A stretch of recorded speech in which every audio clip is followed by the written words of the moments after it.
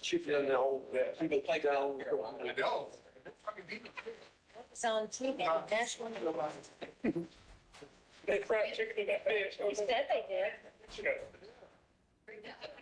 You know, they don't do it anymore. It's a lot of lard. I don't know, I haven't heard it in a long time, it's a long way. Well, that's what they use. They made the chicken really good. Yeah. I bought something. I bought a little pack of lard about 3 years ago. I thought this is not to be to answer my fried chicken. But no, we're in the kitchen. Oh, that was the. I figured it would stop cracking. Thank you for moderating everybody. Okay.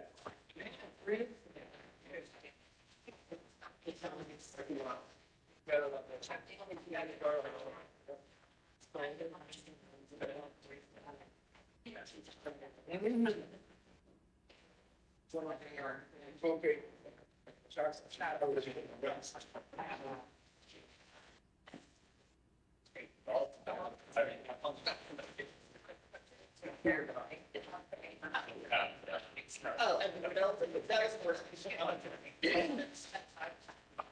Right over the house. Let's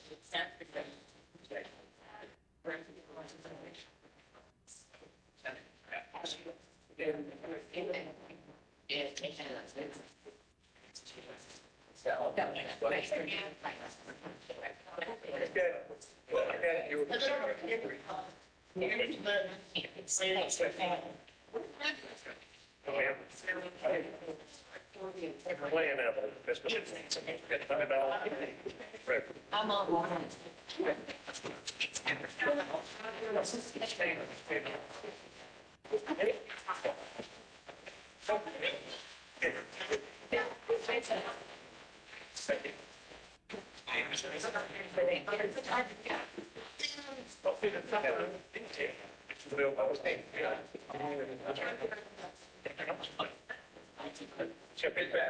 All right, okay, That's so.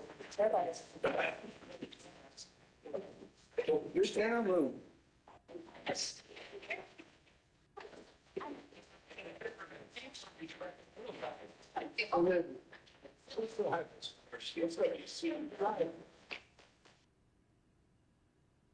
Morning, ladies and gentlemen. Good morning, ladies and gentlemen, and welcome to the June 5th, 2024 North Carolina State Board of Education meeting. Eric Davis, Chair of the Board, and I call this meeting to order. Delighted to welcome board members, advisors, staff, on-site visitors, online listeners, and social media followers. Please note that you can follow the State Board of Education on its social media platforms at edstateboard_NC, and you can follow our meeting online and see all of the materials at SBE meetings at www.bpi.nc.gov. Today, we're thrilled to be meeting today and tomorrow at the William and Ida Friday Institute for Educational Innovation.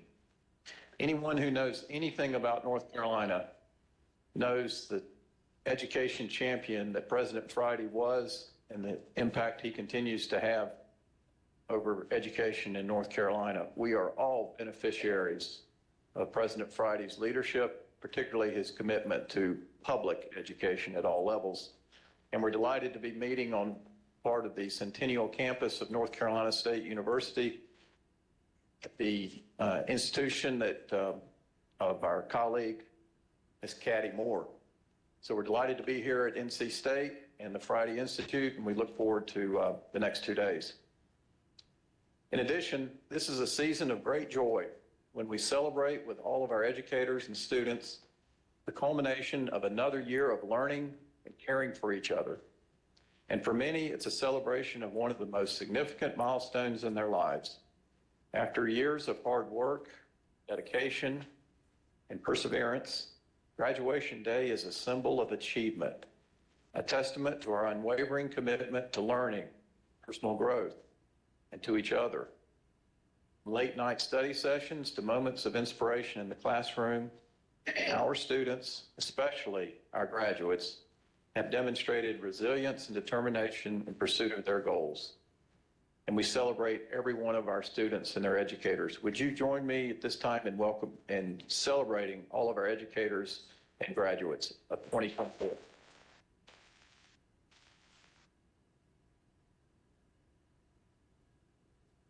And yet today is not just about looking back on the past, it's also about looking forward to the future. As you stand on the threshold of a new chapter in your lives, speaking to our students, we urge you to embrace the opportunities that lie ahead with courage and optimism. But above all, never forget or take for granted the power of public education to transform lives and make a difference in the world. Whether you choose to pursue further studies, enlist in military service, enter the workforce, or perhaps choose all three of those options in your life, remember that your education is not just for yourself, but for all those whose lives you will touch throughout service and for the betterment of society as a whole. Speaking of service, I'm grateful this month, as I am every month, to welcome local superintendents who are joining us in the proceedings today. Those local superintendents include, and if you'd stand and remain standing, we'd love to recognize you, Dr. Matthew Cheeseman of Beaufort County Schools, Dr. Tony Jackson of Chatham County Schools, and Dr. Bill Griffin, recently appointed superintendent of Alexander County Schools, and in addition to our own, Dr. Don Phipps of Caldwell County Schools. Would you join me in thanking these superintendents?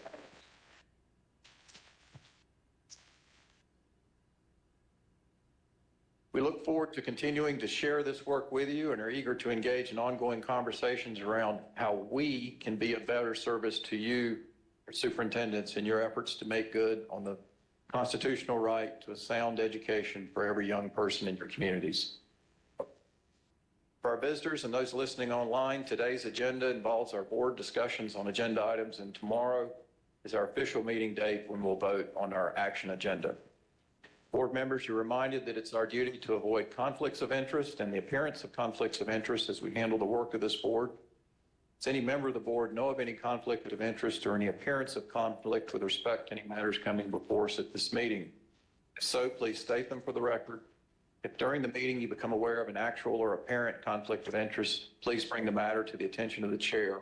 Then be your duty to abstain from participating in discussion on the matter or from voting on the matter. Board members, you received the agenda last week and had the opportunity to review it. Ask if there are any requests for changes to the agenda. Hearing none, I request a motion to approve the June 5th and 6th, 2024 State Board of Education meeting agenda. Motion by Mr. Blackburn. Is there a second? Second by Mr. Hall. Mr. Paparia? Dr. Oxendine, Yes. Ms. Kamnitz, Mr. Keenan, Yes. Mr. Hall, Yes. Dr. Tiffin Rogers, Mr. Blackburn, Yes. Ms. Moore, Treasurer Falwell, Lieutenant Governor Robinson, Vice Chair Duncan, Yes. Chair Davis. Yes. Motion carries. We have an agenda. Thank you. We'll now move to our Student Learning and Achievement Committee led by Mrs. Jill Kamnitz. Ms. Kamnitz. Thank you, Chair Davis. Dr. Olivia Oxendine and I share the work of this committee.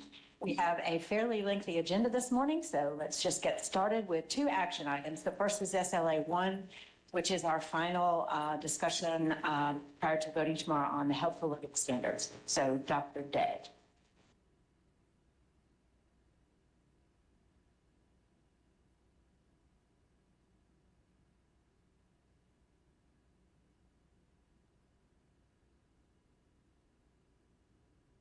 Good morning. We presented the K-12 Healthful Living Standards last month, which includes health education and physical education. And since that presentation, we have no changes. So we have discussed this actually through all these different drafts, and so lots of time spent on these standards. Any questions or before we move on to the next item? All right, thank you, Dr. Day. SLA 2 is a state board policy amendment on the three different policies: state graduation requirements, which is GRAD 004, advanced courses satisfying graduation requirements, which is Grad 008, and course for credit, which is CCRE 001. As we discussed last month, these are amendments to 3 different policies, all necessitated by the new computer science course requirements. Ms. Shaw Coltrane is here if needed, but in the interest of time, unless I hear anyone's desire for her to review these things again, we'll move on to the next step. Thank you. All right, we'll start with the discussion items. SLA 3 is a new policy, academically or intellectually gifted programs guidelines, ACIG-002. Shaw Coltrane.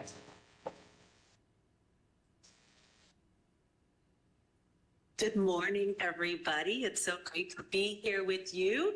This is one of my favorite presentations that comes every 3 years. And we're going to have our team hand out some physical copies of some documents, just so that way you have them in case you haven't been able to look at them. Because we're not going to spend as much time looking at the specific changes, but I wanted to make sure you had those copies.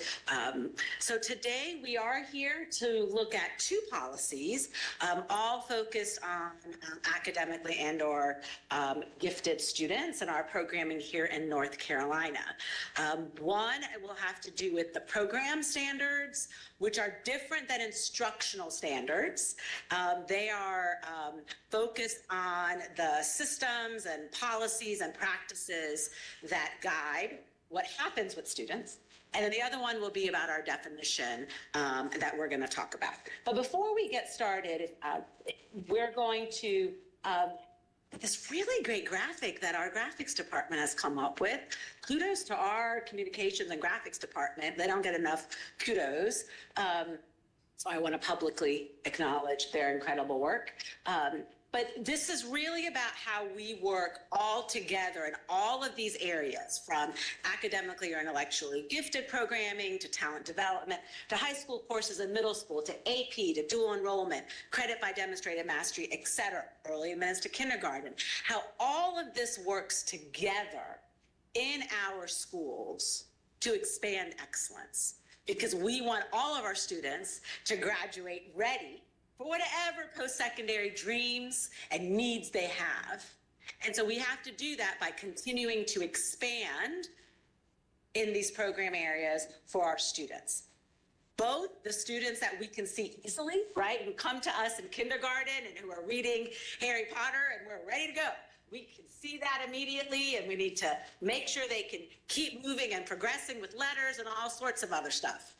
But then we have students who may not necessarily have had those experiences at home. And so how do we fill those opportunity gaps, right? How do we do that so then we can see a student's potential in our classrooms? So that way, when they graduate, like we have about 100,000 right now graduating, they are ready to move on and support our society, but also their own personal dreams.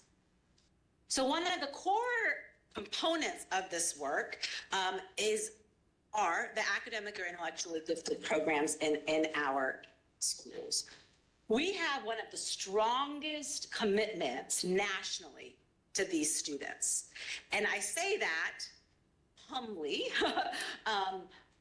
but it's true.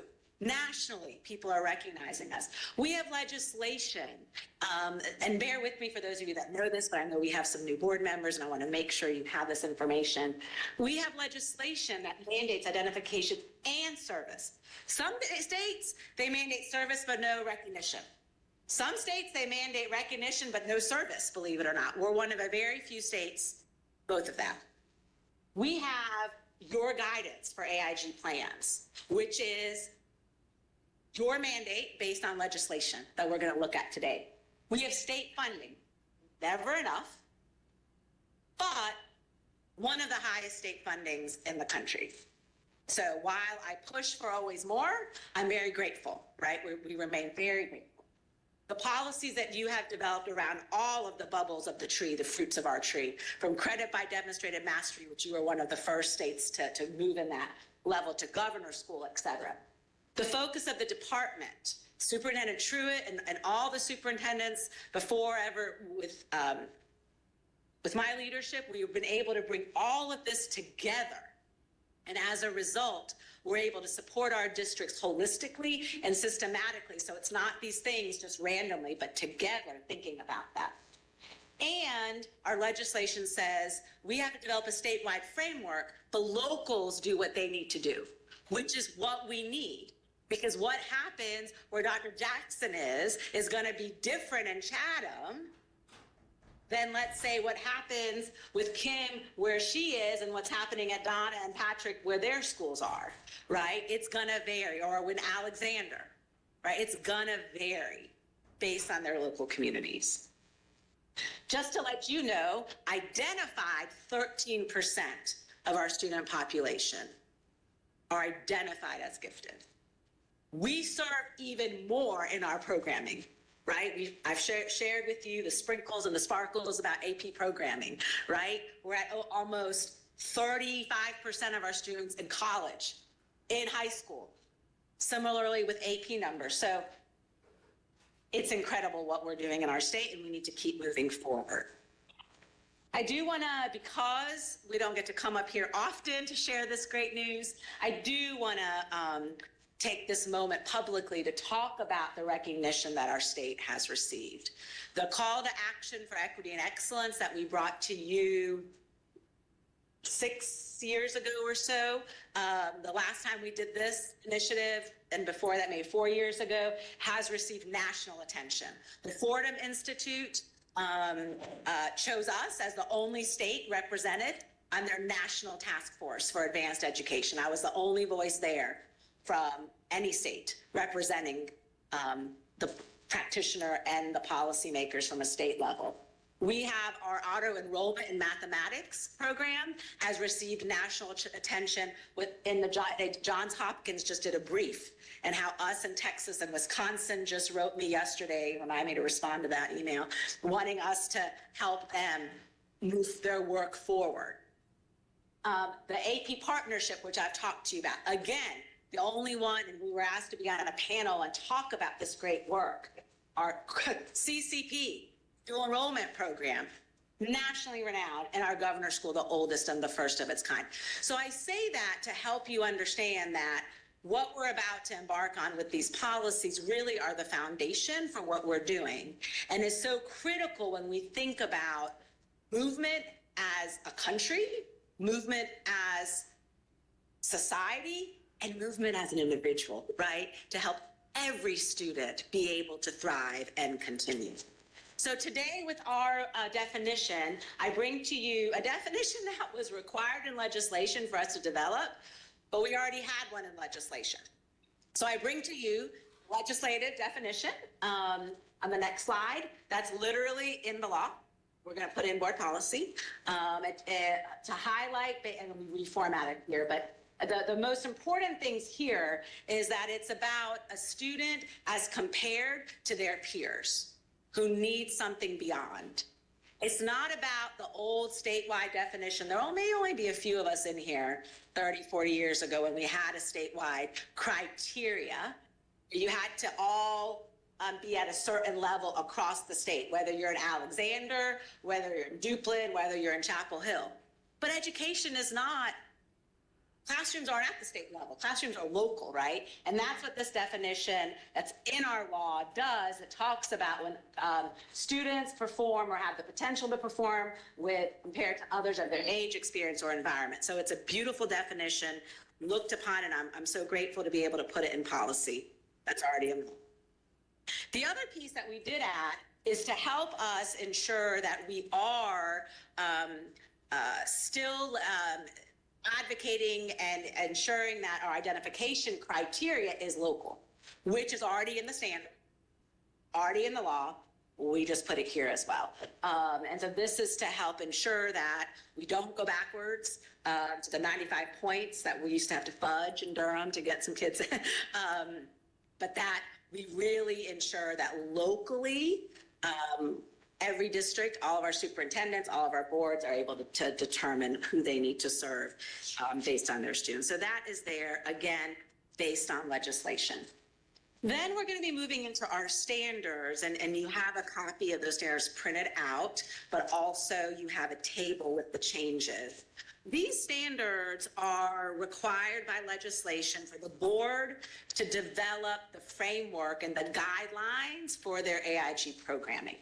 We developed these back in 2009 based on an audit by the Office of State Auditor, those of you that were here with me when we did that. The Office of State Auditor found that our programming needed more attention. We weren't doing the work we needed to do. And so that's when I came to the department and was said, go forth and conquer and do what we need to do. So we developed these, and they really are a statewide framework that districts and charter schools who choose to be involved develop programs around each of these components. Again, we revise them every 3 years based on law. Districts develop their programs every 3 years, these plans that we then review. If you ever want to come help us review them, let me know. It's a great experience. Many months of work there. Just to let you know, we go through a pretty substantial review process. On the next slide, Rupen, if you don't mind. From the moment we get them approved, the plans come in, we automatically are starting to gather initial stakeholder feedback. We've spent over almost 9 months since last fall doing feedback with colleges, but our districts, our teachers, et cetera. Just to let you know. Now, we don't have to follow Christy and the board's instructional standards development guide, because again, those are student standards. These are program standards. But I just wanted to make sure you all know that we do hold ourselves to similar feedback loops and have the documentation. So right now, what we've been working on really with our districts since the standards in 2009 is really ensuring that we are having intentional planning and action with our districts. So we've been putting in different things. The last time we brought these standards to you 3 years ago, we embedded our call to action for expanding excellence and equity and excellence. That's throughout. This time, we're just cleaning things up. And that our districts felt like they needed some more clarity to be able to get over that finish line.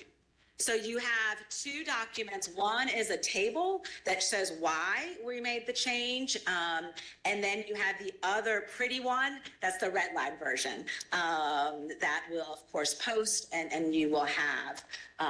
If you don't mind going to the next slide, thanks, Rupen. And one. So, we clarified the intent and the content for 2 pieces. One, universal screener, to make sure, even though that was always permitted, districts felt like we need to stick that in there to make sure that was clear. The idea of front loading, which is really how we ensure our students are prepared to access. So like maybe an AP Bridge Camp, or an AVID program. That's a great example of front loading, right? Or in kindergarten and first grade, doing something to help catch those kids with those experiences. Our recovery efforts the last several years has shown some incredible programs for that. And that even though it's at all schools, districts felt like we needed to specify K-12 because sometimes we're not able to do that and they need more support. We reordered some things that made better flow. You know, every 3 years, there's always some things that you can make better. And then we integrated the portrait of a graduate, as well as multilingual, which is a very important move that academic standards made. So those really are the changes, nothing substantial in our opinion. And so, but please do feel free to ask questions about that. So one thing our Ms. Kamnitz and Dr. Oxendine asked for us to do is to share some of the work that's actually happening in the districts to make these things come alive. And so one thing that we have really been focused on with the leadership with Dr. Marr is ensuring that we are building capacity in our districts. And something we've done, I don't know, do you think you could click on that? I don't know, that's maybe I didn't. Hang on, and that's okay. Oh, look at that, how great. What we have developed is a guidebook. I know, I'm energized. It's, you know, the morning. I'm never in the morning. I'm so excited. So what's so great about this guidebook is that what we have done is found examples of practices across the state. If you don't mind scrolling just so they can have an idea, Ruben. I'm sorry, this was not on your, and just keep going for an example. And it's online, and it's where we have found, keep going. Okay, right here. For example, we have found all these schools and these districts, Chapel Hill, Clay County, Columbus, from across the state doing things that we want to share with other districts and other schools. Because we want small districts to know, yeah, you may not have 50 AIG staff, but look what Clay County's doing, right? Look what Chapel Hill's doing. Look what Columbus is doing, et cetera.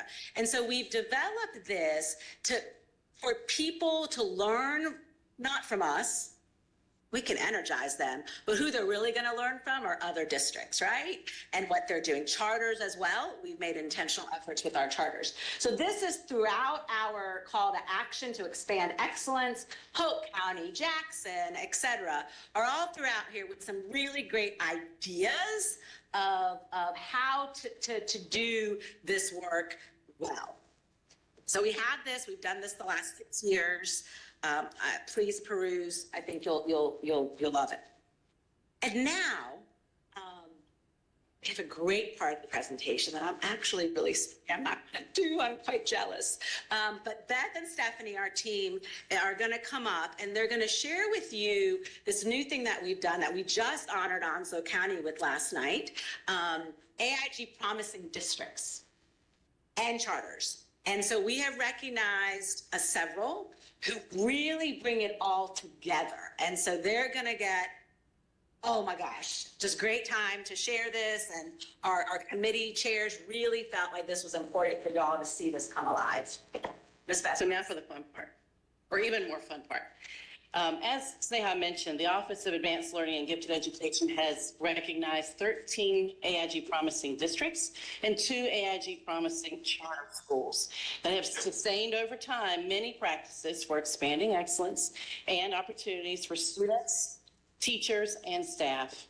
These districts and charter schools have not only responded to the AIG program standards that you have before you, but that you've approved every 3 years. They have taken it to the next level and have mastered the connections in and between practices, resulting in a synergy of innovation and commitment to building capacity and systems within their district or school for the betterment of students so that they can thrive in our North Carolina public schools.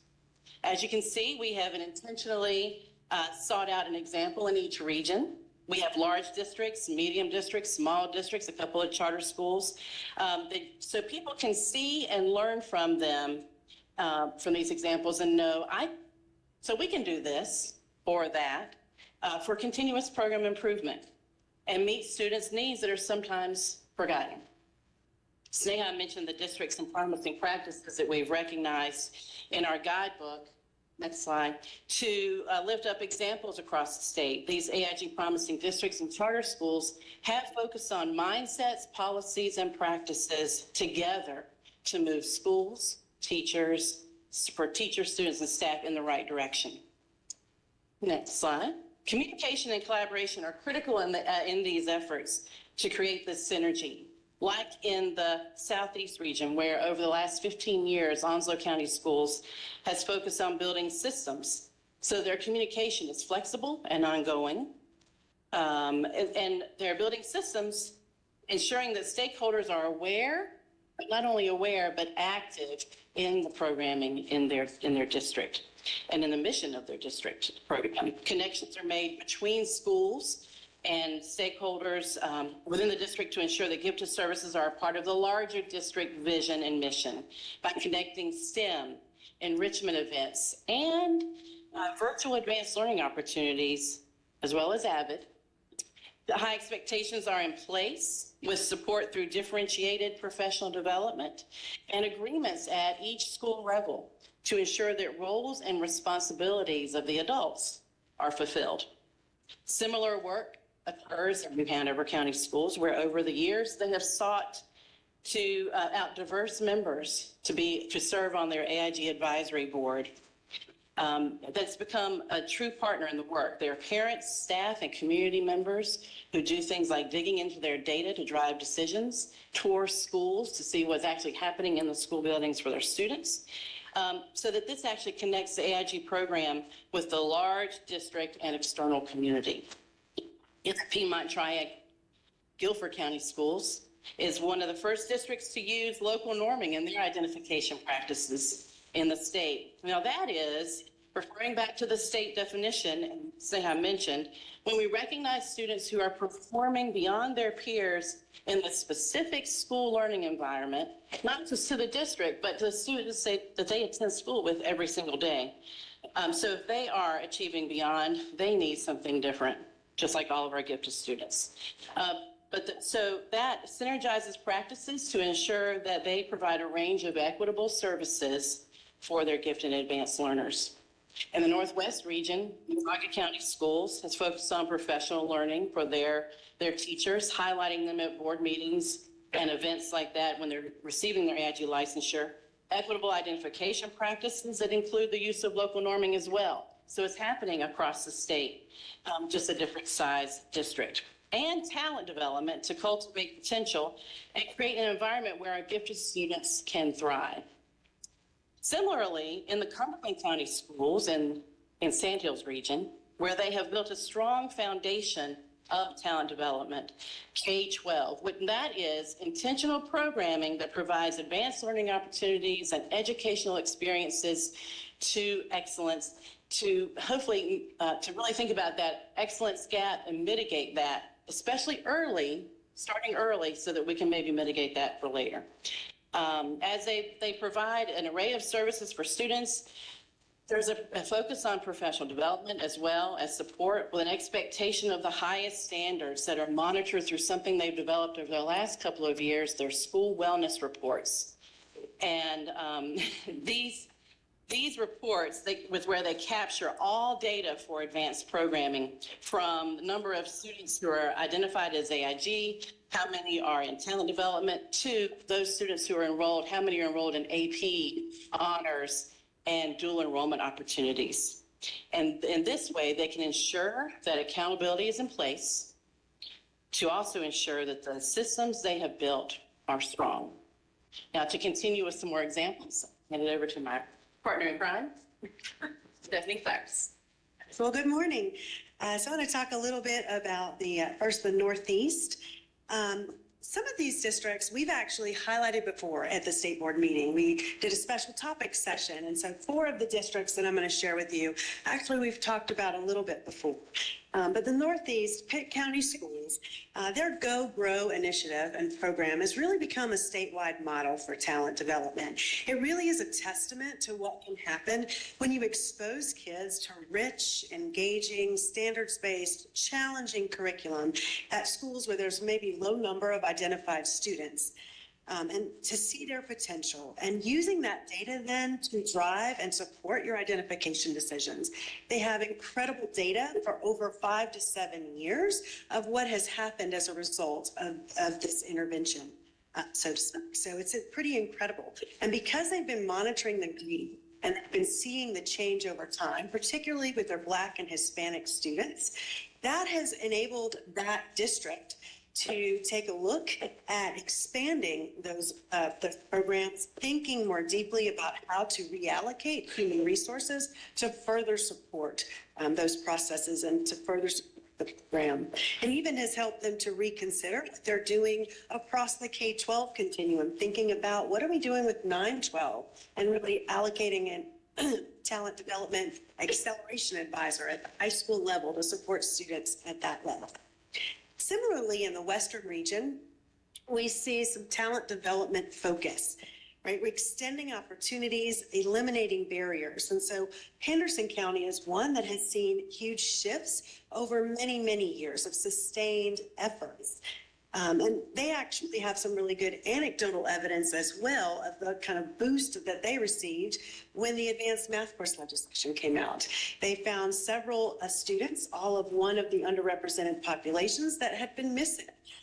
And so seeing the success of those students as a result of placing them in advanced coursework really helped push them a little further, thinking through their mindsets, changing what we know about what students may be capable of. In addition to that, in Buncombe, we see not only that extended talent development and opportunities even longer over the course of a student's career, we see partnerships with professional development. So how are we meaningfully integrating with other departments so that AIG is not in a silo, but we're really seamlessly working with our EL departments. We're working with Title I departments. So how are we providing professional development to support multiple groups of students? Evergreen is one of our charter schools, and as you know, it works very differently in a single school. And their focus has been amazing at taking their theme, their school's theme, and making sure that everything is connected to that. Making sure that all of the professional development they do with AIG will help all of their learners, and thinking through how do all of these pieces fit together. And so they've seen tremendous results there as well.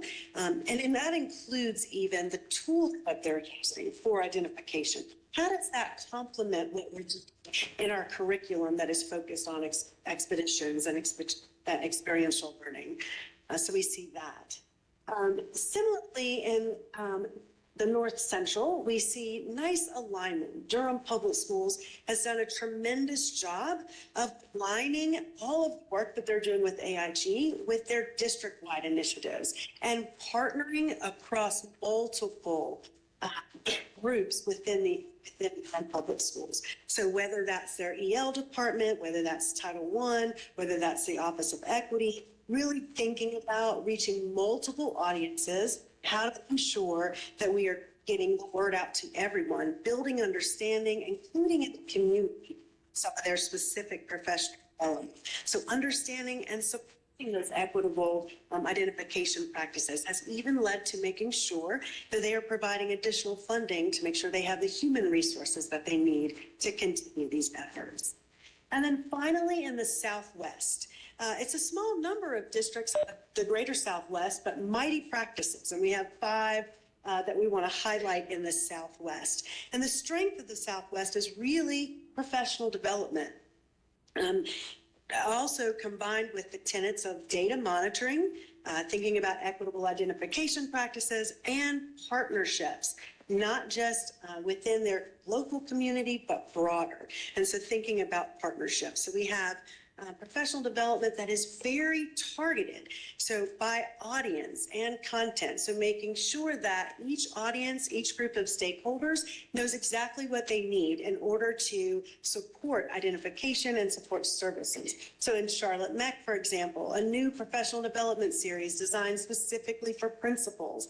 Lots of folks are doing things to support teachers, but how do we also support our leaders and district leaders who need that support?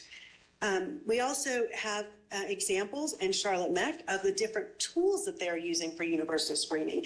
Sneha mentioned universal screening being added to very specifically in our standards. And while lots of folks do that, there's a lot of folks that think that there's a huge expense. But how do we also universally screen with data that we already have? And how are we making sure that we're doing that consistently? And they have some good pieces in place for that, right? And when you do universally screen, how are we considering the data that we have? And so in Kannapolis City, one of the beautiful things that they do is they consider the top 20% of students, and then they dig down deeper and get additional data for those students. But they also provide PD to support their teachers, their AIG teachers, to make sure that they're meeting the affective needs of those students who then may be identified. In Iredell Statesville, we've got intentional, targeted outreach to parents and families as well. So through their learn and lead. So not only professional development with their teachers and staff, but with their parents and families.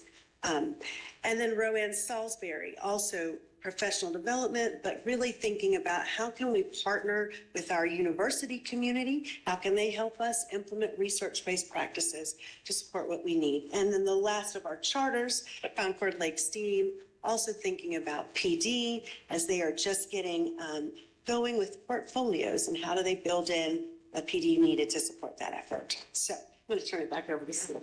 So as you can see, we want to give you just a snapshot every 3 years of what's happening in this area as we bring these policies to you for approval.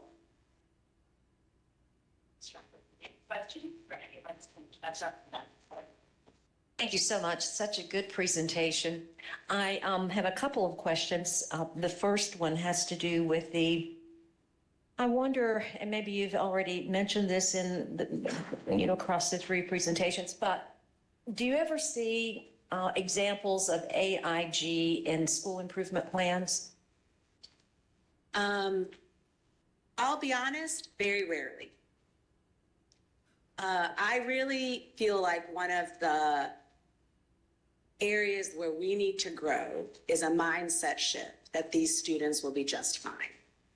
We know from the recovery data that Dr. Marr and Dr. Korn did, we know from letters data, these kids are not just fine. And I think in a lot of schools, even when they're low performing, they may not realize that we must support and focus on finding potential and responding to potential. I would think whether it has to do with achievement issues or not, the school improvement plan is that mega document that I agree. directs a school over a period of time. I don't know, it's just dawned on me as you were going through your. No, thank you. And we will continue to work on that, Dr. Oxendine. And the final question has to do also with the reporting requirements of LEAs pertaining to the AIG report. Is that, I know that you said that the revised plans must come in, but other than the updated revised plans that districts are working on currently or will be, any other kind of reporting? Yeah, so they report on their numbers through our North Carolina SIS. And so we are able to track numbers, we disaggregate that data. And then the feedback that we do on your behalf is given to districts. And I believe there have been discussions about actually putting those on the websites as well to be able to share that, but no other reporting requirements at this time unless the board would like to move that way. Thank you. Ms. Moore. Good morning. Good morning. I'd just like to mention and put into the middle of this conversation that I think there also needs to be some attention paid to how we resource AIG Yes. statewide. The fact that there's a 4% cap on the number of students in terms of what is paid for, where the sources go. And we have districts with 15 to 20% of their students identified as AIG. And so it seems really complicated and not right to think that a district who has exactly 4% of their students identified as AIG has X source of funding per student versus a district who has 20% of their children identified as AIG that's having to make 4% of funding stretch across 20% of students. So I really think that as we look at promising practices that really expand the pool and create a more inclusive and diverse representation of students that are served by AIG, that we need to pay attention to our funding sources as well. And I will say in the long session, we did make, the board, along with Superintendent Truitt, did make that request. So I was very pleased for that, and we hope we will continue maybe in the long session. One more quick question. Dr. Oxendine brought up the school improvement plans. Any other challenges that you see as we? Yeah, I think we need to continue to get our educators and communities to recognize that a child doesn't have to be perfect to benefit from services and doesn't have to look and feel and be a certain way. For example, to help this real, we have the new legislation, well, not new, 4 years ago, for auto enrollment. That was because students who got level 5s on math, legislators were hearing they weren't being placed in top math classes. Now we have that. We still get calls from districts, whom I will not name, who will say, that's not good enough to be put in advanced math in middle school. They don't deserve it. So it's this idea of how do we shift, now not all, not all by all means. We are making great strides, better than ever before in all these areas, and we have almost all of our students placed now. But there's still this, and I keep coming back to mindset, right, of it should only be for X. If they're already doing X, what about kids who are also doing Y? And what about kids who, if you give them an experience, can also do it, but may just need that more experience? And that's where we're going to be able to truly tap and find the cure for cancer, right? A societal issue, but also a personal issue for that child. So that is something we continue to struggle with. And I'll be quite honest, I think we're making huge gains, probably more than any other state in the country, I will say, but we still have a long way to go. Thank you, Ms. Chapo. Yes, Mr. Chapo. Just a quick comment. This all goes to rigor Yes, sir. at the bottom, at the end of the day. And as you say, we're making great enhancements compared to many other places. But as you also say, we do have a long way to go. Example, IB courses is generally a program within our schools for certain students in the schools. There are schools nationally where IB programs are in the school, and all children, regardless of how they're doing, will take at least one, if not more, IB classes. Same thing with all the studies show, if you take an AP exam, Yes. even if you don't score 3, you have a better odds of graduating from college than if you don't Yes. take AP courses and exams. And so this is a very important function for our board to better promote rigor across the board, and this standardizing or with respect to the community, the local measuring is very important because students there also need to be challenged in their own environment. If we don't challenge our students, we won't do as good a job as we need to do. So this goes to the very core of what we need to do, I think, to enhance our educational opportunities for our students. And although we have done a lot, and I think there's a lot of really good work going on, there's a lot more that we can continue to try to do, I think. It's important work. And the board recently adopted a new honors courses work, if you remember, last year. And so which are 85% of our graduates participate in honors courses. And we recognize that the rigor was not there. So the teams at both CTE, Academic Standards, and my team, Advanced Learning team, are going out and working with districts. How do we add that rigor? How are we ensuring we're adding complexity in our thinking and creativity? Because so many of our students do take advantage of that, and we must look at the core when we look at that as well, sir. Maybe the best way to say that is we need more than 4% of our students being challenged with rigor. All right, thank you so much, team. Great presentation. So, Chapo, and I think you can stay there, or, oh, yes. I think I need to get my, all right. All right, go get your note. All right, so we've already gone over our time allotment, but we'll keep on pushing through here. SLA 5 is a policy amendment on high school diploma endorsements, which is GRAD 007, and I think we could do this one pretty quickly. Yeah, do this in a couple minutes. So we have some amendments, you all, based on legislation as well as board policy. We have endorsements that students can earn when they graduate from high school. And so we have some clarifications with academic scholars, our global language, seal of biliteracy, and our UNC College. Those are just updates, adding more opportunities, adding a little bit more additional rigor, primarily due to the block schedule and minimum course requirements for UNC. And then we have 2 new ones. The legislator asked us to develop an arts proficiency endorsement, if you don't mind going to the next one, which has these requirements from the legislature. One of them, I'll be honest, we're a little concerned about being an equity issue because it's outside of the school, but we will continue to support this. And then a citizenship endorsement where LEAs will be required to give the citizenship test that we'll develop based on the United States Citizenship and Immigration Stat S, another S test. And so we will pick those questions, and then a student can do that once every semester. Will be a high school thing we'll have to do, and then they can earn a citizenship endorsement. Any questions on those 2 endorsements?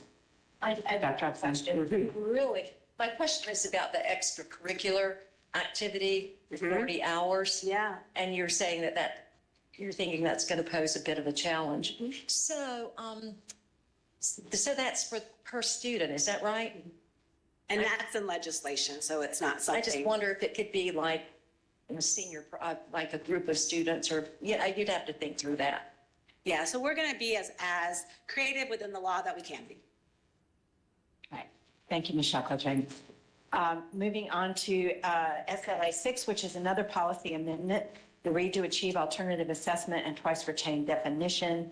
Ms. Parrish, this is KNEC-003. So good morning, Chair Davis, Vice Chair Duncan, members of the board and colleagues. Today, we are coming before you to ask for a revision of State Board Policy KNC 003.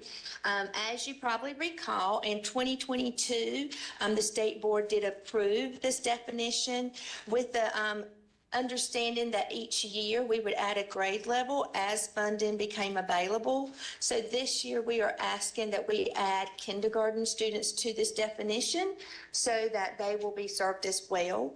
So beginning the 24-25 school year, this definition will include all K-3 students, which was our goal.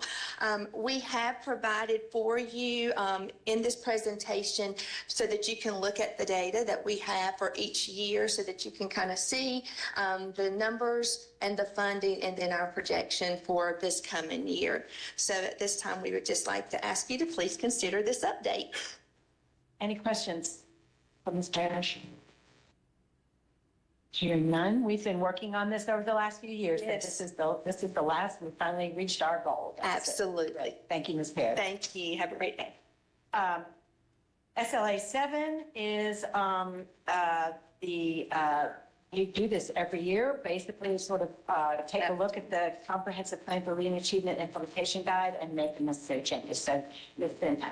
Thank you. Good morning. I'm here on behalf of the Office of Early Learning to share updates in addition to the Excellent Public Schools Act Comprehensive Plan for Reading Achievement.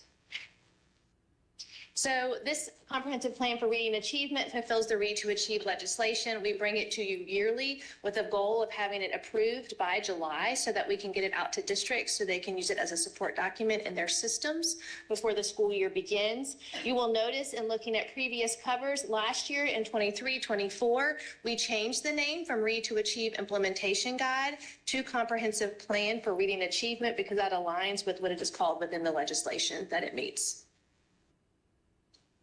We have several updates in this year's content. I'm just going to highlight a few of those for you. In your redlined working copy, you will notice that things that were removed were struck through and have a red line.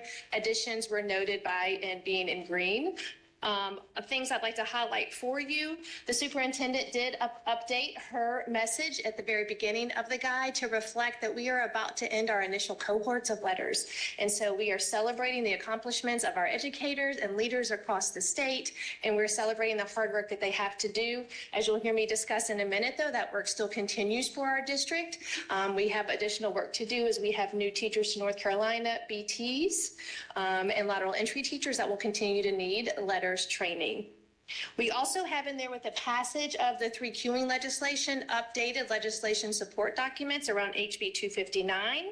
And then finally, we're going to continue to update the letter sustainability guide to reflect supporting districts and costs and creative thinking in ways around how to handle sustainability in their districts. So while we are celebrating all of our accomplishments for our initial 44,000 educators across the state, our districts still have the cost of materials and licenses. And in the Office of Early Learning, we're working to support them with facilitated training so they won't have to pay for that piece. Some possible additional updates based on the short session. Legislation currently states that kindergarten, first, second, and third grade students shall be assessed with a valid, reliable formative assessment that the state board approves. That's currently DIBELS 8. The short session, there is an ask to extend that to 4-5. So that way we would have a comprehensive assessment that will span K-5 for our students in the elementary grades. And again, the CPRA, Comprehensive Plan for Reading Achievement, will be updated to reflect that change should it occur during the short session.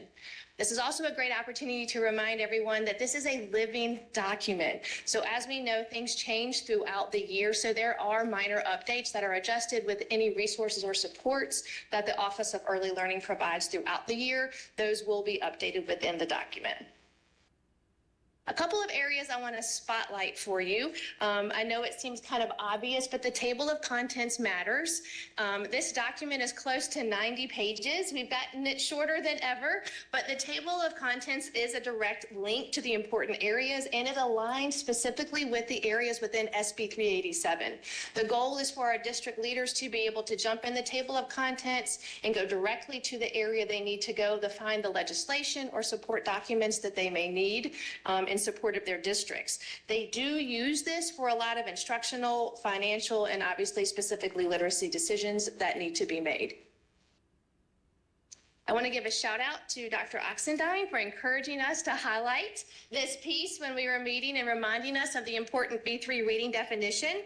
So in 2019, the B12 Literacy Committee examined reading instruction in North Carolina. The State Board of Education also adopted a collaborative guiding framework for action on early reading.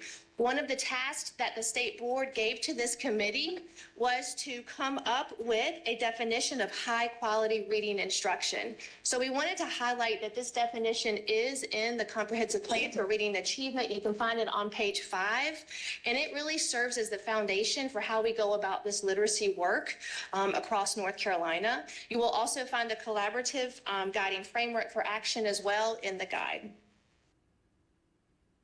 And finally, I do want to highlight the letter sustainability guide. We no longer have a year on there. We just put updated and then the month and year that it is updated, because this is going to be a continually updated document.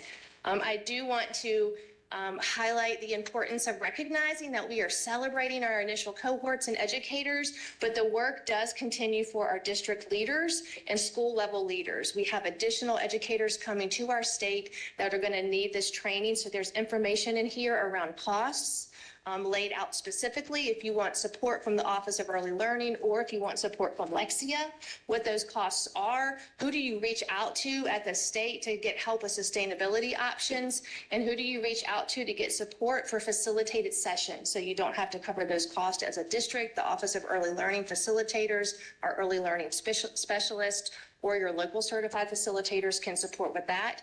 But sometimes you need help taking a look at your numbers and determining the best course of action. So this guide will continue yearly. Thank you. The work that can be done in 5 years,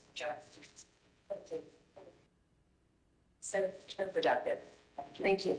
And I know you all have worked super hard on this. It was a huge lift in the beginning, and here we are. Here we are. Almost, no, well, we weren't to the end. Any questions for Ms. Yeah.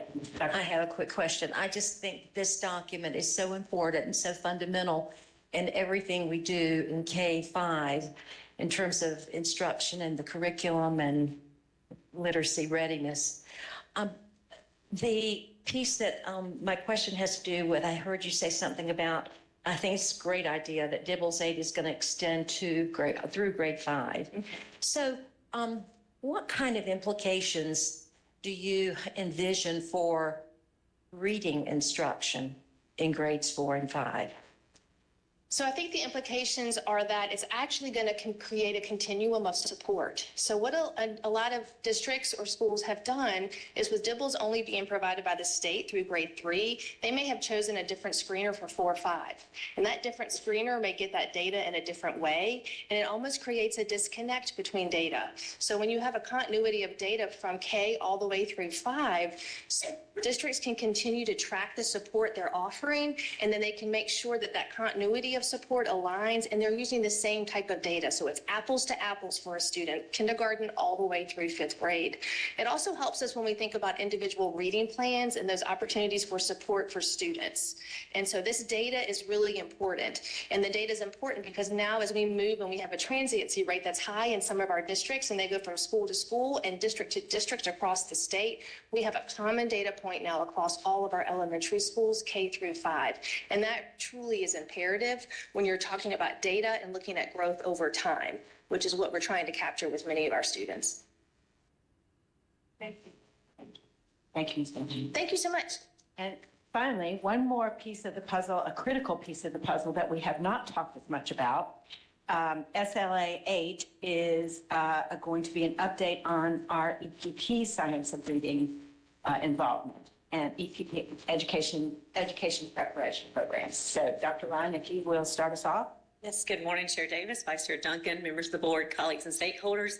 I'm excited today because a lot of times we talk about what's happening in our pre-K-5 world, but the one thing we tend to forget is that teacher pipeline and prepping those future teachers and the importance of that collaboration. So for just a reminder for the Excellent Public Schools Act 2021, we update you on the different components, but there is a piece in there about the alignment of that EPP program and our higher ed partners. So as we talk about a lot, the celebration of the 44,000 that we'll take time to do tomorrow for our cohorts, the one thing I don't want to leave out is the hard work that's been happening behind the scenes with the partners in higher ed. And so I thought today's a great opportunity. As we just had our inaugural collaborative summit with our EPPs yesterday. About 2 years ago, we had our independent higher ed universities join together through a grant process, and they were able to collaborate and talk about what they were doing in science of reading and share best practices. And so fast forward now to this year, and we offered in partnership with SAS and providing a space and food, we were able to bring our publics and our independents together to collaborate on the work that's happening. So it's been great to have that partnership. Yesterday, we had 12 public universities attend and be represented, and we also had 22 independents. So around 34 of our universities were represented yesterday in our collaborative processes. Today, however, I'm going to turn it over to the experts. We have representatives from Lenoir-Rhyne University. They'll introduce themselves. They will also have representative from UNC Charlotte, as well as Appalachian State, so they can talk about what's been happening in their world. And when we talk about sustainability, that's a big piece of all of this work. So I'll turn it over to Dr. Campbell.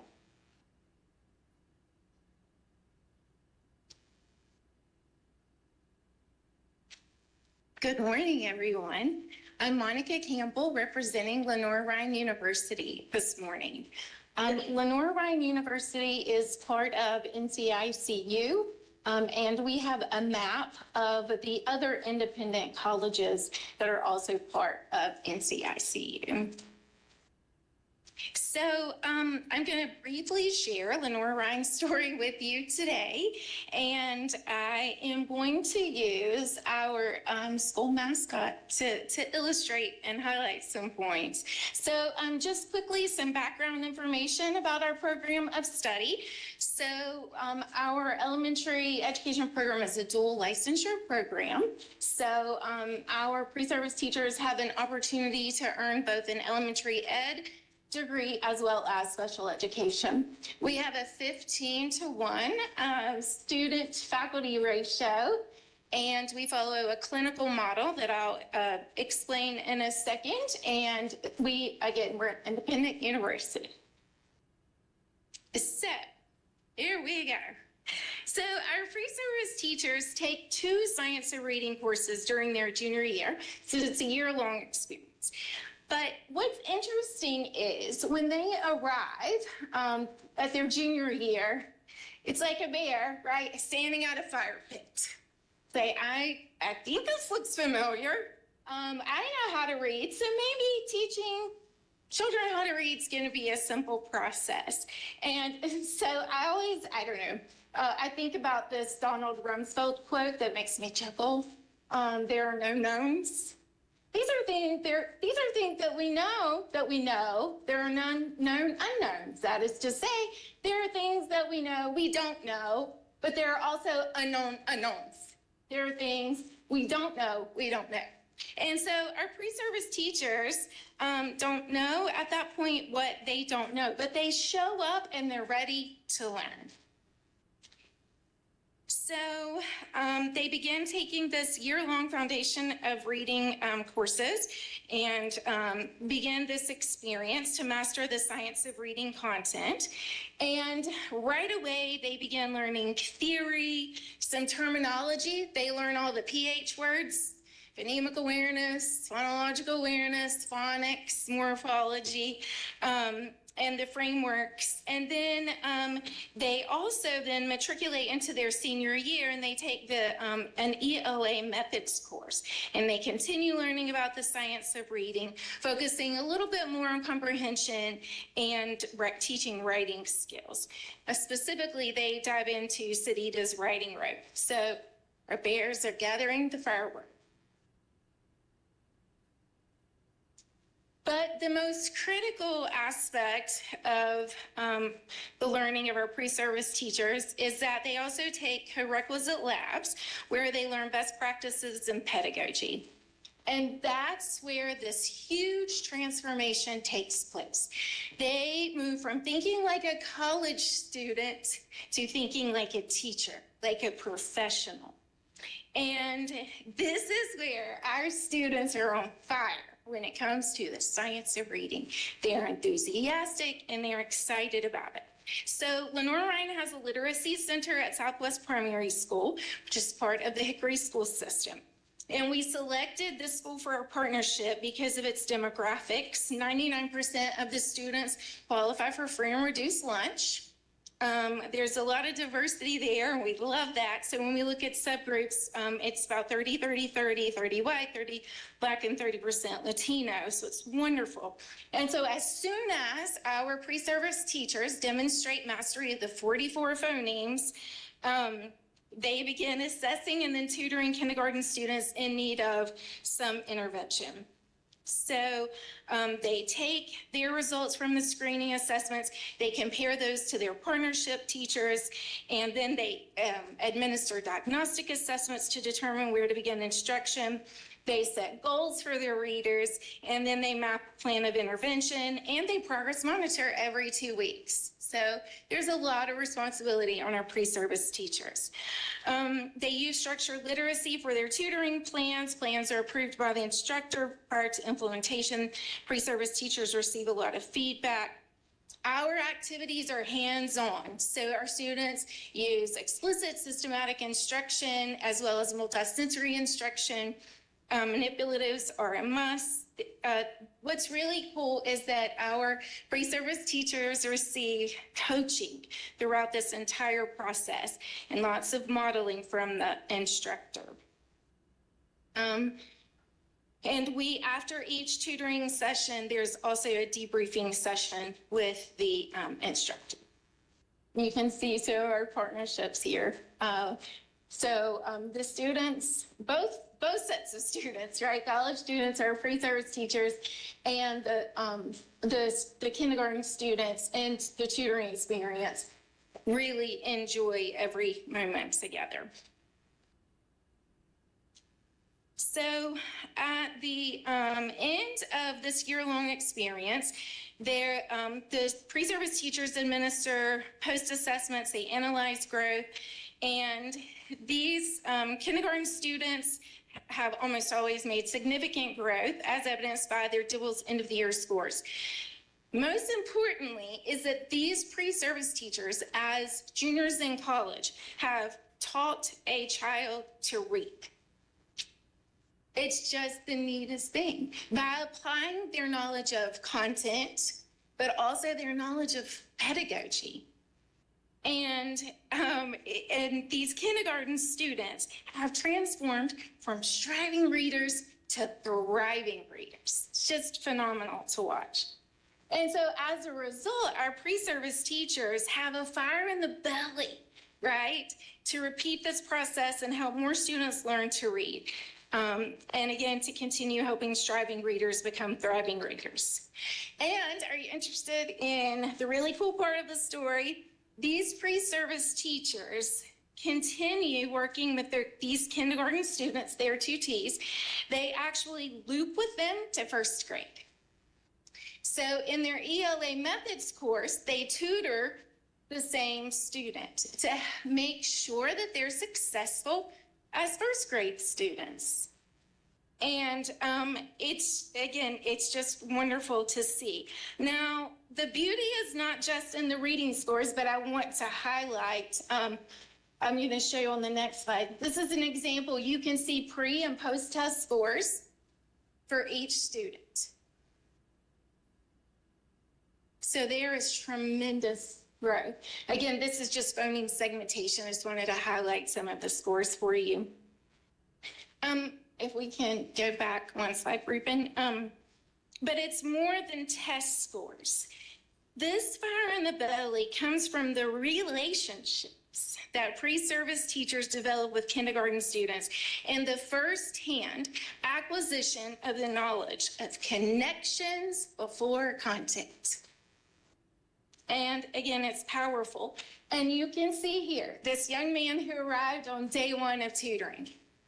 And he didn't want to work with us. He didn't trust us. As a matter of fact, he probably didn't trust lots of adults at the school. This is at the end of kindergarten year, and he drew a picture of me. So that's me there. And then by the end of the experience, when they say goodbye to one another at the end or at the midpoint of first grade, because then our pre-service teachers begin student teaching, you can see neither wants to say goodbye. So it's really cool. So this is the LR story, brief summary of the LR story, and I appreciate the opportunity to share it with you. Thank you.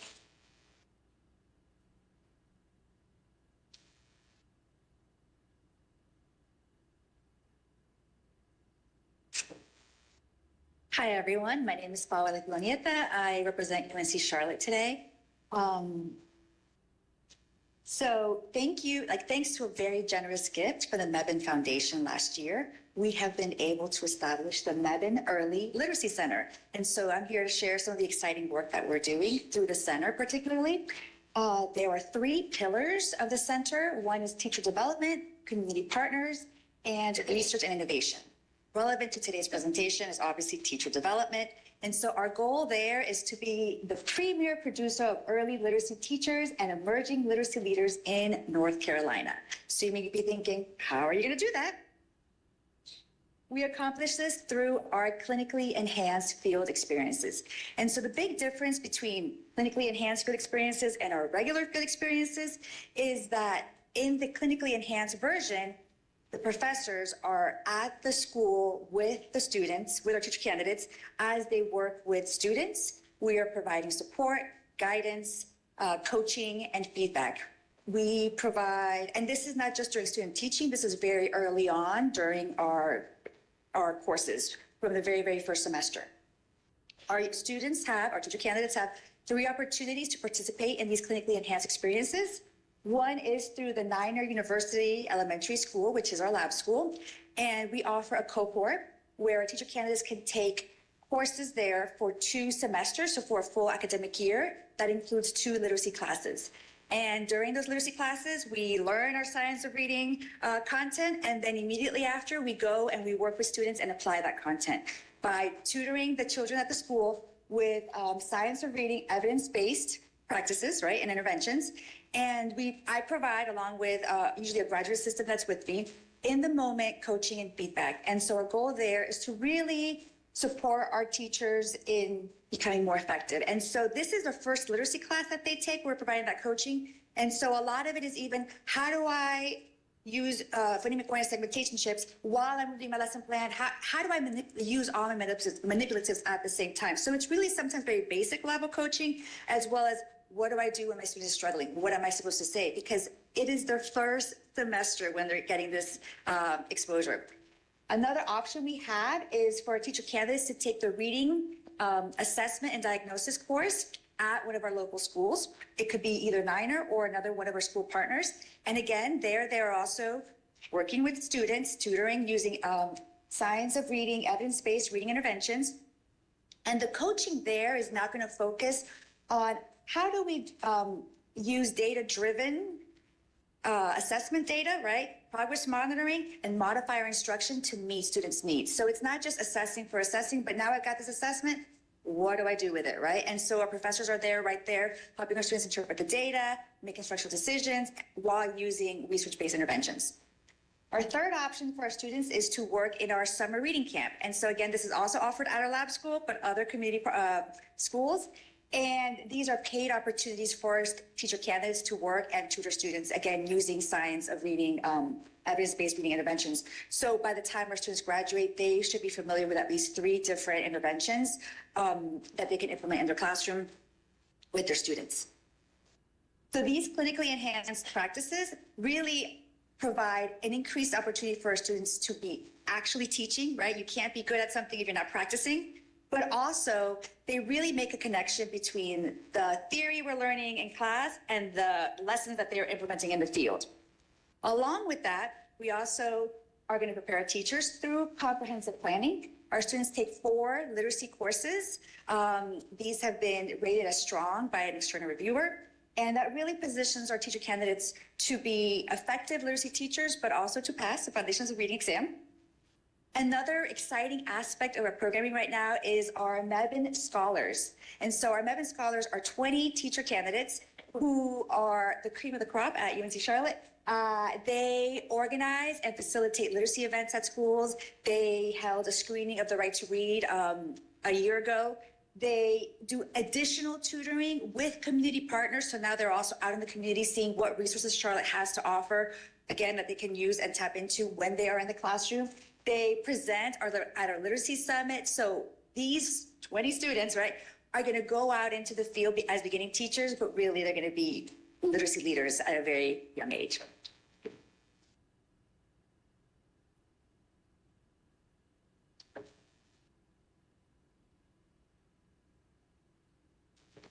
Thank you. My name is Kendall Turner Nash, and I'm representing Appalachian State University. I'm the Spangler Distinguished Professor of Early Child Literacy at Appalachian State.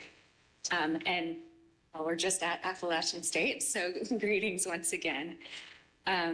With our other, you can go to the next slide, with our other strong educator preparation programs in our state that we just met with yesterday, we in the literacy program at Appalachian State, you can see us here, are collectively committed to preparing the future teachers of North Carolina with the skills, disposition, and knowledge that they need. We provide our students with a science of reading aligned, practice-based program of study leading to potential certification in 3 areas. They can do elementary education, special education general, or special education adapted, so that they can apply that knowledge, those dispositions, and those skills to practice. Throughout their education preparation program at App, they have many opportunities to work one-on-one, in small groups, and in whole group literacy instruction in public schools. Not just in our area, because we're a rural area, so we place our students all over North Carolina. And they have the opportunity to work in our reading clinic. You can go to the next slide. We've been engaging in intensive and ongoing work to strengthen and align our programs with the significant literacy policies and legislation that have been passed in our state. I'd like to highlight a few on this timeline that you can see, including our Dean Melba Spooner's service on the SBOE task force, literacy task force in 2019, our participation in co-developing the UNC system literacy framework, our participation in the Literacy Innovation Leaders Program. We were one of 5 institutions, and our ongoing engagement as faculty in Letters Professional Development in Lexia Dibble's professional development. And in addition, in extensive course revisions and field experience revisions, which have been rated as strong by external reviewers. So speaking of those course revisions, you can see here our core literacy coursework and field experiences. I'm going to walk you through our Science of Reading aligned courses just in one area, elementary education. First, our students take a new course called the Science of Literacy, which is focused on phonics, phonological and phonemic awareness, the development of English orthography and emergent literacy, which takes place which is embedded in 4 local schools in Watauga County. In this experience, and student teachers are just starting, this is one of their first courses that they take.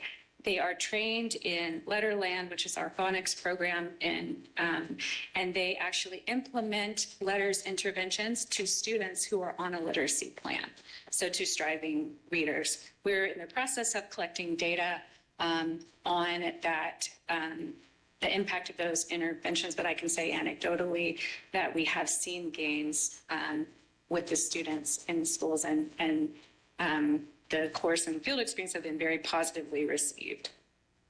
Next, students take 3440, and there is a field experience associated with that. Then they move to 4440, so that that has a more extensive field experiences. So they have multiple experiences in schools throughout their core literacy coursework, and this is before student teaching field experience.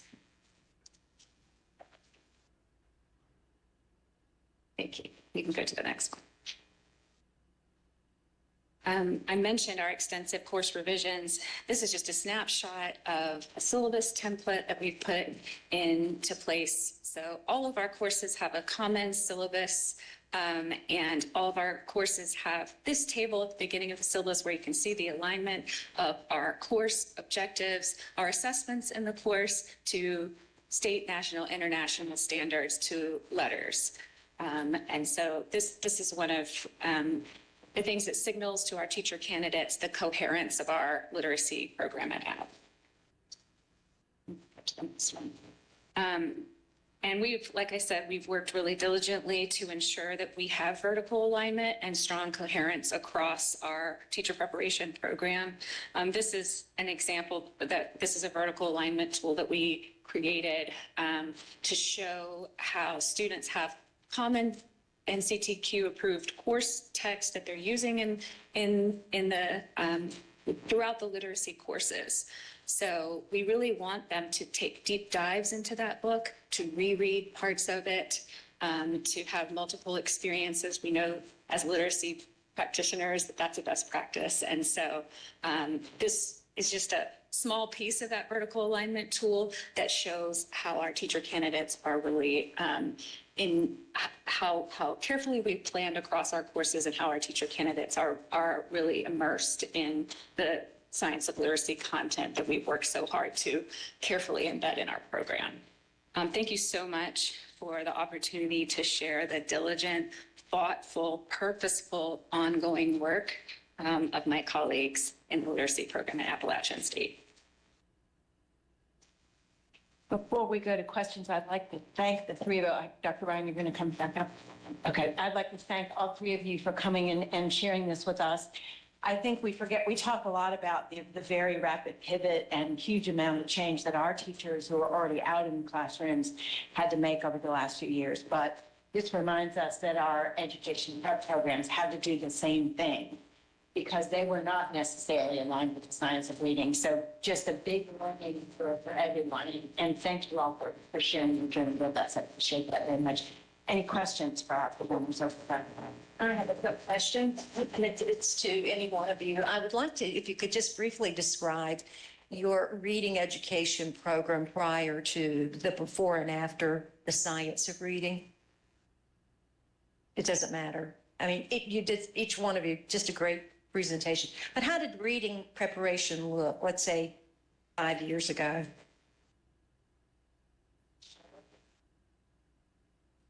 Pardon?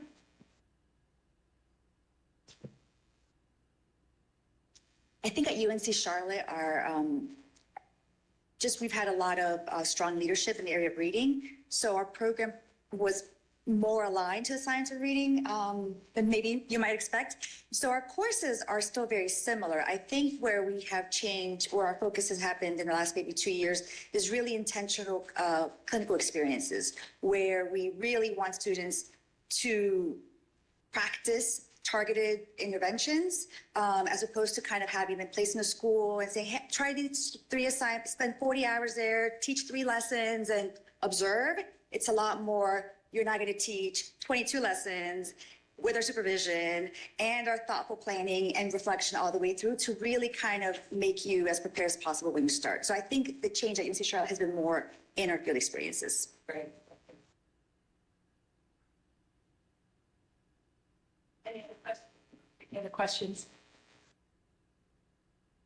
Hearing none, again, thank you all so much for joining us today. Thank you, Dr. Ryan, and it sounds like yesterday was a good day, so. Let's see, our next item is SLA 9, which is an update on the Gazella Abramson Holocaust Education Act. We have talked about this a couple of times over the last couple of years, but we're about to reach the end of the work, I think. So Dr. Carlin, start us off. Good morning, Chair Davis, Vice Chair Duncan, members and advisors of the board, and colleagues. It is with pleasure that I come to you today to bring you this update on the Gazella Abramson Holocaust Education Act. When I last spoke to you in August, I mentioned that this was tremendously personal work because I had the privilege of knowing Gazella and working with her in my doctoral studies and within my own classroom. Today's presentation will identify the incredible volume of work that has taken place around this legislation, and in partnership with NCDPI, the North Carolina Council on the Holocaust, NCAT, and I would be remiss if I neglected to give credit to Michelle McLaughlin and the rest of our social studies and ELA teams.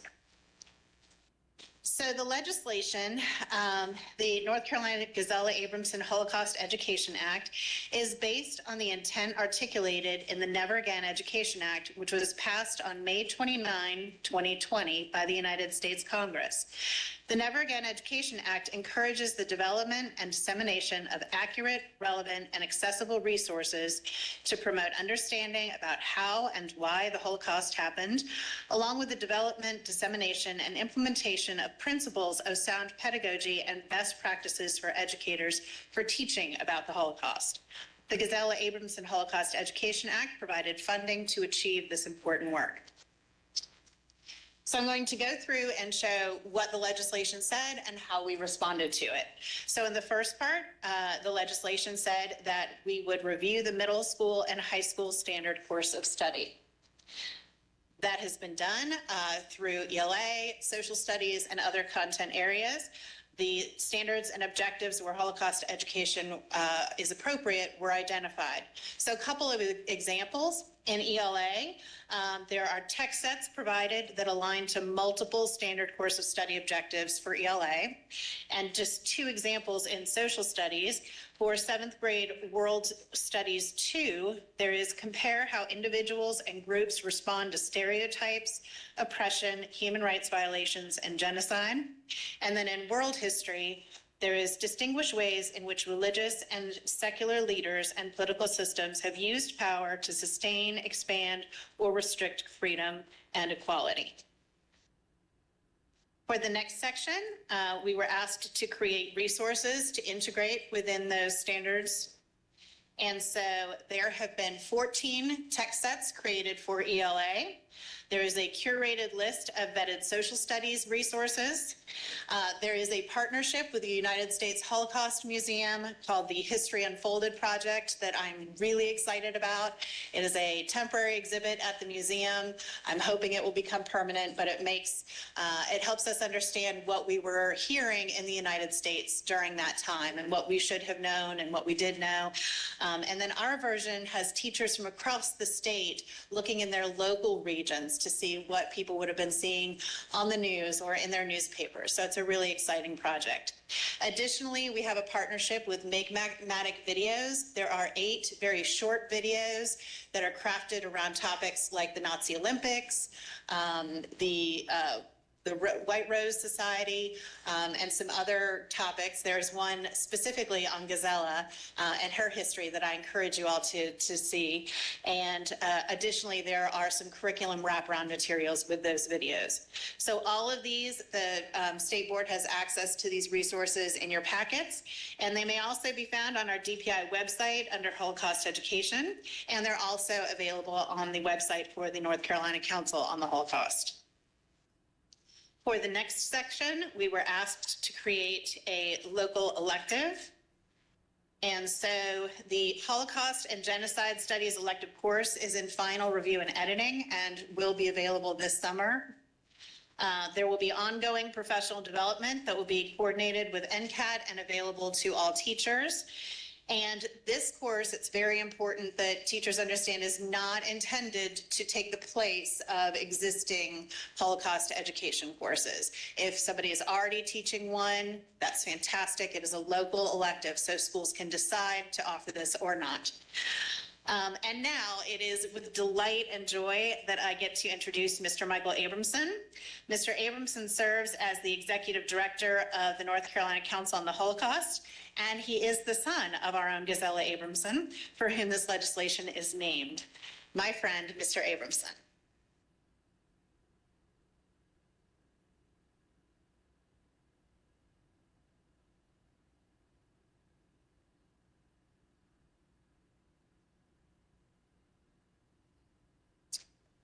Hello, Chairman Davis and distinguished members of the State Board of Education. My name is Mike Abramson. I am the chairman of the North Carolina Council on the Holocaust. The North Carolina Council on the Holocaust was created through an executive order by Governor Hunt on July 1st, 1981. The council was authorized by the General Assembly and endorsed by Governor Martin on July 1st, 1985. The council was originally organized under the Department of Health and Human Services. We moved to the Department of Public Instruction in October of 2002. Our mission is to support public schools in teaching the Holocaust.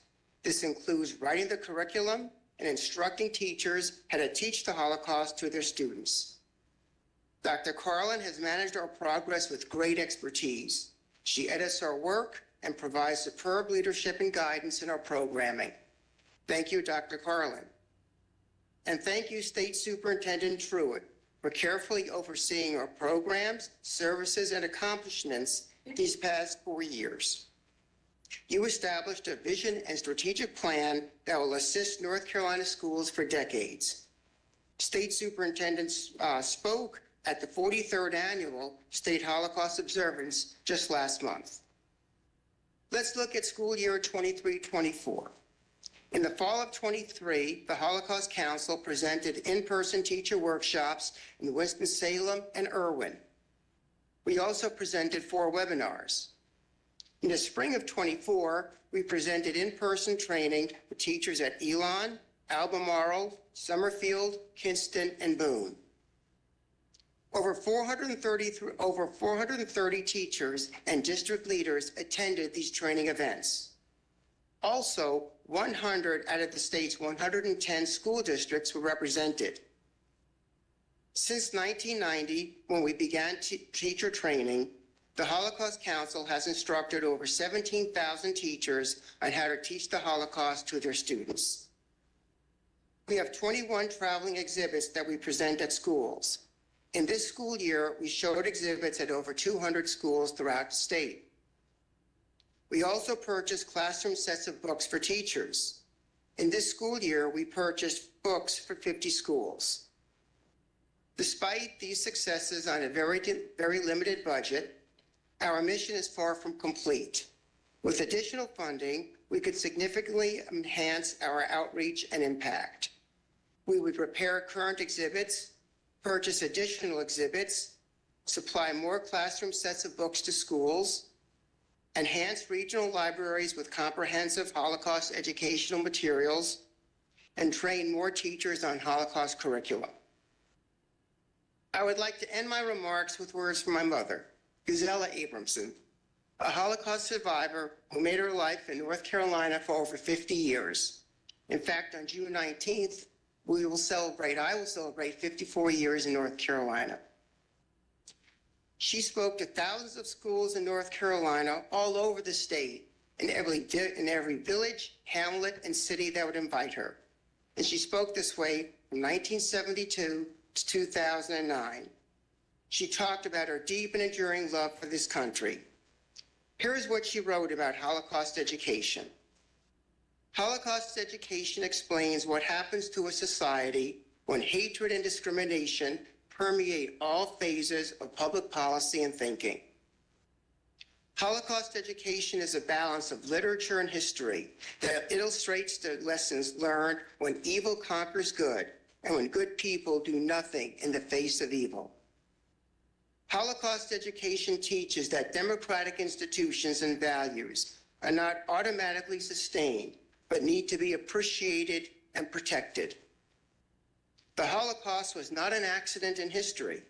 It occurred because individuals, organizations, and governments made choices that not only legitimized discrimination, but also hatred and ultimately mass murder to occur. The lessons of the Holocaust teach that societies can break, democracies can fail, ethics can collapse, and ordinary men find themselves standing over death pits with guns in their hands. Thank you.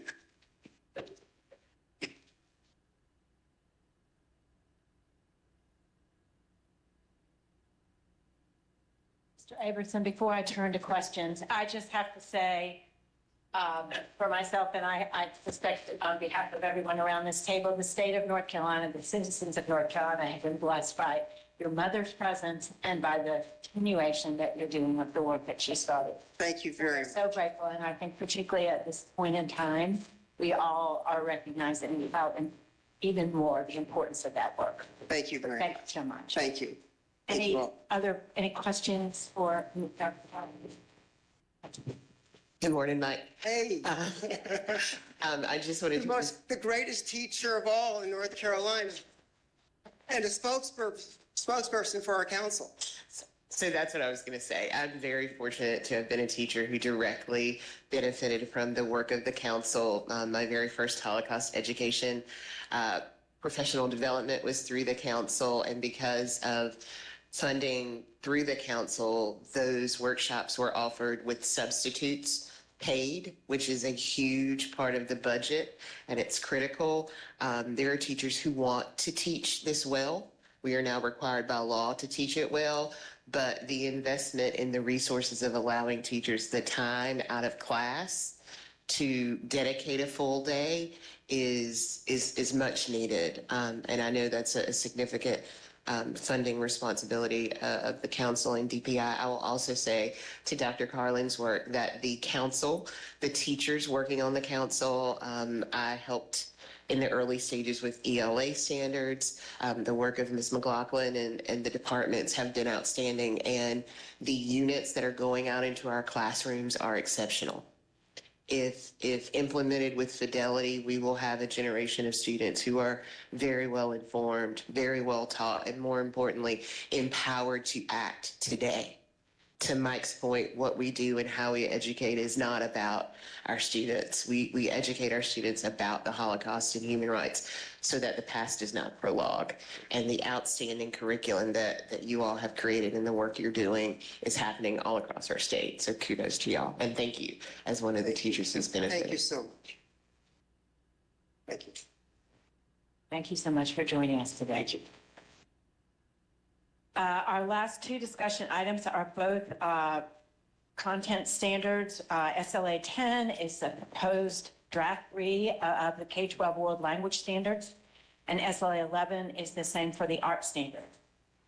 We have been, Dr. Day, you're there. Okay. Hi, good morning. We have two sets of standards coming before you for discussion.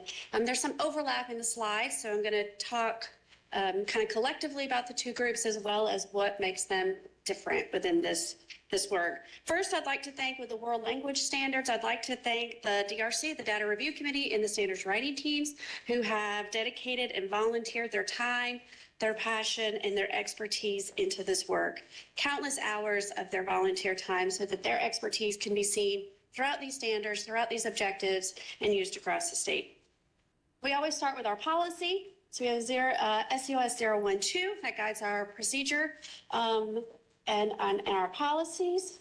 Then we have the procedures manual, which gives the details within that process and procedure. So this procedures manual was followed with both these content standards as well as all the content standards that we are reviewing and revising. We also like to remind of the difference between standards and curriculum. We're talking about, in this particular presentation, the K-12 World Languages Standards. So this is the goal, which students should know and be able to do by the end of the grade or course. And the curriculum is how they get there. So local school districts and teachers and classrooms and schools decide on text, lesson plans, activities, etc. As a reminder for the timeline, we began this work in July of 2022, where the teams began their review of standards, legislation, other states, and the surveys were released. So fast forward to July of 2023, that is when we received approval to move forward from review into revision. Once we got into revision, that is when our standards writing teams came together and they were created. Draft 1 was created and released. And then we did that for draft 1, draft 2, and today we bring to you draft 3. Okay, this is just an example of the DRC report analysis. You'll see over on the left-hand side, this is just an example of what the DRC made as their recommendations. And then this is a graph. This is the overall percentage of satisfaction with the draft 2 standards and objectives. So you'll see that the highly dissatisfied is that kind of pinkish color, very small. When we think about these world language standards with draft 2, overall, the feedback came back as satisfied or highly satisfied. So the DRC noted some areas that could be polished and changed based on that feedback, and then the writers came together. Next, we just have a quick overview of world languages in North Carolina. It's a little different than some of our other content areas. What languages to offer is a local decision and how to offer them. Currently, we have 18 different world languages that are offered in North Carolina, but next year we will have 19. You'll see that Korean will start in 24-25. We also have the DLI standards, dual language immersion standards, where students are taught with 2 different languages, in English and then another world language. Currently, we have over 260 DLI programs with these 8 languages that are currently being taught within those DLI programs. Earlier, Sneha had mentioned the GLE, which is North Carolina CO Biliteracy. This is a way for students to be recognized for the language skills that they have built. They must have proficiency in English plus another world language. So the ones that are listed here are just the ones that have had at least 1 graduate. It can be earned in any language, but these are just so far the ones that have been earned. You'll notice that there's a difference between what's being taught and what has been earned. For example, Ukrainian. We want to recognize and honor those students that come to us with those language skills and that proficiency. On the next slide, we just have the structure. The world language standards are proficiency-based. We do not have a set of standards for each of those languages. There are 9 proficiency levels, and then we have 2 strands, interdisciplinary and literacy connections, and intercultural and communities connections. So we've got the 2 strands, and then it's broken down into standards and objectives. There are 3 standards common across all proficiency levels. So we've got the 9 proficiency levels, 2 common strands, and 3 common standards. These standards are different types of communication within that world language. And then the objectives are differentiated depending on that proficiency level. So this is aligned to national work, but it's customized for North Carolina. The next couple slides just give you a look at the draft standards. You'll notice at the top, you'll see the proficiency level. This is novice low. The strand is interdisciplinary and literacy connections, ILC.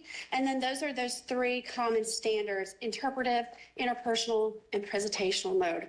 Novice low is all about beginning level of language. This is where you begin. This is where you're learning words, phrases, memorization, building those literacy skills.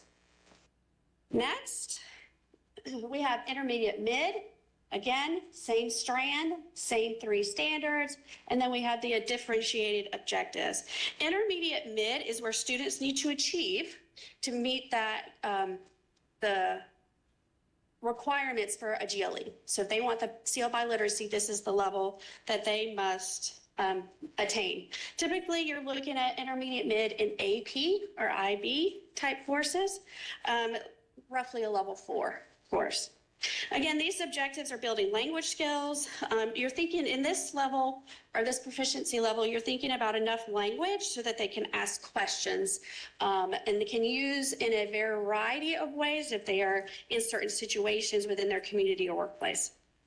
And then the last example is advanced high. This strand is interculture and communities connections, 3 common standards, and the differentiated objectives. This is the highest level in a K-12 setting. This is actually new this year. The DRC and the writers felt that our students are building language skills, are coming to us with a lot of language skills, so we wanted to raise the level of where students could achieve within the K-12 setting.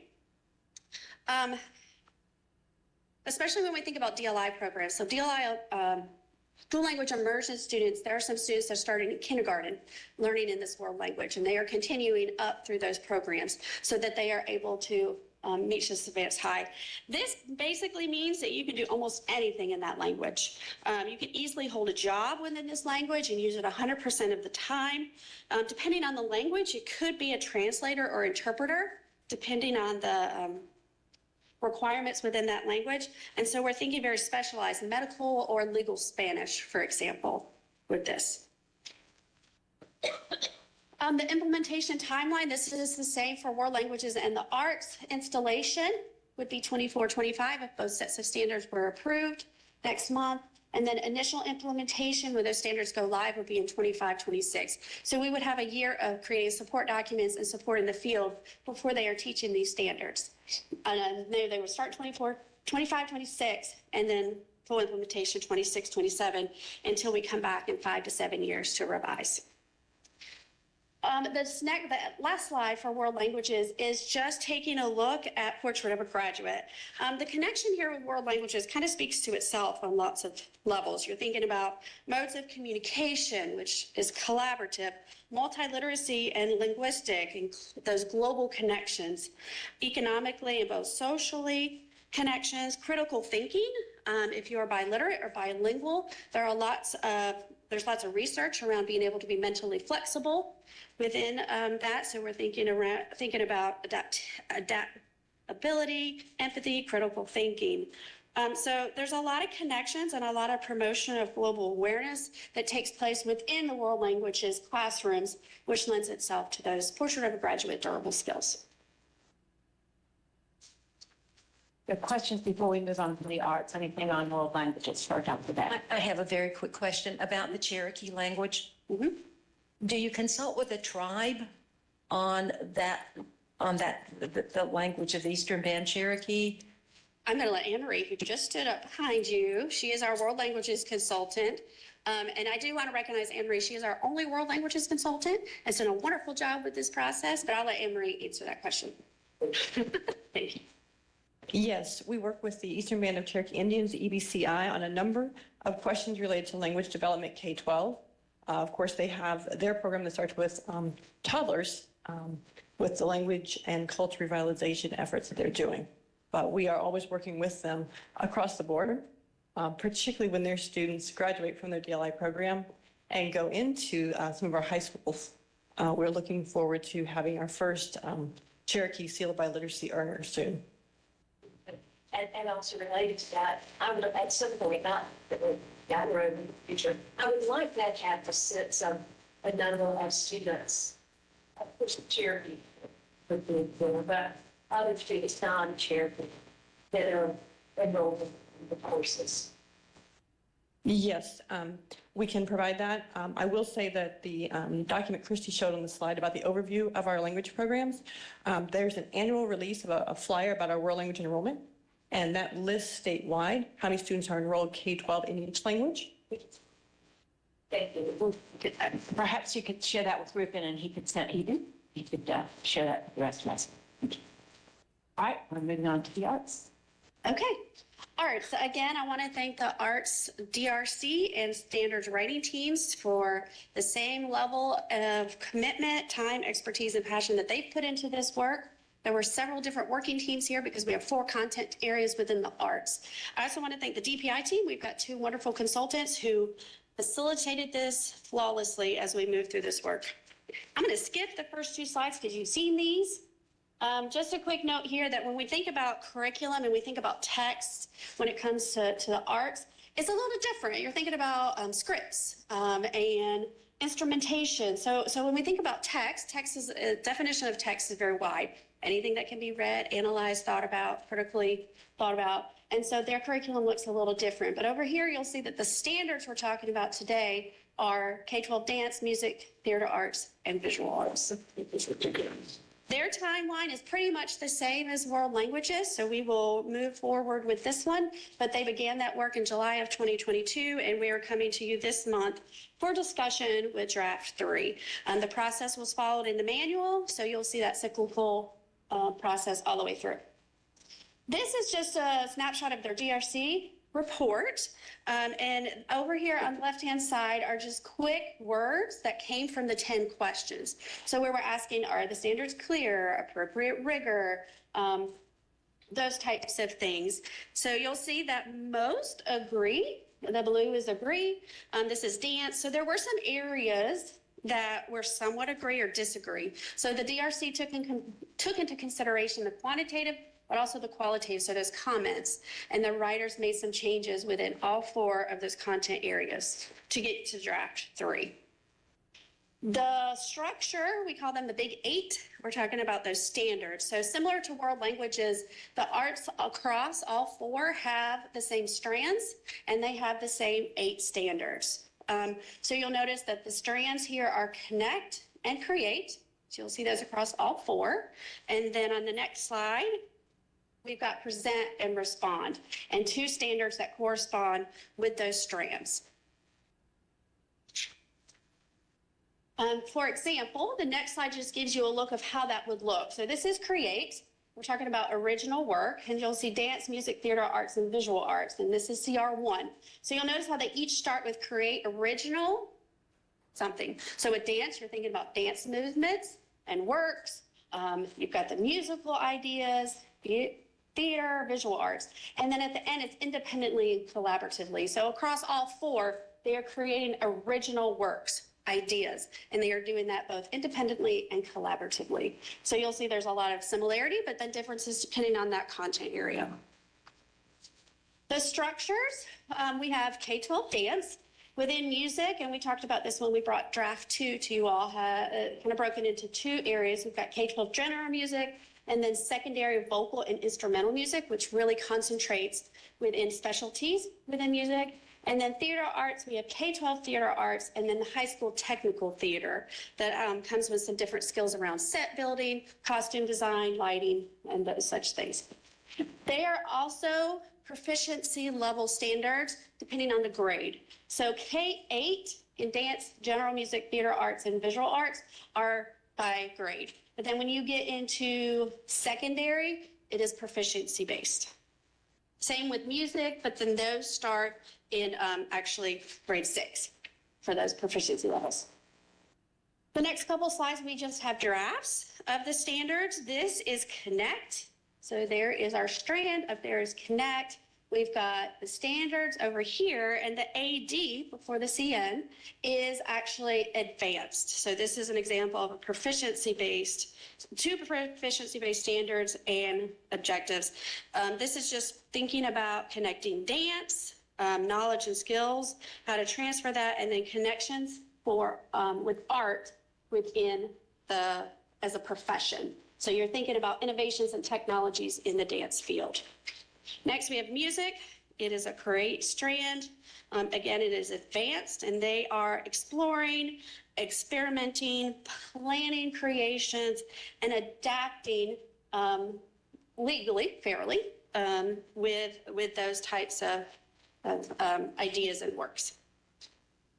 Next, we have theater. K-12 theater, this is present. So this strand is present. It is advanced. And they are executing technical skills. So they're giving feedback, they're taking feedback, they're improving their work, their presentations, and they're thinking about audience and performer etiquette. And then the last example is with visual arts, and this is respond. Again, this is advanced. And here we're really thinking about content-specific vocabulary, how to classify, how to discuss, how to interpret, how to compare others and other artists and those types of work.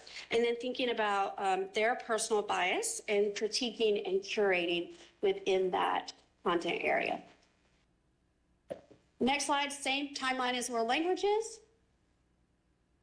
And then we have Portrait of a Graduate. We've got a lot of work in this space already. The arts team has done a lot of work around the durable skills in arts education. But arts from day one in kindergarten start talking about these types of skills with purpose across the board, whether it's dance, music, theater arts. These types of durable skills have been in the arts classrooms for a very long time. If you're thinking about critically thinking and communicating and collaborating. So these are very, very easy to incorporate and integrate within the arts classrooms.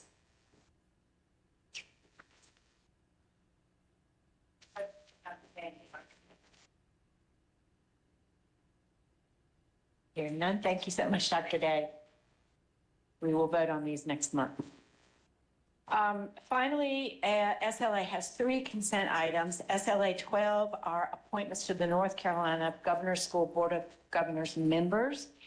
I believe there are 11 members on this board. There are very specific roles that are played on the board. And so these folks who are being recommended for approval fill those very specific roles. 3 people are being recommended for second terms: Lyndon Cummings, Deborah Goldberg, and Tracy Waters.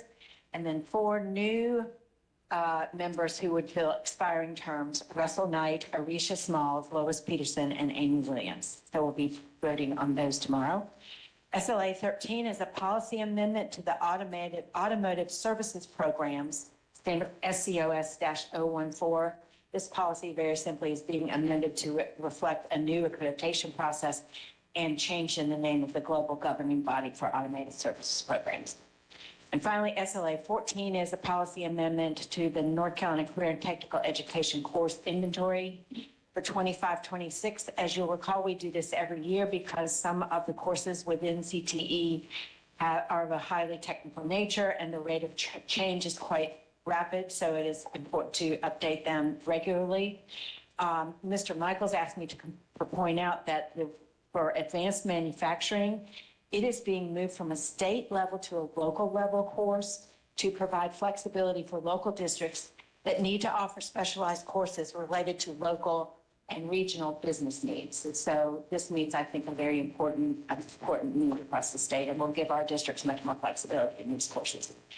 And with that, I conclude the Student Learning and Achievement Committee. Thank you, Ms. Kamnitz. That was a full morning. Good work. Yes, you are. So now we'll break for lunch and we'll reconvene at 12:45. 12:45.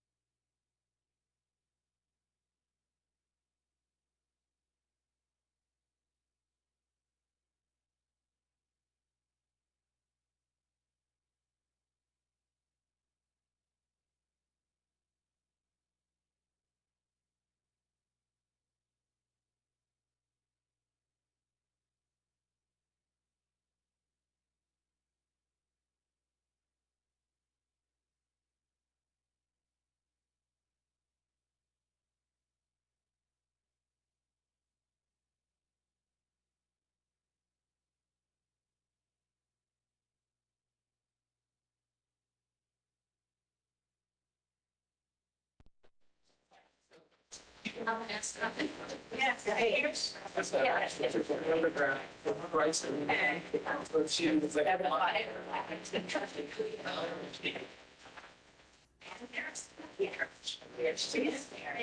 She was our.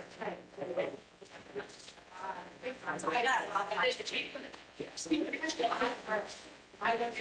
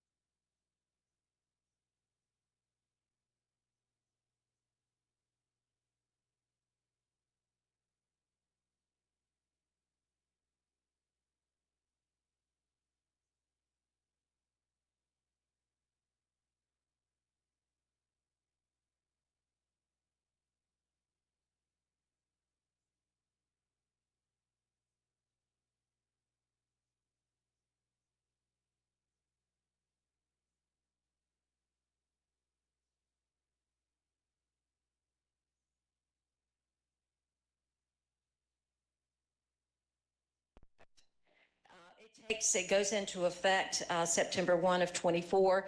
The current praxis is going to expire in August 31, 2025. The next praxis cut score is in the area of family and consumer sciences. It is going from 153 to 151. And we're always reminded that just because there's a change downward in a cut score does not mean that the rigor is gone or the standard is evaporated or anything like that. It just has a lot to do with the science of testing. So to just calm you down over that. And then the third area, again, this becomes effective September 1. The current expires August 31, 25. And then the third area of a cut score is technology education. It is moving from 159 to 157. Again, effective September 1, 24, expires August 31, 2025. So that is our action item. The next item is ES&P 2. This is going to be presented, Dr. Jordan is coming forward and he's going to introduce those who will be joining him in this presentation. This is a long-awaited presentation. We have been working, or Dr. Jordan and his team have been working for about at least, I would say, close to a year. Maybe a little bit, well, not quite, but it probably seems that way, doesn't it? It does. And this is all pertaining to the portfolio assessment that will be eventually in play to determine the effectiveness and to issue license to our principals in North Carolina. So, Dr. Jordan. Thank you, Dr. Oxendine, Chairman Davis, board members, advisors, good afternoon. Thank you for the opportunity to be before you to present this recommendation. My colleagues, Dr. Tom Tomberlin, Mr. Tabari Wallace, and our external facilitator, who I'll introduce you to momentarily, will be handling various parts of the presentation. Next slide, please. As a reminder, Session Law 2023-125, which became law last fall during the long session, requires the development of a portfolio-based assessment as part of the licensing process for administrators. PEPC is required to present recommendations to the state board by June 15th, and we want to thank PEPC for the diligence.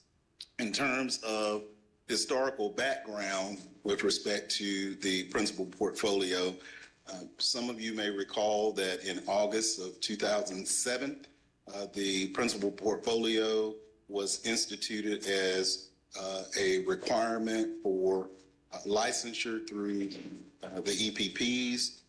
Session Law 2023-125, which I just referenced in September 2023, initiated some shifts.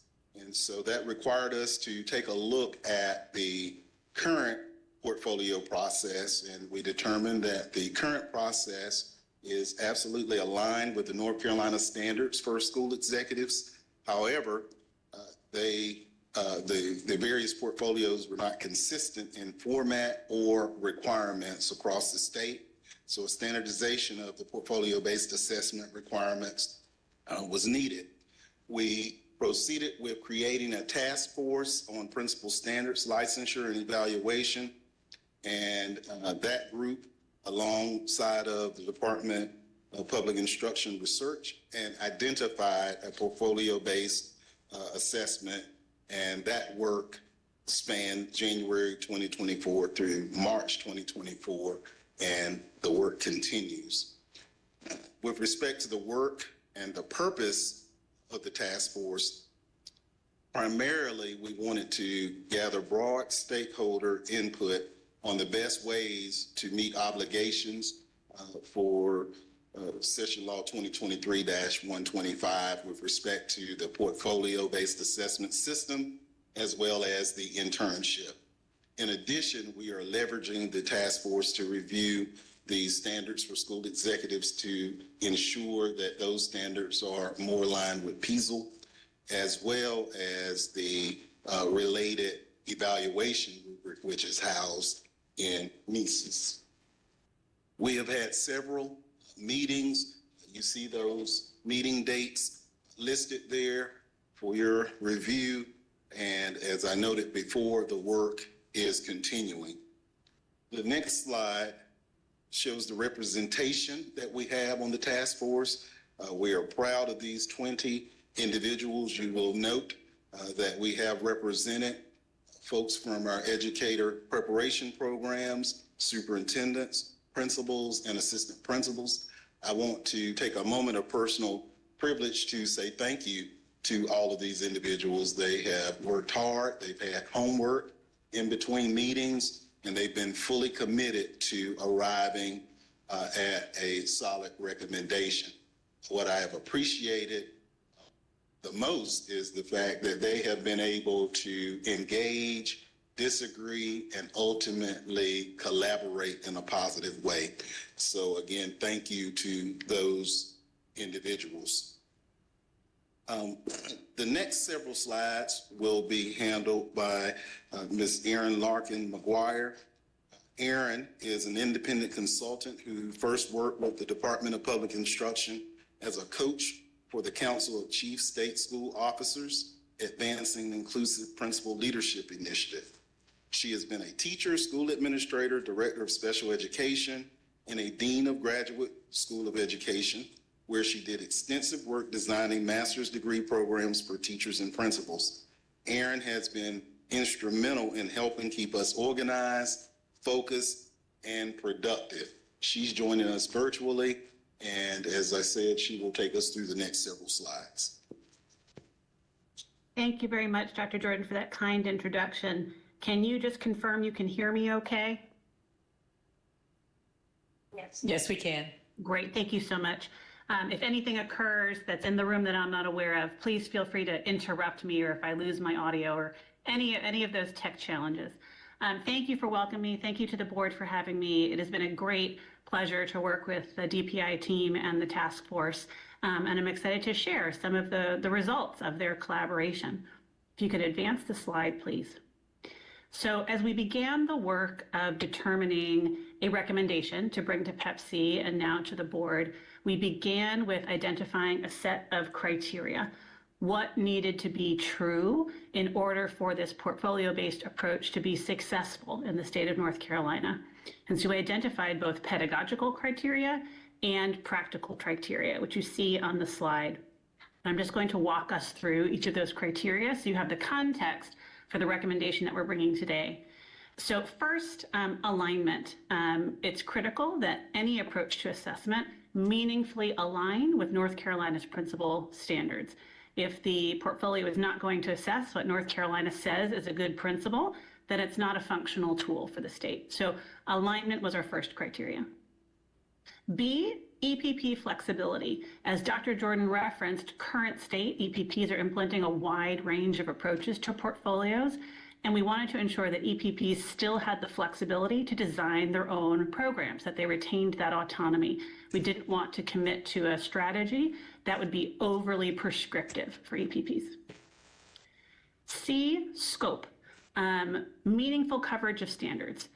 North Carolina had already made the shift away from a pencil and paper or question-based assessment to a portfolio strategy. And in that shift to a performance-based assessment, we already know in the world of educational pedagogy that performance-based assessment is not a checklist approach to assessment. It's not a way to ensure that we cover every single standard. Instead, it is a higher impact way to cover the most important standards. And very early in our research, including conversations with external testing agencies and partners in other states, it became very clear very early that this strategy was not going to measure every single assessment. It was going to measure the most logical standards, pardon me, I said assessment instead of standard, the standards that are best a fit for a portfolio-based strategy, and the ones that are highest priority. D, validity and reliability. Current state, there is no way to validate the portfolios that EPPs are currently using in the field, which means that there is no way to aggregate data to be used for continuous improvement. this portfolio-based assessment strategy needs to be valid for use in the field and lead to reliable data that can be used for continuous improvement at the EPP level. It can lead to insights at the state level, and so that we know what we're measuring and we know what those data mean. User experience. It needs to be a good experience for candidates. They need to be able to complete this assessment in a manageable, feasible way. It needs to be well designed as an instrument. Those were the pedagogical criteria. And then second to those, there were a set of practical criteria. We couldn't develop a strategy that works in theory, but not in practice. And so these were our practical criteria.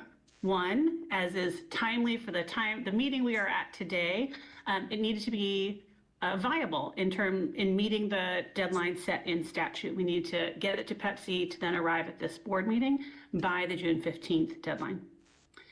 B, cost to candidates. We knew there were going to be a cost because there was going to be a cost to staff the scoring of the assessment, and we needed that cost to be commensurate with other required licensure exams, not unduly burdensome or creating a hardship to candidates. Need to be commensurate with other licensure exams. The budget, the statute and the requirement.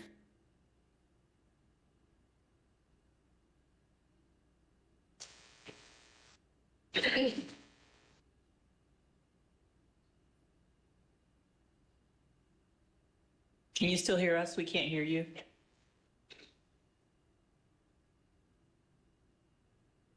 Good afternoon.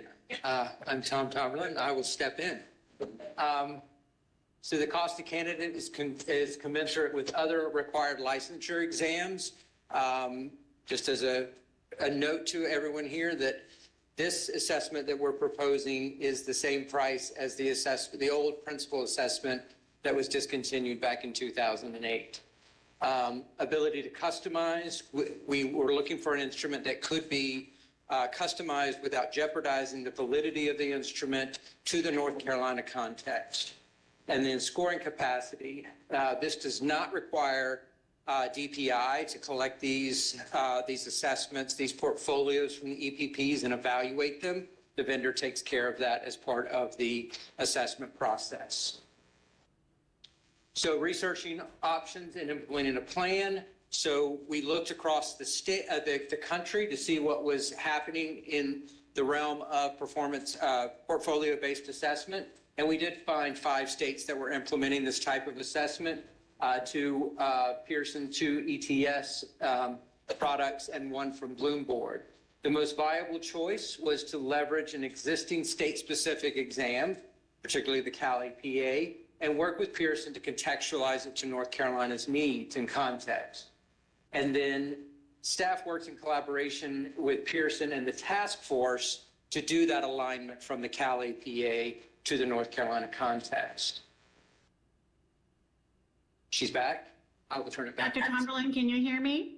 I can now, yes. Okay, well, you know what? That was seamless, Dr. Tomberlin. It's though I was there talking all along. Thank you so much. I didn't miss anything on my end, so pardon me for the audio cutting out. So as Dr. Tomberlin articulated, we did the research and landed on the most viable strategy. And so now we want to dig in a little bit more to this recommendation.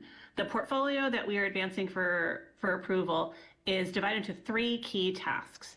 Task 1, using data to drive school improvement. This is the biggest picture task that candidates complete. They look at school-wide data over multiple years, identify opportunities, and develop a school-wide strategic improvement plan.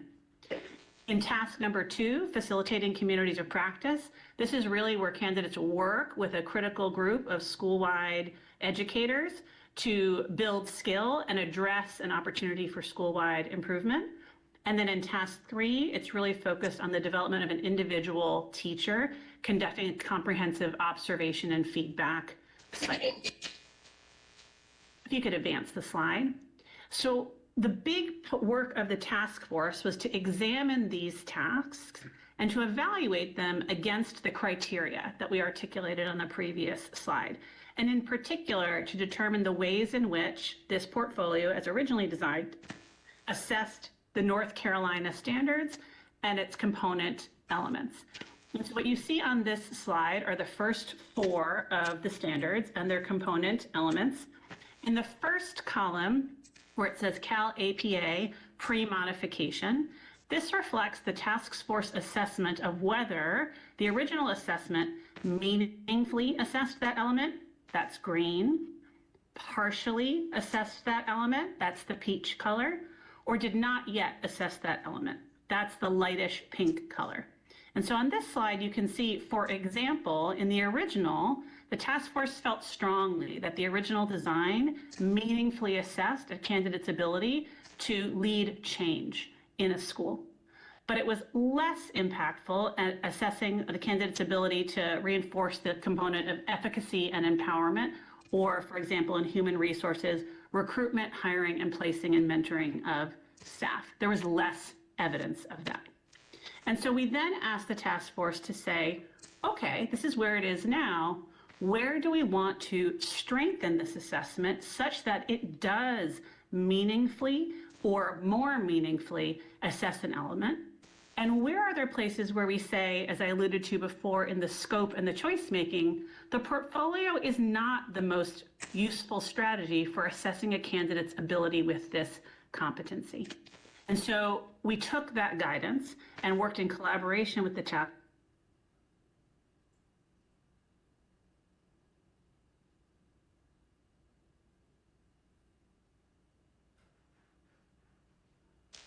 So we took that guidance and worked collaboratively with the task force to arrive at the North Carolina context, which we then put back in front of the task force to have them reassess those elements against the task to see if our revisions to that changed the relationship between the task and the North Carolina standards. And you can see here where the colors change from the pre-modification to the NCPPA post-modification. And in some places, as indicated in the blue, it was determined by the task force that this is best measured through the internship period in conjunction with both the EPP and the sponsoring LEA to determine whether the candidate had successfully met those requirements. So I think we can go to the next one. So moving on, developing the North Carolina Principal Portfolio Assessment. So now that we have this assessment sufficiently modified to the North Carolina context, and I do want to kind of reiterate that throughout this process, we also worked with the vendor to ensure that the changes we made did not fundamentally alter the assessment to potentially damage the validity of the instrument. So that was always in the back of our mind as we were making these modifications. So moving forward, if the board decides to adopt this portfolio-based assessment for North Carolina principal licensure, what does that mean for the state? Well, first, I actually want to show you what we did with the contextualizing the instrument. So you can see on the left here in the gray box, this was the original language from the Cal APA. And what we did, our approach here was twofold. We wanted to clarify the assignment so that it was easily understandable to the test taker. And that's highlighted in yellow there. When they say analyze their leadership as they co-facilitate group meetings, we modified that language. We modified that language slightly. Is this on? Oh, okay. We modified that language slightly to really clarify what we meant by that facilitate group meetings. Additionally, there was areas where we wanted to make sure this was situated in the context of the North Carolina experience, and that represents what you see here in green, the actual activities that our principal candidates would engage in a North Carolina school, so that they were very clear about what the assignment was asking them to do. So the implementation steps, if this is approved by the State Board of Education, would be to, one, establish a cut score for this assessment so folks know whether they met the requirements to hold the license. Developed support materials for both EPPs and test takers, and then training sessions across the state for our EPPs and how this assessment will interact with their current programs. So once approved, DPI will work with the vendor to develop those training resources for the NCPPA to align with the North Carolina context. DPI and the vendor will collaborate on professional development and training for both EPPs and the test takers. NCDPI will collect assessment data for the purposes of recommending a pass and cut score to the State Board of Education.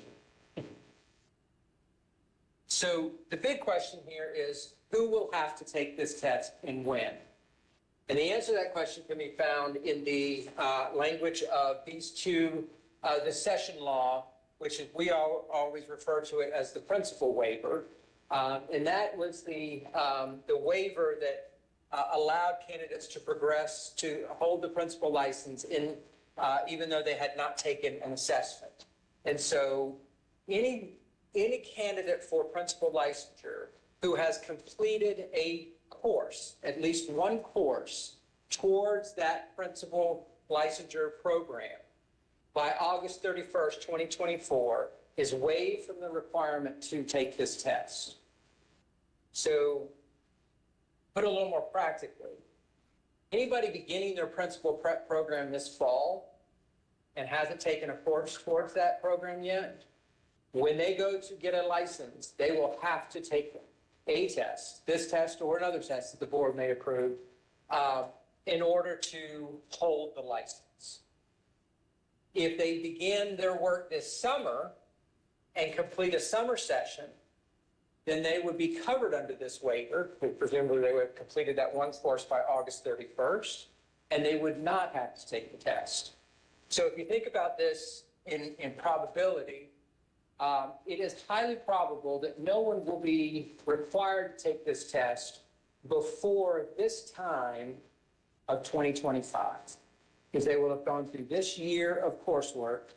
Then they begin their internship in the beginning of 24-25, and sometime towards the end of the 24-25 school year, they would be finishing up their internship. Presumably, they would have their portfolio complete at that time and would be in a position to sit for this assessment. I'm sorry, I had one more thing. With the extension of the waiver, I covered all that, sorry. And I'm going to turn over to my colleague, Mr. Jabari Wallace, to talk about where we go from here. Thank you, Dr. Testing. Just use this one. Good morning. You can tell I'm nervous, just a little bit. Good afternoon. One of the next steps for the task force will be to work on the framework of the internship. Ultimately, it's the experience obtained during the internship that actually drives the collection of the materials and artifacts contained in the said assessment. This work will include a list of recommendations of competencies, experiences, and artifacts that should be covered, collected, or practiced during the internship experience, and to include specific guidance for the host principal. The resultant framework will establish a baseline of internship expectations regardless of whether you are a full or a part-time student. The standards we will look at probably at the same time, but the task force will also continue to identify proposed revisions to the North Carolina School Executive Standards to align them with the current professional standards for educational leaders, better known as PESAL, that was actually revised in October of 2015.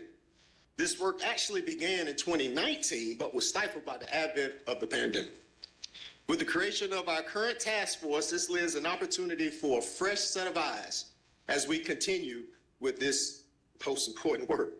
The North Carolina Principal Advisory Committee, better known as NCPAC, which consists of the North Carolina Principals of the Year from 2013 to present, and the actual last two regional Principal of the Year cohorts, have been assisting in this endeavor since 2023. Actually started during ESNP in 2023. Their expertise will be vital in the application of these standards. With NESIS, once the proposed revisions to the standards are finalized, the task force will also make any related revisions to the North Carolina School Executive Evaluation Rubric. As a reminder, and I must emphasize, no changes to the standards or rubrics will be made without presentation to Pepsi and final approval by the North Carolina State Board of Education. As you can see, there are a lot of complex pieces. As we continue this work, there'll be more to come, but allow me to take this on a personal privilege to thank my team. They've been with us the whole time. Doctors Jordan, Tomlin, Evans, and Syberg for their partnership and patience during this endeavor. At this time, me and the team will take any questions that you may have.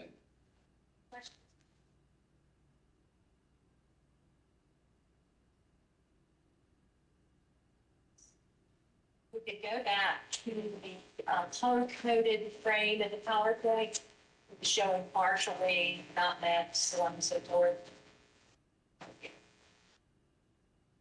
My concern is that we do have these 7 standards. Dr. Oxendine? Sorry, got to do this. Here we go.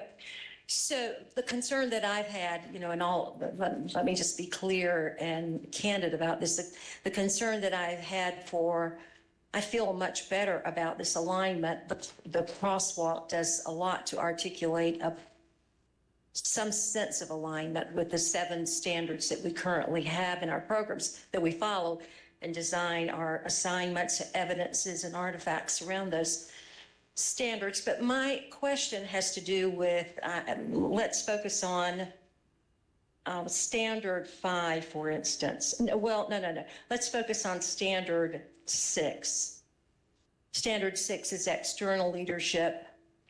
And I'm wondering, I think in the area of parent involvement, for instance, and knowledge of federal and state mandates, I don't believe those areas are covered. Is that correct? No, those are partially. Partially, yes. So is there any way when we think about developing or designing or fleshing out the internship, is there any way we could consider maybe requiring that the internship fill the gap there and maybe focus on, especially in the area of federal, state, and district mandates? That is so important for a principal to have knowledge of those areas and what those areas mean to the school, the curriculum, programming, and so forth. So I think the answer to your question is yes, but yes. I think that we are working towards ensuring that the internship more appropriately captures not just the areas in blue, but there will be some overlap. And so we expect that this framework that will be developed through work with NCPAC and the task force, we expect that the internship will be far more robust and able to be mirrored across the state. So yes, in terms of requirement, not 100% sure about the use of that word today. I think that we want to have natural conversation with our task force and ensure that people are rowing in the same direction before we indicate that there will be requirements versus recommendations and such. And another area would be standard 5.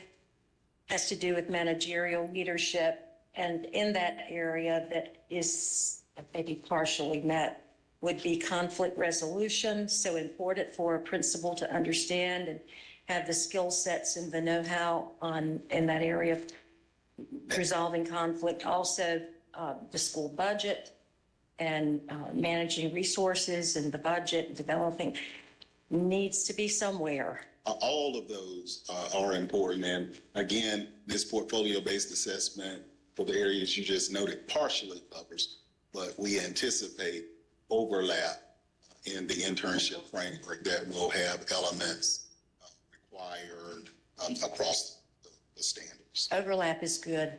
Absolutely. May I make a comment on that? Sure. I think one of the important things to remember about this assessment is what the inference is. Passing the assessment, which leads to the principal license, which leads to employment, most likely as an assistant principal.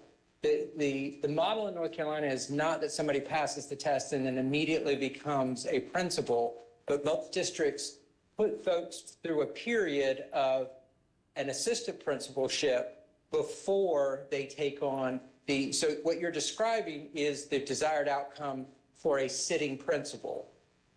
But really what's happening with the test is these people are coming out and becoming assistant principals under the tutelage and direction of a sitting principal. And so part of the validation that they've met these standards is through NESIS itself in the evaluation of those assistant principals before they take on those principal roles. So what we're trying to do with this assessment is say these folks have been minimally prepared to meet the job under the direction of another professional.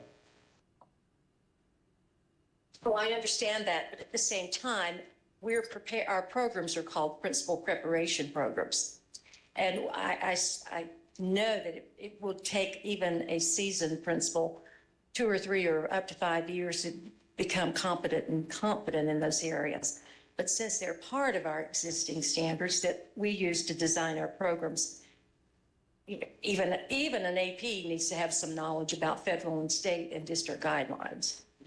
And I think you're talking about exposure, and exposure is absolutely critical. So I just want to go back to what I said earlier, that there will be redundancy, there will be overlap.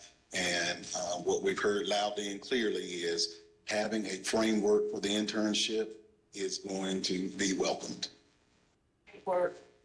List of guidance actually for the host principal as well. The principal that's training the student, that'll be included as well. So there's another form of overlap that we make sure we try to get this covered.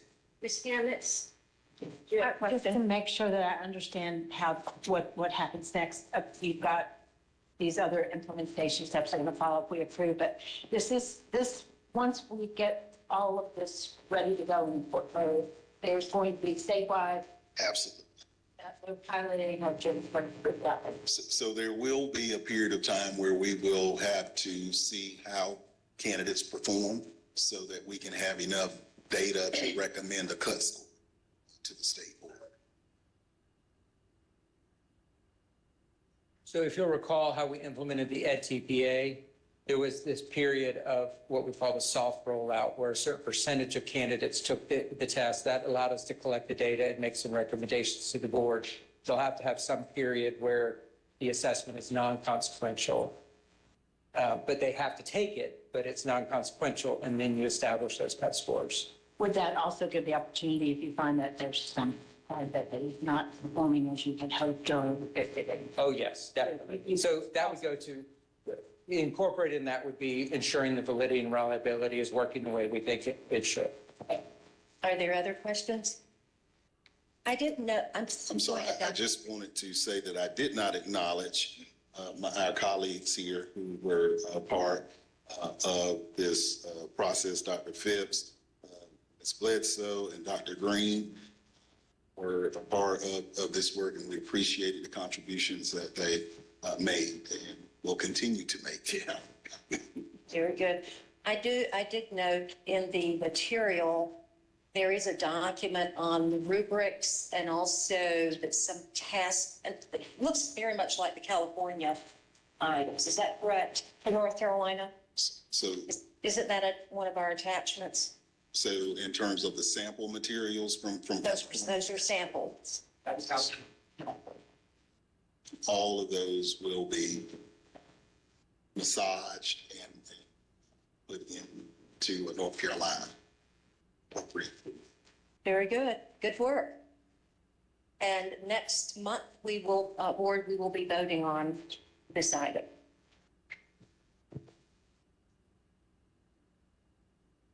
Okay, so this item, ES 3 3 is the Pepsi recommendation pedagogy for the residency license programs, pre-service training, and field experience for residency licensed teachers and pre-service training for the temporarily licensed teacher. Coming forward to make that presentation, we're very honored to have with us today members of Pepsi. And presenting this item will be Dr. Ann Bullock, who chairs Pepsi, along with Dr. Bill Griffin, who is vice chair of Pepsi, and Dr. Randy Penfield. So it's all yours. Good afternoon, everyone. I'm Ann Bullock. Have the honor of serving as the chair of the Pepsi Commission, which I know is a double C. Go ahead, Bill. Yes, and I'm Bill Griffin, Vice Chair of Pepsi, and honored to do so. This afternoon, we have before you several recommendations. We have 2 recommendations that will be forms of recommendations for statute moving forward. In doing that will be Dr. Hank Weddington will present education preparation. Ms. Alexandra Hoskins will present licensure.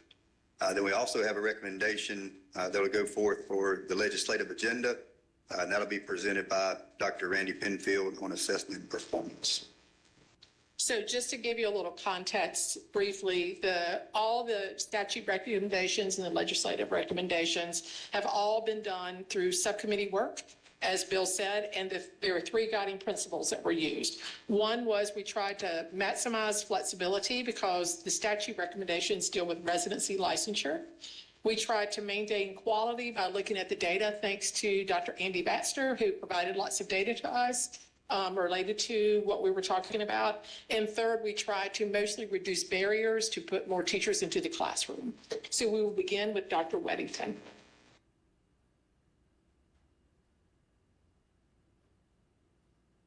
Good afternoon, everybody. It's good to see you. The Pepsi was tasked with making some recommendations to the state board around residency license and other temporarily licensed areas regarding pedagogy requirements, field experience requirements, and any kind of pre-service training that was to be required. So we've got 3 recommendations before you right now. The first has to do with pedagogy requirements for residency license teachers, people coming through a program for residency license. We decided that since Session Law 2017-189 already laid out all of the standards for educator preparation programs, that our residency license programs should meet those same standards. The next 3 slides, which you can pop through if you would like to, has the session law listed and all of the standards within. But I won't read all of those to you because I'm sure you're familiar with those already. The second recommendation is regarding field experience or clinical experience for residency licensed teachers prior to entering their own classroom. There's a requirement in statute for 10 hours of clinical experience, and we are recommending that at least 3 of those hours be done before they actually enter the classroom, their own classroom. So this would be observing and participating in another teacher, master teacher's classroom prior to entering their own classroom, and then finishing out those 10 hours, the other 7 hours at least during the course of the first school year. And then finally, the third recommendation would cover residency license, emergency license, and any other kind of temporarily licensed teacher requirements for pre-service training prior to entering the classroom to the extent possible. And you can see there are 4 different areas, I think. Pull up a little bit. Evidence-based practices, of course, classroom management, positive classroom management, instruction on whole school, whole community, and whole child model, and then enrollment in any of the professional development that the school system, PSU, offers. This would be run by the PSU most likely, but also in collaboration with the EPP. Some of this may actually occur at the EPP depending on when the student starts their EPP program, the teacher starts that. But certainly there would be some collaboration between EPP and PSU during this particular pre-service training. And I'm happy to take any questions regarding that. Are there any questions? None, thank you very much. Thank you.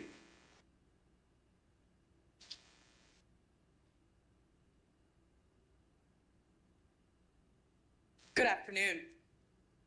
The licensure subcommittee was charged with determining the guidelines for calculating the GPA for candidates seeking EPP admission.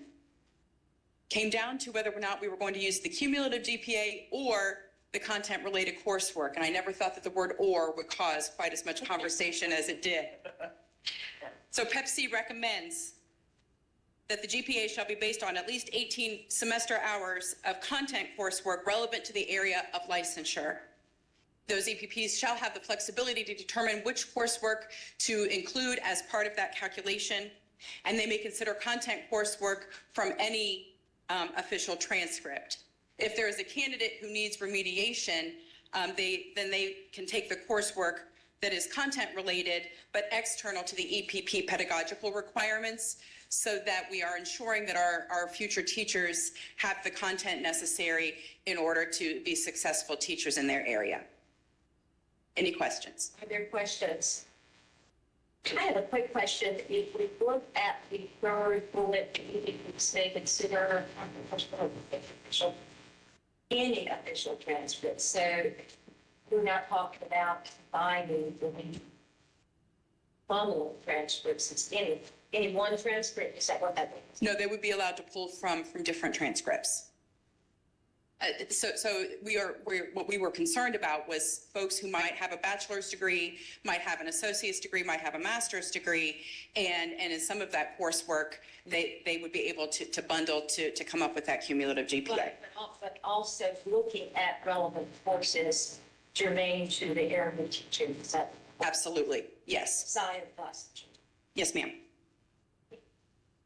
And as a reminder, it is a 2.7 GPA. Correct. Yes, ma'am. Thank you.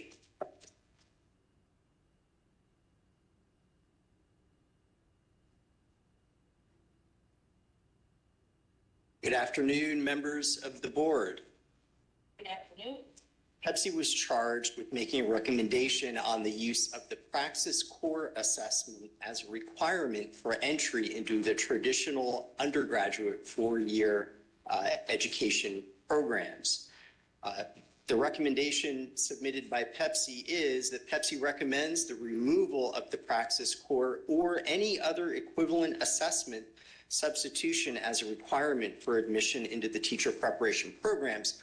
PEPC makes this recommendation based on a series of considerations that I will get to shortly, but first, a little bit of context on the next slide.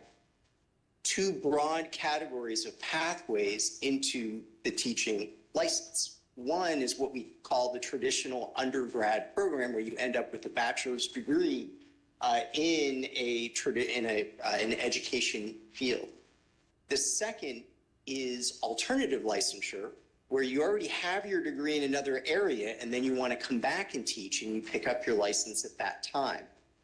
The requirement for Praxis Core only applies to one of these two categories. It is the first, the traditional undergraduate licensure pathway. So that's what I'm speaking to today. It is not required of the alternative licensure. Next slide, please. The first consideration that PEPC drew on to make its recommendation is with respect to the Praxis Core serving as a barrier to entry into the traditional licensure pathway. What you're seeing in front of you are enrollments in our North Carolina traditional undergraduate programs. And if you see where the spike happens, that was in 2021, where there was a waiver of this requirement due to the pandemic, because individuals were not able to take the assessment. Individuals could take the assessment, but they were not held to passing the assessment as a requirement for licensure. So what happens is that you see prior to that, in 2019, 2020, you had approximately 2,700 new enrollees come into the program. Then the waiver is given in 2020, 21, and what you see is an uptick of 35%. Around 1,000 new additional individuals came into the field. The next year, that waiver goes away, and what happens to the enrollments?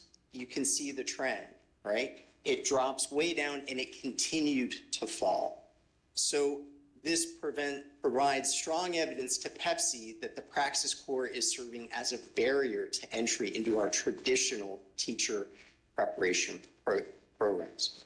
Can we go to the next slide, please? Another consideration that Pepsi took a look at was with respect to diversification of the teacher pipeline. I'm going to summarize this briefly. With respect to passing the Praxis Core, if you look at those candidates who identified as white or Hispanic, approximately 89 to 90% passed the Praxis. Conversely, around 10% did not pass. They failed the Praxis. And if you fail the Praxis, you cannot continue in that educator preparation program. You have to go find another major, right? If we look at those individuals who identified as Black, approximately 79% passed.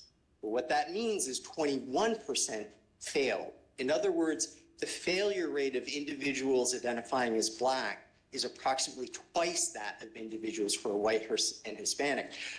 The trend was similar for other racial identities as well. So we view this as another source of evidence for the Praxis not allowing that diversification of the pipeline. Next slide, please. Now, the pandemic offers us a particular structure of data to address another consideration, which is a logical consideration. To what extent does passing or not passing the Praxis Core relate to or be predictive of future outcomes and measures of teacher effectiveness? Well, because when the pandemic hit and there was the waiver given where you didn't need to have passed the Praxis, even though you may have taken it for that 1 year in 20 and 21, we have this naturally occurring data where we can take the prior year where it was required, 1920, and then 2021 where it wasn't required, and we have individuals in the mix who did pass and didn't pass, but yet were allowed to continue on their path. And then we could see, did it matter whether you passed or not with later outcomes? Here's what we found. I'm going to summarize it for you. The blue black box in the middle are all those outcomes where we ran sophisticated statistical models, my thanks to Andy Baxter with DPI for running these for us, that looked at, is there this relationship? Is it predictive? Whether or not you pass or not, is it predictive of these later outcomes? It turns out it's not related. Whether or not you pass the Praxis was not related to whether you actually completed the EPP. It was not related to whether you taught within a year of completion. It was not related to whether or not you passed the pedagogy exam, at TPA being one example of that. It was not related to whether or not you satisfied supervisor with getting a effectiveness rating by your supervisor in a range of teaching tasks. It was not related to receiving an evaluation ratings of proficient or above on NESES. And it was not related to measures of teaching effectiveness through EVAS. It was related to one other measure, which I don't want to leave out, passing the future content licensure exams that you had to take. Now, there's a range of potential explanations for why that might be. One that came up within Pepsi was, overall test-taking ability, right? If you're good at one, you might be good at the other. Given the majority of outcomes for which there was no relationship, Pepsi was compelled to take this into strong consideration as yet another barrier for teachers coming in. In addition to that, next slide, please. There are several other considerations that were brought to our attention and that we wanted to convey to you as well. First, the removal of these types of assessments being required to enter a traditional licensure program is also a trend we're seeing across the nation and other states. The current system that we have, it's inconsistent. You have one requirement for the traditional 4-year program, but that requirement does not exist for the alternative licensure routes. And finally, I think we all know examples of individuals who ended up being highly effective educators, but did not pass the Praxis Core. So you don't have to pass the Praxis Core to be a highly effective educator. Thank you for your time, and I'm happy to take any questions. Your questions. Mr. Hall. Thank you, Denise Mike. Thank you, Chairman. I appreciate it. I just want to be clear, or wanted to be clear, that the elimination of recommendation to eliminate the practice core has nothing at all, the elimination has nothing at all to do with the low passing rate of my brothers and sisters that I saw there. Am I correct with that statement?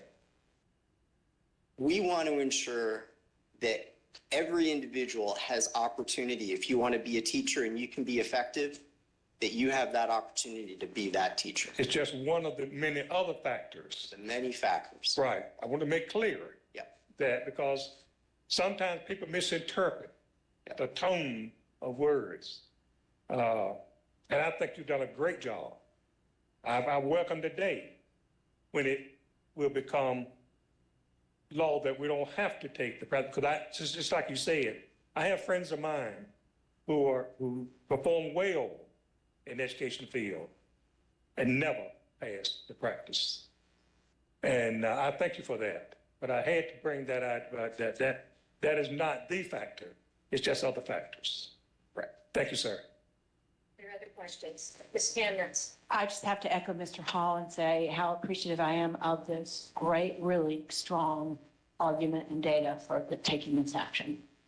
Thank you so much. I hope we remember this when we talk about some other, we have the opportunity to talk about other required exams. Are there other questions, comments? I have a quick question. I have several questions.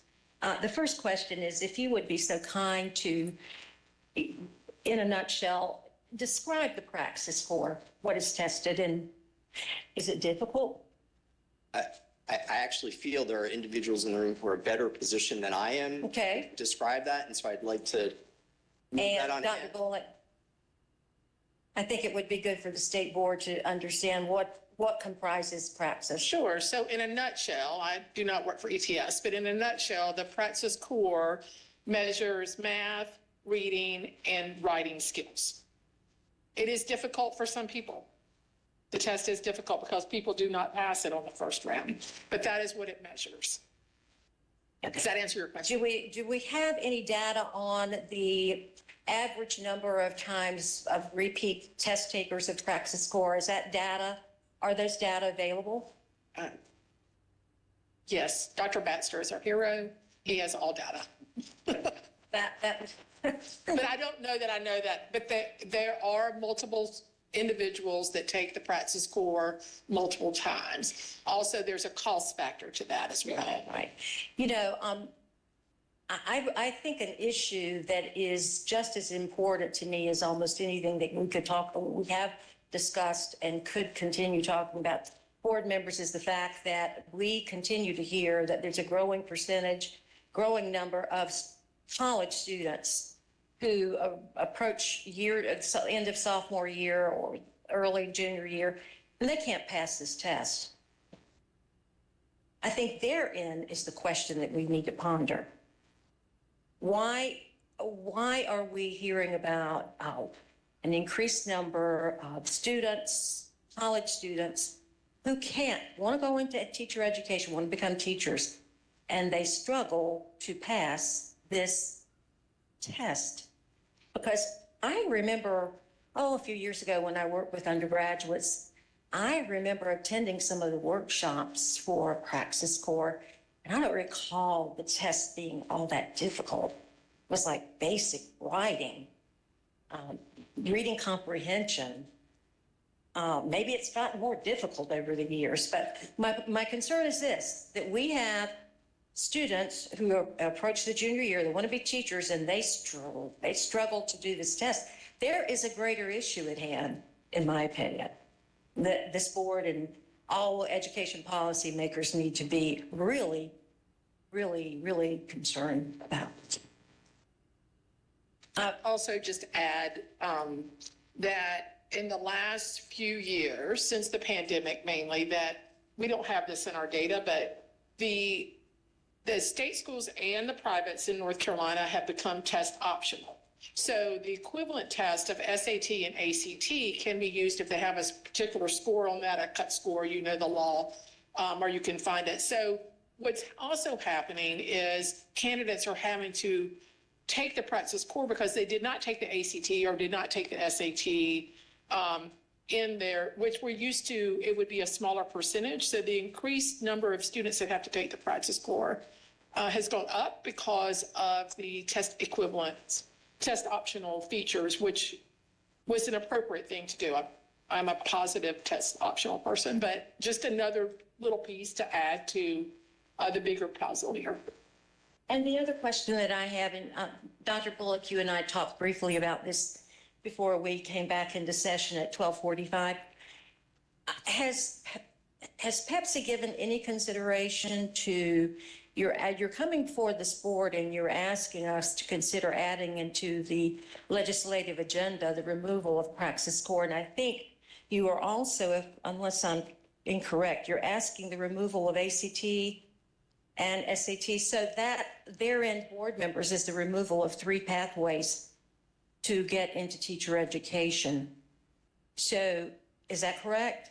That is correct. So all barriers, and you're referring to these as barriers, and perhaps I'm not going to argue that point. Have you talked about, in other words, how can the state board or the General Assembly or any concerned citizens, let's say, be confident in knowing that those individuals who want to go in our classrooms to become teachers, that they have the minimum skills, knowledge, skills, body of knowledge, the capability and the competencies to go into a teacher education program, do well, and then well enough to go into the classroom and teach? What do you have to give us that level of confidence? Because the State Board of Education, the General Assembly, and others are anyone in elected positions in North Carolina that have to focus on education, there's an accountability piece that comes with that. We're responsible, we're held accountable for guaranteeing to the public that those individuals who go in the classroom have the basic minimum requirements, competencies, skills to teach students.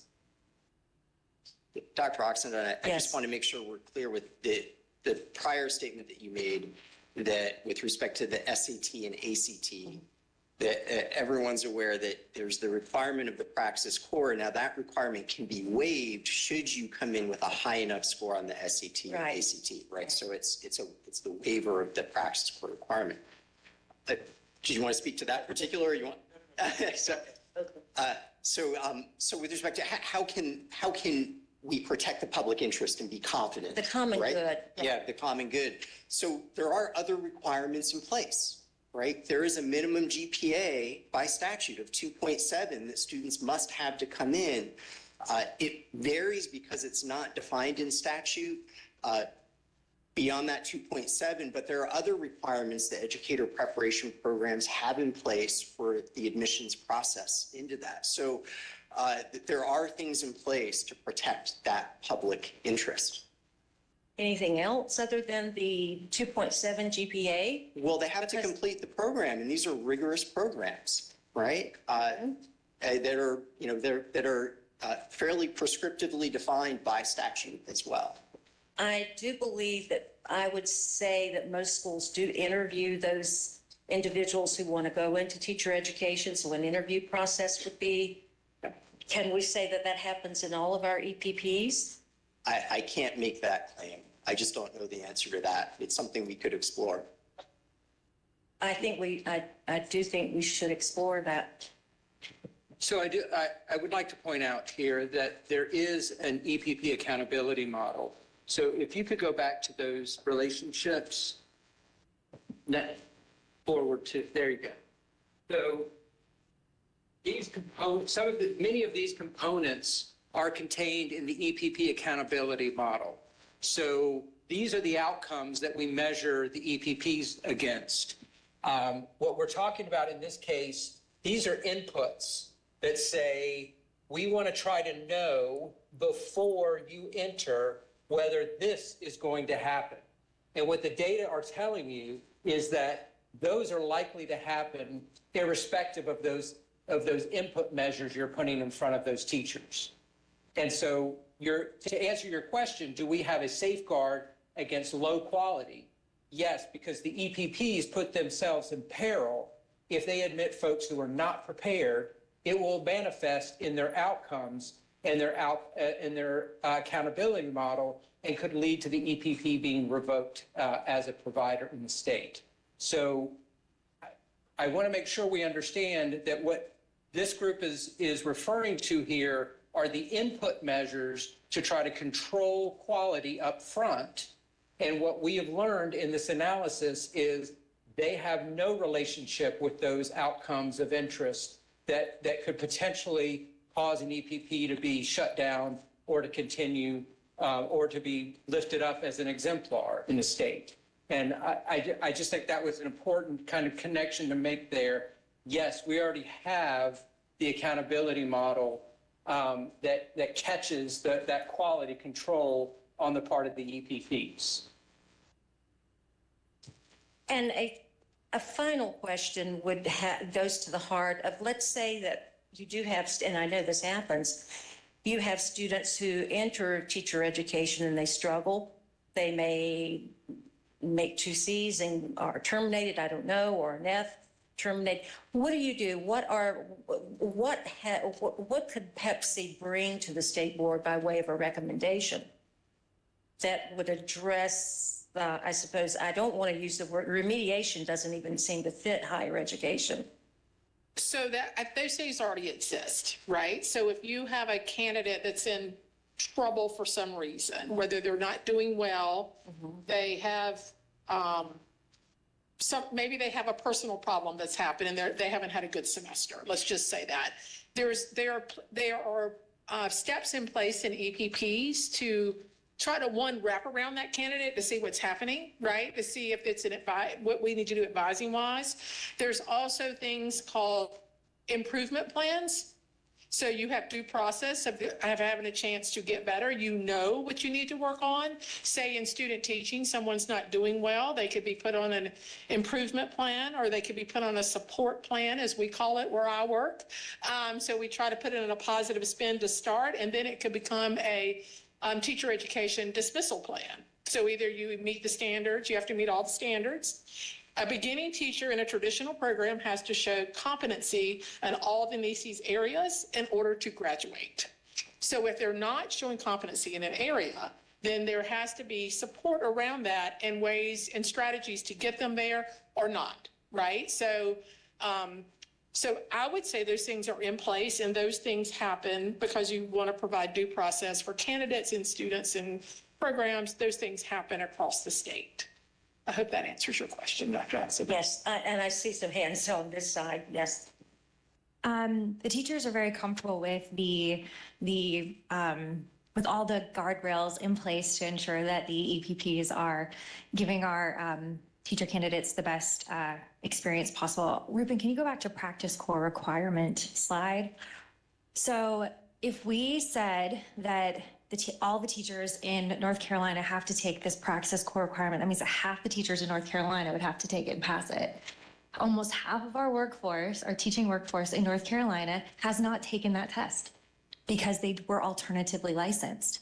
And so and we say they're effective educators, and they pass their NECES every year. And so there is absolutely no correlation between an excellent educator and someone who's passed this test, because half of our educators in North Carolina have never even looked at that test, including our very own Ms. Kim Jones. Hi.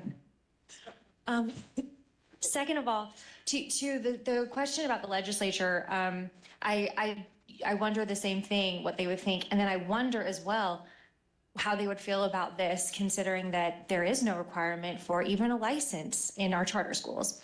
And so I wonder what their thoughts would be about that as well. You know, like thinking about, we're so worried about the licensure requirements, we should look at that for charter schools as well. Mr. Pellegrini. I was just going to add that I think we have to remember these are students who graduate from high school and were admitted to the institution they're attending. They have already gone through the admissions process to be at Elon or to be at UNCG or to be at UNC Chapel Hill. And now they have to have a 2.7 GPA in their first 2 years of college to then go to the School of Education or the College of Education. And then the School of Education, that's just to get in. They're going to make sure that they're getting prepared to be able to leave to go to the classroom. So I think we got to remember it sort of at what point in the process this test is required. And I'm not aware of any other testing requirements once a student gets into college to then get into another school within that college. I know to go to graduate school and others there are, but I'm not aware of a business school requirement or an engineering school requirement. Maybe there is, but I'm not aware of anything. Once you've been admitted to the institution, there's other application requirements, but not usually an exam requirement. I'm not sure when Vice Chair Duncan can answer this question. I know there's an LSAT, but I don't know at what point that is. Nursing, BSN students or nursing students may have to do a pre-admit exam. I don't know.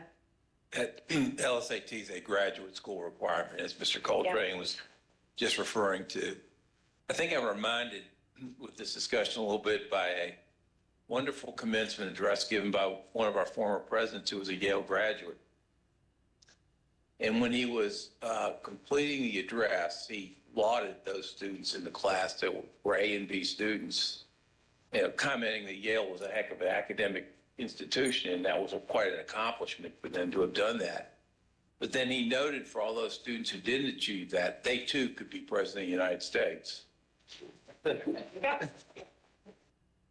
I think that's the point that's really being made here, that they are qualified to be in the school. They're meeting certain requirements there are a number of guardrails here to be in the education program and to then go forward and complete those. Considering that, as has been made clear, half our workforce does not even take this practice exam. It's just, I think that's what we're trying to, it's just been very helpful, very elucidating, I think, this presentation. And clearly our focus as a board is we need to get as many high quality teachers in front of our students as we possibly can. And we are in need of people who can perform these functions at a very high level for our students, and that's important to us. So that would, I know that's not exactly the question you asked me, but I did add an editorial comment, perhaps. Sorry. You did answer the question. Are there other comments or questions on this matter? I would like to suggest to the state board, what I'm thinking might be fair is that we have someone from ETS come to the next meeting. This is a discussion item. And certainly not to come here and as a sales pitch, but to talk about the Praxis Corps from a statistical standpoint. And I just think that we need to hear, this is an important issue and an important point that we're going to eventually vote on very soon. So that would be my recommendation, is that we have a little bit more discussion around Praxis Corps. Can I make a comment about that? Sure. We did receive, I think, 2 different communications from ETS. And Ruben, when you go to the 3-column slide, please. And we vetted those and took those under consideration. We received one pretty early on, and then we received one a little bit later. And this, the passing the content licensure test is actually from the ETS documentation. So this is what they brought forward as the reason it makes a difference. I will point out, I called Dr. Batzer last week, and 81% of traditional grads passed licensure test on the first round, and 77% of residency teachers passed licensure test on the first round, just as another point of data for y'all. So that is up to the board what they decide to do, but I do think it's fair for us to say that we did receive information from ETS, and we did look at that information as well and include it in our. It's helpful to know. Thank you. Chair Davis. Thank you, Dr. Oxendine. And I'll add that recently we received a couple letters from ETS. I believe Mr. Fafaria forwarded those to us. So I remind our colleagues of those letters as well.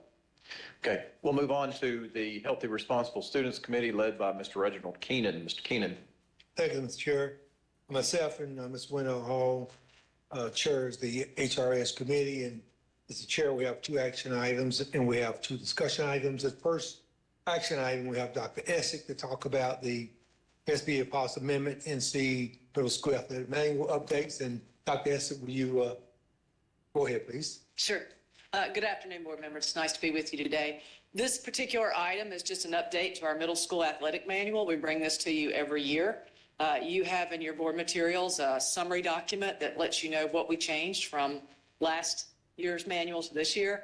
All of those changes were, except for dates and some grammatical things, were just reflecting the changes that have gone forward with the high school athletics as well. So no major new changes, nothing in response from athletic directors or anyone like that, just to make ourselves consistent with high school.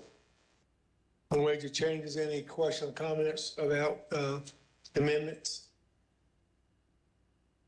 If not, we move to the second item, and we have Mr. Ryan Collins who will talk about the SBA policy amendment for athletics, ATHL 001-006, and the new SBA policies, ATHL-008-010. Mr. Collins? Good morning, everyone. So this is just revisiting the action item from, or the discussion item from last month with the updates to the policies and a lot of the new rules. Nothing has changed since this was discussed last month, so unless there are any questions, I think this saga is coming to an end, at least for a little while, until we come back to do this again next year. Any comments or questions? If none, then we move to the next item. Item 3, we have Dr. Essick. We talk about the 2023 Youth Risk Behavior Survey and Student Mental Health. Dr. Essick. Great. Thank you so much. Appreciate the opportunity to share this information with you as soon as we see it.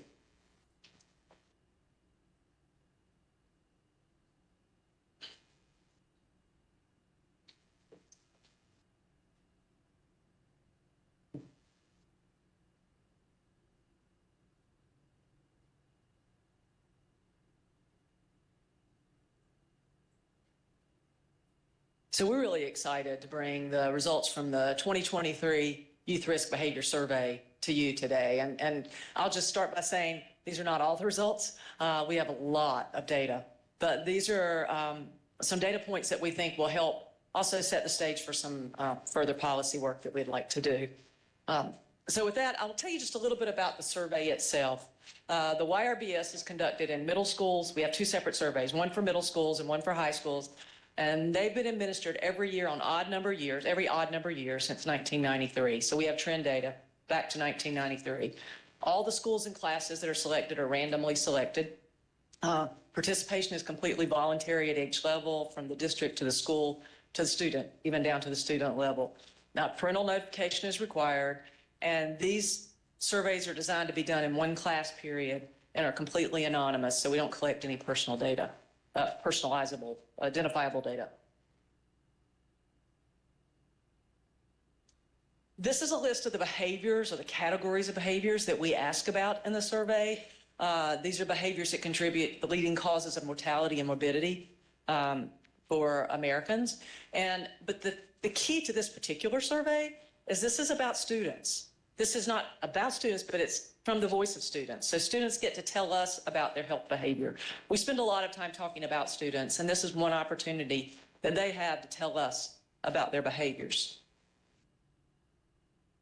Also, and we'll read this one, except it's under there, the Healthy People 2030, which are, we have a North Carolina, thank you, 2030 as well. No other national source of data measures as many of the Healthy People 2030 objectives addressing adolescent health risk behaviors as the YRBS. And our North Carolina Healthy People 2030 also has a few measures from the Youth Risk Behavior Survey in there. So a little bit about the questionnaire. The 2023 questionnaire, the high school questionnaire had 99 questions. The middle school had 70 questions. It is required that we use 2/3 of the CDC standard questionnaire, or the questions on their standard questionnaire and ours. And then we add questions that we want specifically for our state. The way we do that is we convene stakeholders and from all different organizations, and they come together and they say, I want a question about this. And we're like, well, give us a rationale. Why do we need to be asking that kind of question? And they have to bring data because we only have so much room for questions. So people have to come with a really good rationale, and we usually ask them to tell us, what would you take off? Because we don't have enough room for every question people want. So they have to also have a rationale for if we remove a question. We attempt to keep the questions as consistent as possible. That way we have trend data. We can see how things are moving over time. We gain our approvals, and our final approval comes from the CDC. We have to send our survey back to them and get their approval for use. How do we use the data? And when I say we, I mean we as a general collective. Folks all over the state use the data. Some to seek funding. We use the data to help when we're writing grant proposals, to talk about risk behaviors, to develop our programs. Particularly on our team, we use them a lot for developing our programs and our policies, and often for supporting legislation even. It's valuable. The results from the YRBS allow us, health professionals, to track the prevalence of risk behavior of students over time. They also allow us to see how we compare to other states. We go places a lot of times, and our colleagues from other states tell us about their data, gives us a chance to talk about what's happening in our states and look at solutions. And then even oversampled communities get to see how their data looks at the state compared to the state data.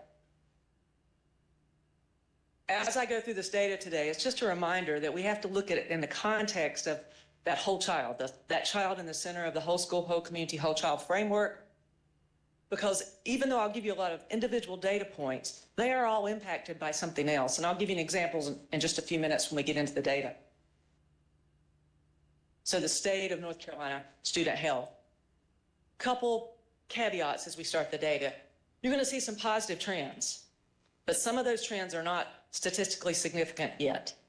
All right, so we didn't have, there's a movement, and we're going to talk about that movement because that's great. But just for the record, some of these aren't listed as statistically significant. Also, when available, we have been trying to connect this to the national data. So you'll see signs and lines that are national data on here. The national data for 2023 is not back yet. So you'll see that our data stops the national data stops at 2021. We can let you know in September when they expect that we'll have that data, how we compare to the national data, but you'll get a chance to see how our trends look. And we've broken some things out in more details than other, but so I think those are some basic points, and then we'll jump into this numbers. So this is an overview of just some of the data from the 2023 survey. Cigarette smoking stays the same. And before you say the next one, and yes, vaping even has gone down. Vaping, we had our current vaping is 42% lower than the highest level we've ever had was in 2019. So we've seen a decrease with vaping. Decrease in the use of marijuana. We also saw a decrease in the use of alcohol in our 2023 survey. Students who are using prescription painkillers, about the same. Trending a little bit better, but no significant change. And also, when we look at our bullying data, there's not been a real significant change in the past 10 years on that data. So jumping into some more of the specific data, we look at students' overweight and obesity numbers. And if you look at our total weight, our total percentage of students who were overweight or had obesity, that's 31.2%. That's been stable for quite a while. And if you look at our yellow line, percentage of students who are overweight went down in 2023. But then look at the blue line, the percentage of students who are obese went up. So, we would think that those students who were overweight before have now moved into the obese category. And if you look at that number and we think, well, it's been about the same for all these years. This is an example where we have to use the entire model when we look at the data. There are a lot of social determinants of health that affect obesity. It's not just a matter of let's have them exercise more and they'll lose weight or eat better. Well, those things are impacted by a lot of other things in the model. Access to healthy foods, a safe place to exercise. So those are all kinds of things we keep data on that we'd use as well. So a little bit about some of our nutrition data.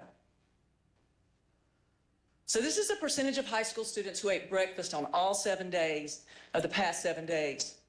And this is from 2013 to 2023. And we were really concerned in 2021 because we saw a significant decrease to 20% of students who said that they did not eat breakfast, that they ate breakfast on all 7 days of the past, past 7 days. That dropped down to 20% in 2021. It followed the same trend. You look at the yellow line that the U.S. followed, but then we saw an increase again in 2023. So really happy to see that. That's trending back more in the direction of pre-pandemic at this point. Then we look at the percentage of high school students who did not eat breakfast on any day of the past 7 days. So they didn't eat breakfast at all. And again, that was trending up, particularly in 2019 and then again in 21. Saw a decrease again in 2023. So again, happy to see that.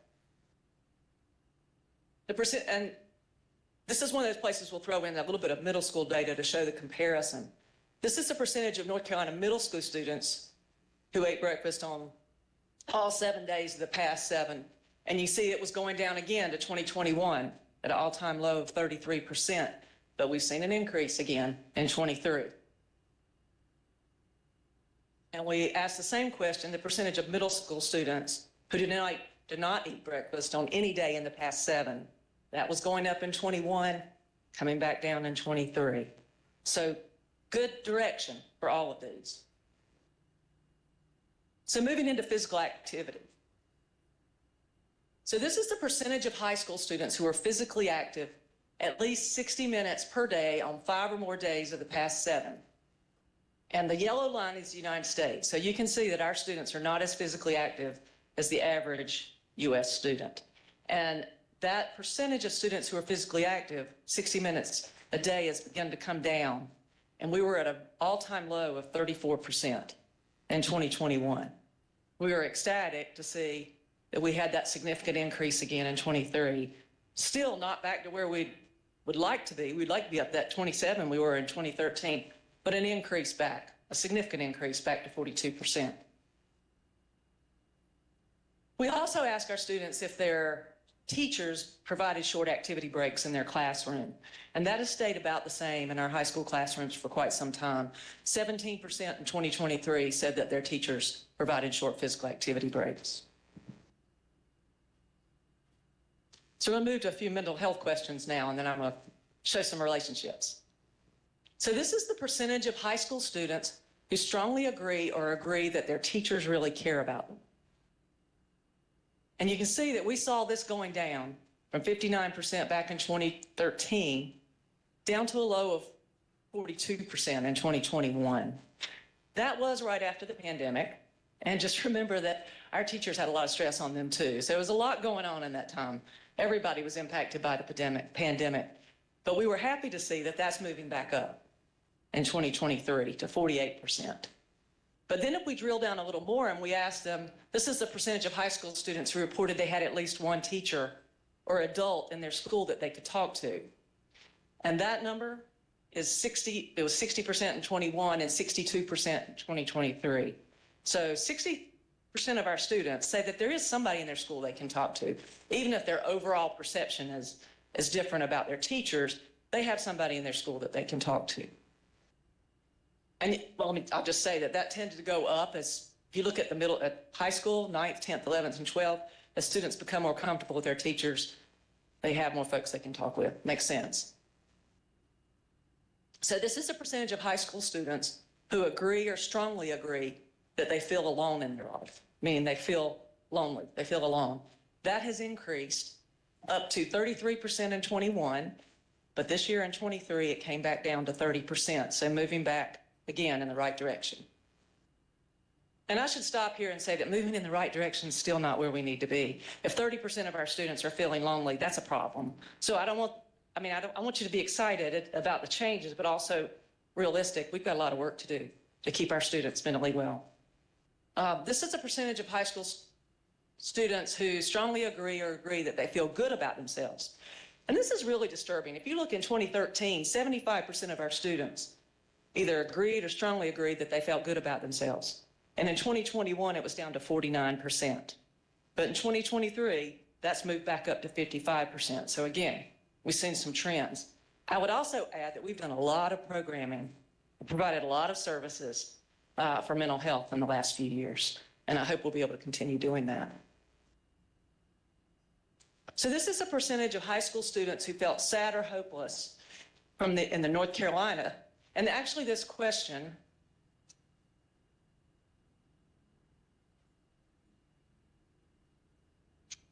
I would like to, hey Les, can you read the question since you're sitting there? I know you can, that's why I asked.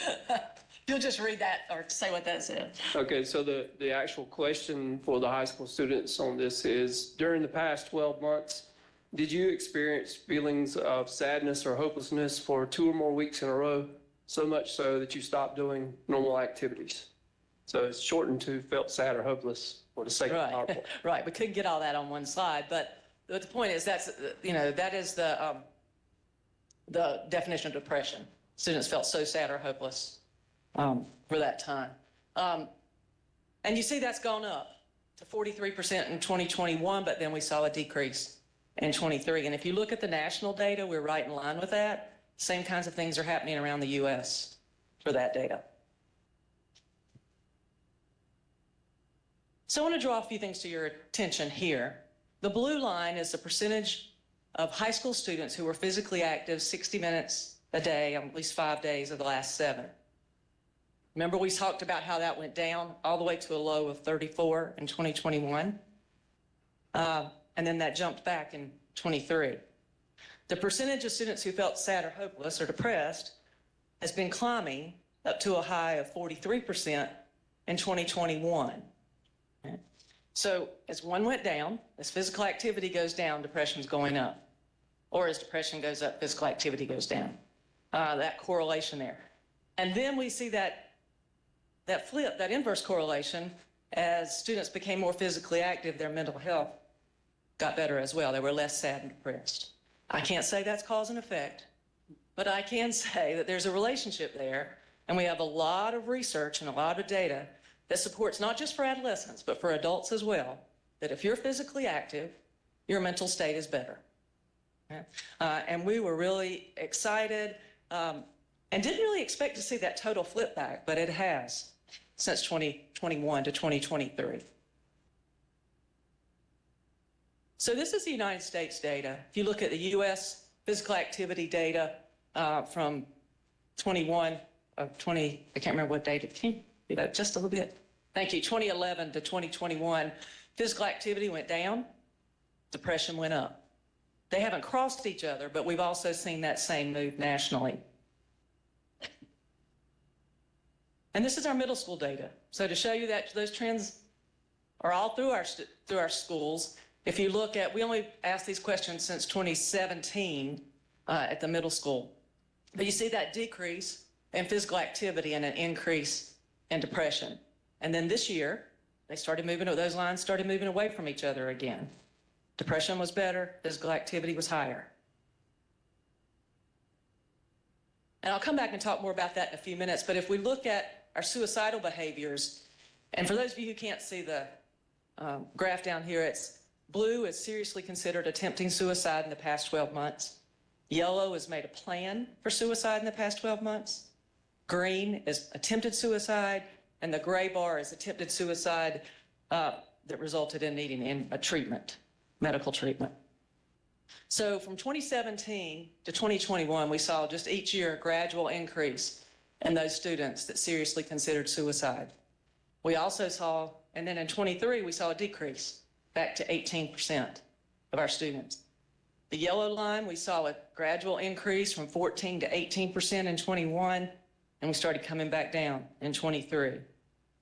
The percentage of students who attempted suicide has been pretty consistent, around 10% during that time, and that's pretty consistent with national levels as well. So let's drill down just a little bit more and look at our students, males versus females. This is The blue line are the North Carolina females, the green line are U.S. females, and so we'll look at those first. If you look from 2013 all the way across to 21, again, we don't have 23 data for national data yet, those numbers stayed pretty consistent. We're pretty much consistent with national averages. If you look at North Carolina males, the gray line, and U.S. males, the yellow line, they stayed pretty consistent too, meaning these are consistent problems across the country. I think what's most concerning to us about this graph is the difference between our female students and our male students. How much more likely our female students are to attempt suicide, have made a plan, or to seriously think about suicide. So it tells us a lot about where we have to put some of our prevention efforts and our intervention efforts in the coming days. And then if we drill down a little bit further in the next slide, we can look at those students who identify as heterosexual versus those who identify as gay, lesbian, or bisexual. The bottom line, the orange line, are heterosexual students. They've stayed pretty consistent in terms of seriously consider suicide. Our GLB students, gay, lesbian, bisexual students, have been quite a bit higher, almost 3 times higher. Happy to see that rate coming down, that number coming down for 2023 from 48 to 37%, but still over twice as high as their heterosexual peers. If we look at the percentage of high school students who made a plan for a suicide attempt, with our heterosexual students staying steady and our gay, lesbian, bisexual students still over twice as high as their heterosexual peers. And then finally, if we look at those who attempted suicide in the past 12 months, again, our gay, lesbian, bisexual students are over twice as likely to have attempted suicide as their heterosexual peers. So, a lot of data on those 2 points, but before we move to the next little set of data, I did want to give us the opportunity to hear from folks that are doing the work in the field and how this data plays out in reality. A few months ago, I had the opportunity to go with Chair and Vice Chair and Liam. We had a wonderful time at Washington Elementary School. Went there to learn about telehealth, but while we were there, walked by the room where the physical activity is going on, and it was amazing to see what's happening in that school. So we've asked, and how that makes a difference for our students. So we've asked Mr. Paul Travers to come up and share a little bit about what's going on in his school. He is the principal of Washington Elementary School. Probably can follow some of his blogs and some of his experiences he does for schools. I'm going to let him tell you a little bit about that and a little bit about himself. But I'm going to turn it over to him so he can tell you how this looks and how do you take the data and look at things in a daily fashion. Thank you so much, and thank you for having me here today. It's exciting to come and represent Guilford County Schools and Washington Elementary School in Greensboro. I'm going to wait for these slides to begin to populate. Great. All right, there we go. So at Washington, we do focus on wellness, and we focus on physical activity during the school day. I'm going to share a little bit about how that came about. Before I start, I do want to share a little bit about our school. So Washington, we've got 85% of our students are African American.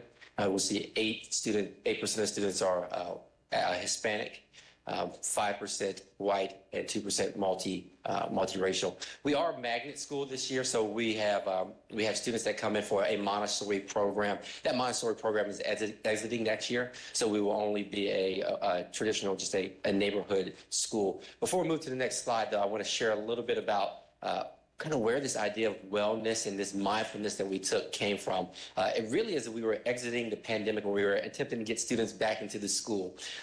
As families decided, hey, we don't want to, they have reservations and we're electing to remain in remote learning. One of the tasks and the opportunities I had was to call families and ask them, inquire, hey, what goes into the decision of you keeping your child at home? And I've been at Washington, my school, for 6 years now, and my parents are able to be really real with me. And so some of the things they said, now, Mr. Travers, I'm not sending my kids back. I'm at risk. Grandma's at risk. We all live in the same home. They were speaking about cardiovascular diseases that were prevalent in their home. Our school at Washington, additionally, we're a Title I school, and 100% of my students receive free and reduced lunch. This is a factor that's very big and huge in our community and has big impact. So as we were exiting the pandemic, or we were getting students back into school, it was important for us to think about, well, what are opportunities at wellness and physical activity that we can provide for our students?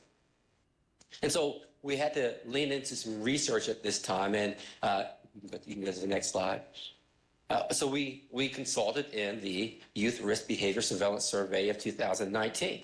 And one of the trends that came out there were students who were more physically active performed better in school, and students who were more physically active had communicated less self-harm, right? So they were happy, had higher esteem. And so that's something that we wanted to make sure that we provided for our students. And then we kind of leaned into this well-being wheel, or this wellness wheel. And that's on the next slide. And as you take a look at this wheel, there are multiple components of wellness. And so we thought about, well, what are the opportunities at wellness that we can provide for students during the school day? Obviously, there's some areas that we do want to touch, but we definitely thought physical wellness, intellectual wellness, environmental wellness. These are areas that we really could lean in on. And we really landed on the areas of physical wellness and providing opportunities for schools. So we're going to take a look at what are some of the programming, or I think about the opportunities that our students at Washington receive as a result of some of this result of this research and the need. So one of the first things that what was talked about is we have an active learning or a wellness lab that students are able to come in during the day and get in and get physical. So we've got some pictures here. You'll see some video in just a second. But teachers are able to come into this during a morning meeting time. They might take their students over to this wellness lab, and they're getting active, they're getting physical. This is an indoor recess opportunity when we have weather that's not allowing us to get outside. We can get into this lab. What's also really cool is teachers are planning lessons, specifically using the wellness lab. Let's take a look at the video.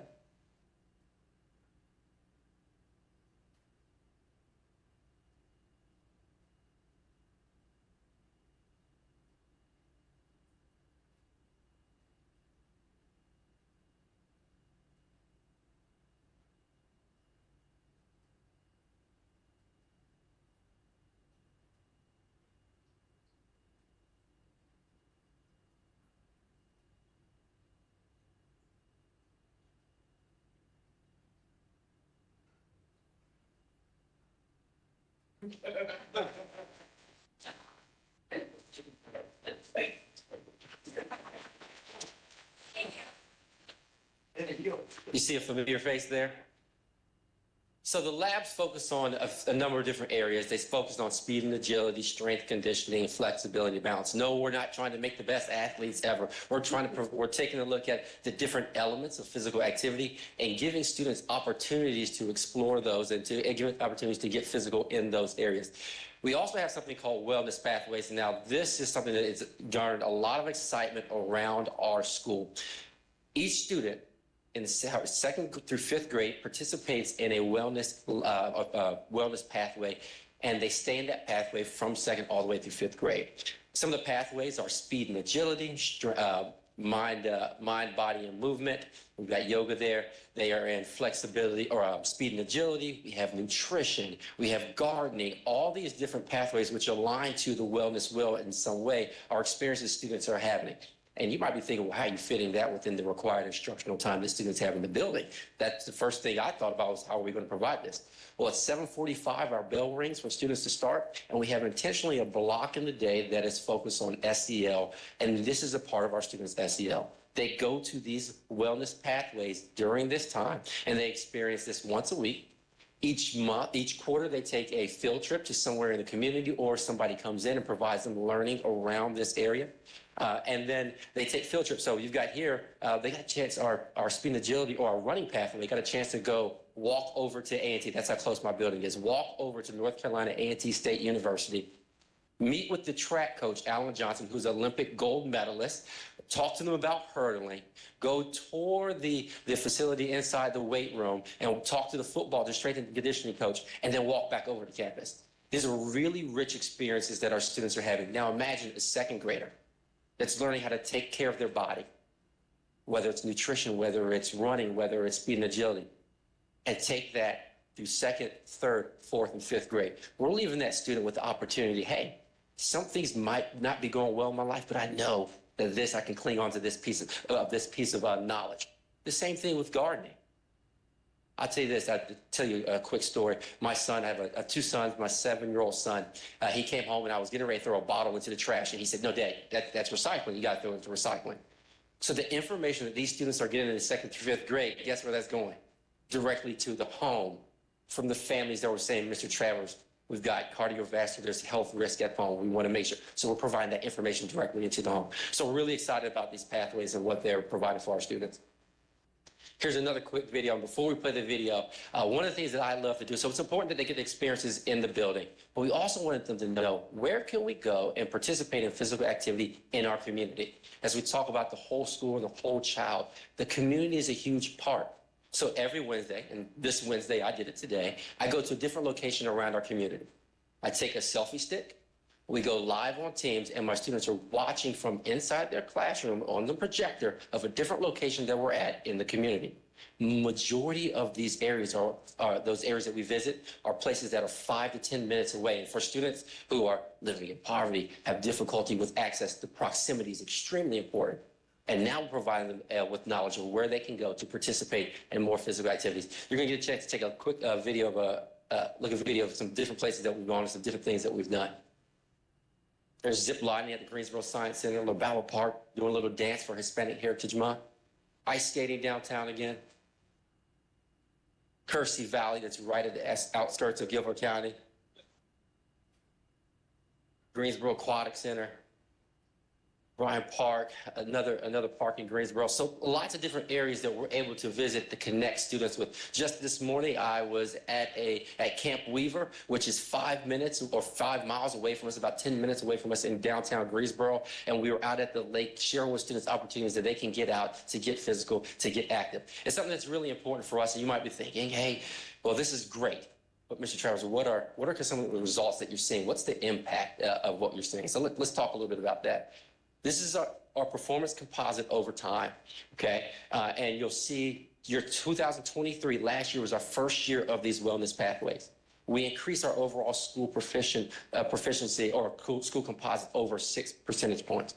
We're really excited about that. Now, do we equate that only to the increase in physical activity in the building? No, but we know it has a huge part in making sure that students are in positions to be their best learners. And then our next thought is something that we're really excited about. I'm appreciative of the data because this shares students who have communicated self-harm in last year compared to this year, and we have decreased 50% of the amount of students who are communicating self-harm. Many factors play into that, but giving students a piece and a part of the building with the pathways and allowing them to experience physical activity is a huge component. And I've got to tell you, we're just scratching the surface. The CDC recommends 60 minutes of physical activity for children a day. Next year, we're going to provide that within the scope of the school day for students.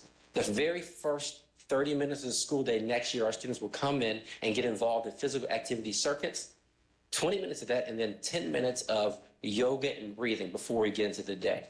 And then our teachers this summer, I've got 9 teachers that are going to a conference, to action-based learning conference. I actually have 2 sets. One will be going here in a week, then another group will be going in the end of July to figure out how can we embed 30 minutes of physical activity into our core instruction, math, science, ELA, social studies throughout the day. So we're really excited about just scratching the very surface of this, and I'm just glad to be a part of it. So any questions you have, I'd love to, if you have time for questions, I'd love to answer any of them. I have a question. What you're doing is terrific. Makes me want to get out and do something now. Come on. Okay. No. Okay, so my question has to do, you've got a dynamic school, I can already tell. I want to know what you're doing in the area of social media, getting kids off the eliminating, decreasing no screen time. Are you doing anything around that with families? I want to say in particular, we don't, so students aren't on phones. Phones are not permitted to be used in the building. So during the school day, no, we're not. But we're hopeful that the knowledge of what you can do about getting physically active, knowing what's in your community, that will promote and that will help students be engaged in those activities versus being plugged into their cell phones. Any other questions or comments? Just one real quick. I really appreciate the presentation and really the integration of the movement into the classroom, because I think we saw a slide that said that's not happening very much, right? And I think it's important for everyone to do. In fact, I would challenge this board to do it a couple times during every time we meet. Right now. I'd like to make one quick comment, if I may.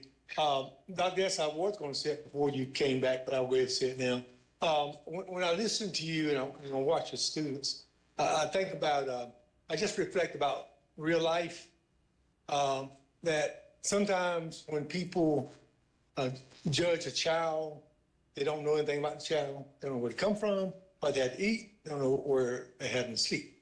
So I guess what I'm saying is that I see that you have students, I'm sure, that have a lot of social barriers in school. And also, it looks as though you help them dream.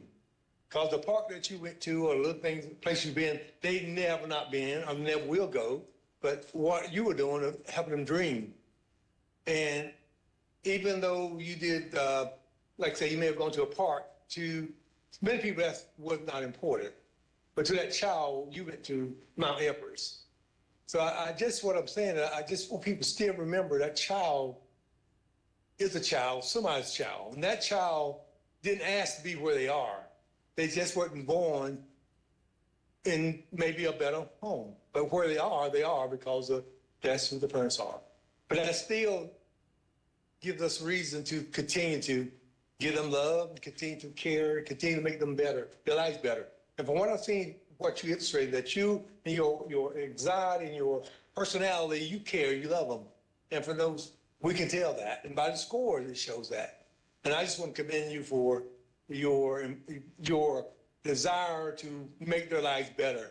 And the smile that you have, I'm sure you give to those kids.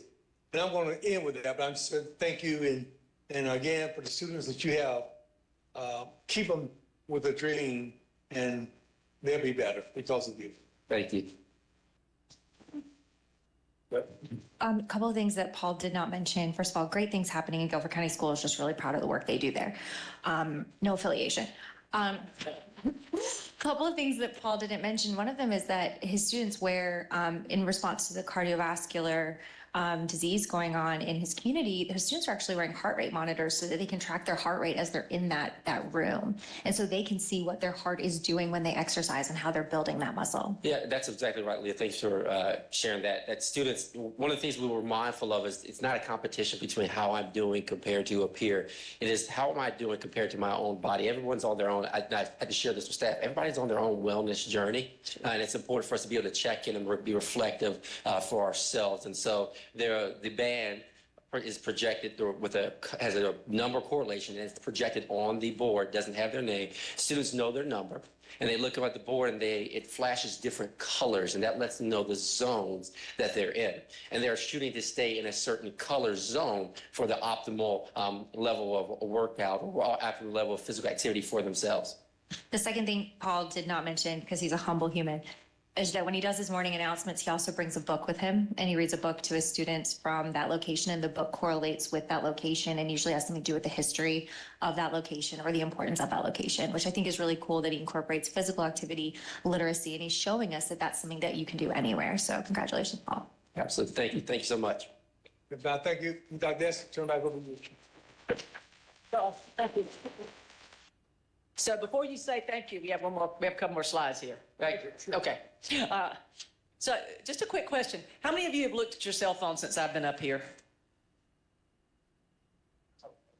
Honestly, yeah.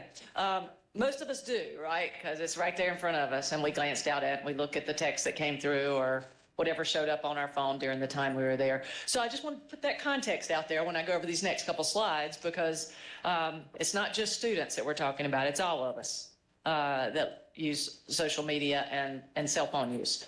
So just a little bit about some of the social media. For the first time ever this year, we asked a question on how often do our high school students use social media?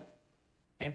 And you can see the ones that are bolded out. Can you raise it up just a little bit so they can see this graph at the bottom? Yeah, so the ones that we put in a bigger, larger font there, several times a day, which goes with that green section up there, more than once an hour, and about once an hour. And so if you put all those together, 80% of our students use social media at least several times a day of our high school students. So folks are using social media. Now, if you go to the next slide and you look at our middle school students, we ask them the same question. At least 63% of them are using social media several times a day. And their access to cell phones is probably not as, they probably don't have the same access that high school students do, I would guess. So a lot of social media use. But to tell you how we got to here, you look at the next slide. Back in 2009, we were asking questions. If you look at the green bar, we asked folks if they watch TV 3 or more hours per day. Okay? And if you look at that from 2009 to 2019, it went down. But at the same time, we were asking students if you were on a computer or screen for 3 more hours a day or played video games. And that was going up.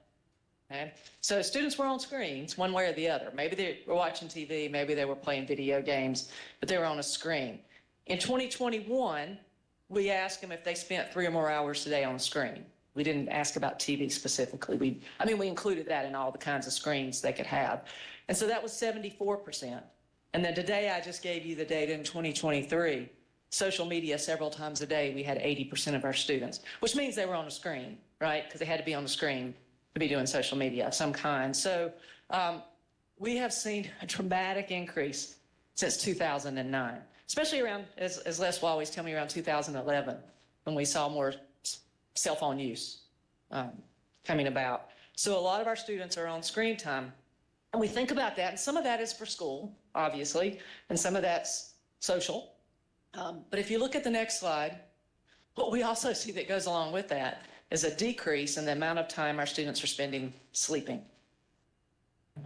And so if they're not sleeping because they're on social media, now that's correlation. I can't prove that that's why they're not sleeping, but if you're on social media that much of the day, then probably on it sometime at night and not sleeping as much during the night. So we've seen students who got 8 or more hours per night of sleep, it decreased down to 18%, which is lower than the national average, which is 23%.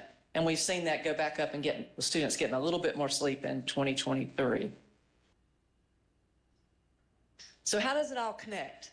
Mr. Travers talked to you about how it connects. He does some amazing things, right, at his school. I wish we could get even more folks to do those kinds of things in their schools and take that risk to say if our students are moving, they're going to be healthier. And if they're healthier, their grades are going to get better. And so we're going to show a little bit of this here. So what these slides show is we looked at different behaviors and we looked at the students and their grades. So the green box is students who said they made mostly A's. The blue line are those who said they made mostly B's, yellow is mostly C's, and then the gray box are those who made D's, mostly D's and F's. And so let's we'll look at just the felt sad and hopeless for greater than 2 weeks. Oh, for the students who said they made mostly A's, 35% of those said they felt sad or hopeless. But for those who made D's and F's, 62% of those students said they were so sad or hopeless they stopped doing their regular activities. So we can see that correlation with grades. I can't say which one comes first, the behavior or the grades, but there's a connection there between that. And you can see how that looks for obesity, overweight, physical activity. But then go to the next slide, if you will. One place that it doesn't seem to make much difference is with social media use, right? No matter what grades students made, they were still using social media. Okay? And that didn't seem to matter too much either about grades and sleep. Our students aren't getting enough sleep, and they're using a lot of social media. So there is that correlation there. So I'll stop there before I talk about what's next and see if there are any specific questions about data. Any questions, comments? Yeah. Ms. Cochran? What would be interesting, your piece on the social media, a few minutes ago, was the slide that you had pertaining to the high rate of suicide among girls. It would be fascinating to be able to capture some correlational data between suicide females and social media. We can look at that to the extent that we have that data. We'll have to look at it a little bit more, but we can certainly do that. Anyone else? Mr. Coltrane? And I apologize if I missed it, but did you look at any correlation between the SAT depressed for 2 or more weeks and social media use? Because I know you looked at it with grades, but between those two to see if it's. Not yet. Yeah, we can certainly do some more correlations. We just have to divide up our data. And we have certain things already done, and then we have to do some deeper analysis, but we can look at that for sure. Or maybe we have it, I don't know, Les's finger went up, like maybe he knows that. Okay, we'll get you that. By the time I finish, he'll give you the answer to that question. Ms. Gill? Not every, just some districts are selected for this survey, is that correct? Right, so the districts that are randomly selected, there are a few districts that are oversampled, meaning that we give them their data back for their sample. Some of the larger districts have been oversampled for the last few years. I think Wake, Winston-Salem, Cumberland. Go ahead. So in 2023, the CDC reduced us back to 5 oversampled districts. And we did Wake County, Charlotte, Mecklenburg, Winston-Salem, Durham, and Chatham County. Oh, Chatham not coming up. That was 5. So do they get their own data? They do, yes. And do you see, I just wanted to. They do get their own data back, and we had a much larger group of oversampled districts before that, and then had some trouble getting participation in 2021. That's what I was going to, is there much variation between districts, or is it pretty consistent across the districts? I haven't looked at a lot of their individual data. Usually it's pretty consistent, but I would have to go back and look at their individual data. It has been done. I need to be careful that I don't say that. I haven't looked at their data specifically. I don't want to tell you what it has been. I'd have to go back and look at it. Ms. Coltrane, you have another comment?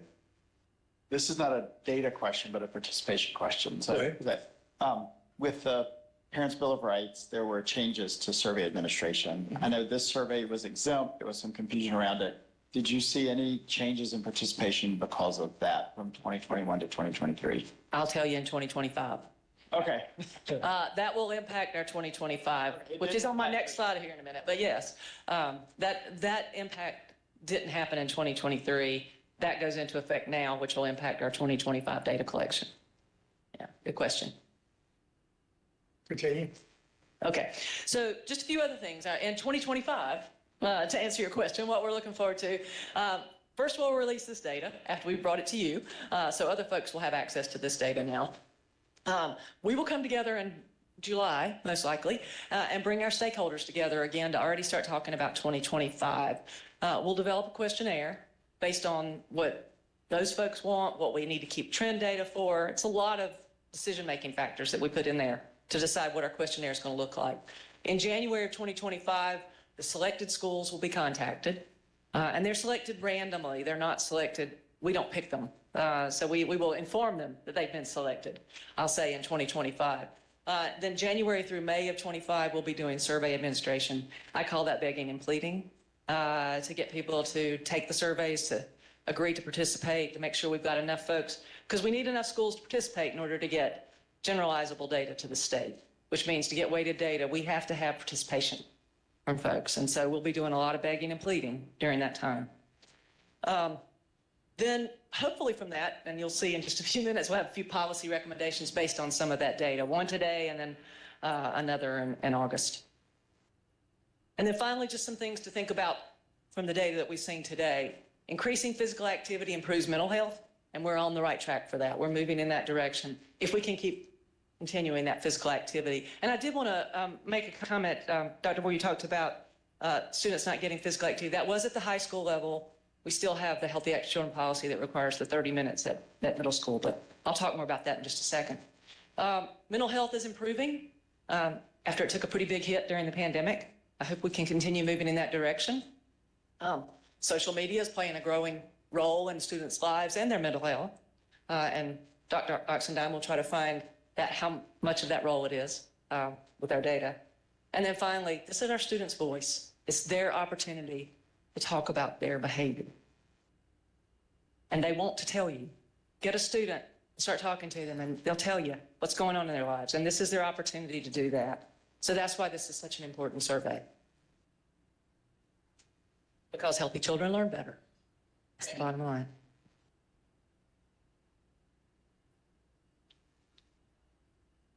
Any comment or question before we move to the next item? Thank you, sir. I just want to, some comments, if I can, sir.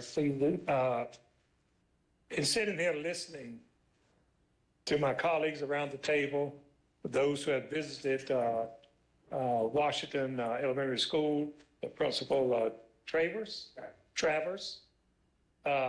there's something going on in that school, to me, that's not hard to identify as I sit here. Never been there myself, never met the gentleman. But I bet you 100% of those children will tell you they're loved, they're cared for. Someone shows them a little attention each and every day. And along with the physical activity and those type of things, it helps that child to develop even more, their mental side of it. And with that being said, I also want to say to my fellow board members, let us not give up on the initiative to ask for additional funding for our schools, for mental health issues, for our children. Let's not give up on that. Let that be our main focus, one of our main initiatives as we move forward, whether it's through direct funding to schools, whether it's through the local mental health. That to me doesn't make any difference. The point is, let's get those monies out there for those kids, for those professionals to deal with them. And let's all continue to do one thing for them, to show them a little bit of love. That's all. And money can't buy that. It's in every last one of us. We can give it freely. And I thank you for giving me the opportunity, Mr. Chairman, to make those comments. Thank you, Mr. Denton. To which we all say amen. Amen. Very quickly, I have been in the school on multiple occasions, and it goes even beyond that. The children in the school are incredibly welcoming to people who are in the school, and the security that they feel is obvious in the way they carry themselves about the school. Second quick point before we leave it, Ellen's point about the need to get participation in the survey. This is the best information. It's not just that we get, this is the best information that many, many entities in the state get about how our children are doing. This information is incredibly important. We as a board need to stay very united behind the need to get as broad a representation for this survey as we can, and we need to encourage our school leaders all around the state to be as absolutely participatory as we can. Our children deserve to have this voice, and we deserve to have the chance to reflect that voice. So. John? Sorry. Go ahead. Thank you, Dr. Essig. This is the first time I've seen this report, because I guess it's done every 2 years. Thank you for that. I am very thrilled with the numbers. I would be remiss if I did not say that I'm still very concerned about the numbers for the LGBT students, how those trends continue to be very alarming. So thank you for helping us to look at all of this and for us to continue to keep all our communities mindful. Thank you. Deal, please. We have a schedule. Go ahead. I would like to suggest, and there's been some conversation about amongst some board members I know, and I've talked to Ruben, but I think I would like to see us also, because social media is such a growing problem, is there a role that we can play to support our districts or help them find solutions that might address that problem? So I'd like for us to think about that, be thoughtful about that as over the next few minutes. Just going back to your, okay. Oh, I'm sorry. This will take 3 seconds.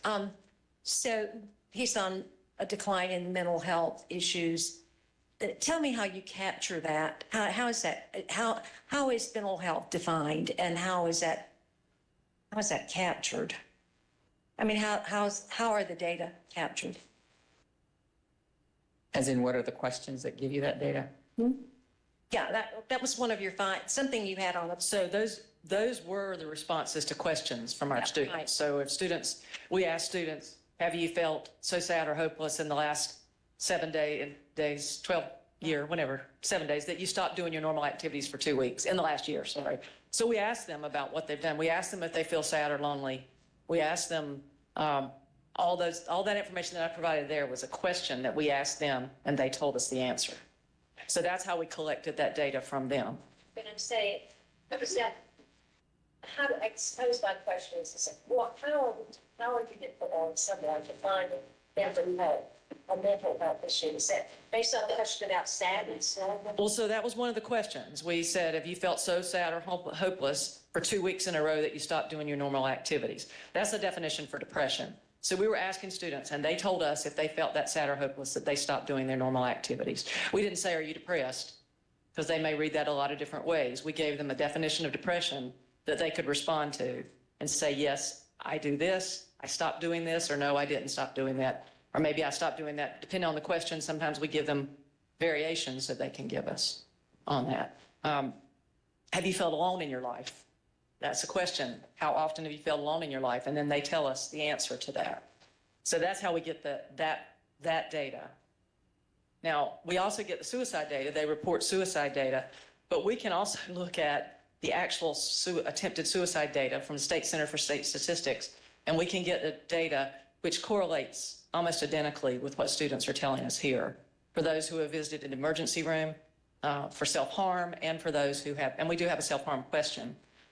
We didn't bring it forward today, but we have a question on self-harm. We can then go to our state colleagues and say how many kids showed up in an emergency room for self-harm, and those percentages are almost identical. So we've got some checks and balances there too for what students are telling us. Thank you. I wasn't sure if you were going to get to this or not, as you were saying that something about some recommendations moving forward. And I've been tapping on this door. I'm not going to say banging on this door. I've been tapping on this door for a while now with regards to how we set requirements for graduation. And the fact that, you know, we're being legislated into adding things like computer science requirements and other things, but we have been sitting on 1 credit of PE for the longest time. Used to be 2, then it went to 1. Amen. I know, I'm just waiting for it. It used to be 2, then it went to 1. And I do acknowledge that there are multiple ways that students get physical activity in school through the many opportunities that they have for extracurricular activities. And I think those should be a part of determining whether or not, if there were a policy change around what's required to graduate from high school, that they would be getting credit for all of those activities outside of school or as extracurriculars of school. But there are opportunities. And I thought for sure when we went to the block schedule and went from a potential of whatever 4 times 6 is, 24 to 32 credits, that might have been the door to go ahead and move in that direction, but it didn't happen. So I just think that's a conversation around the pros and cons and the whys around that as we move forward. There's changes at the federal level on National School Lunch Act on what they're eating in schools, but I just felt like there was not commit. And I've actually had this conversation more on the federal level than I have on the local or state level around the requirements for high school graduates with regards to physical activity. Absolutely. Our students have to have one semester for graduation, so half health, half physical education. And most of them take that in their 9th grade year, so that means that oftentimes they don't have hardly any physical activity in their in 10, 11, and 12. And we would certainly love to see more of that. I think we have some colleagues in New Jersey that have a requirement that requires it every year, I think. And so in high school, and I think that I wish we could move toward that. I mean, for our students to be physically, not just physical health, but health education course as well. Been some good conversation. Lastly, Ms. Hall, I heard you comment a minute, and I guess I was here thinking, and there's one word that sometimes people try to eradicate, but I think we advocate the word equity. We must never run away from that word. Some people want to bury that word, but equity would help schools like Mr. Travis and others.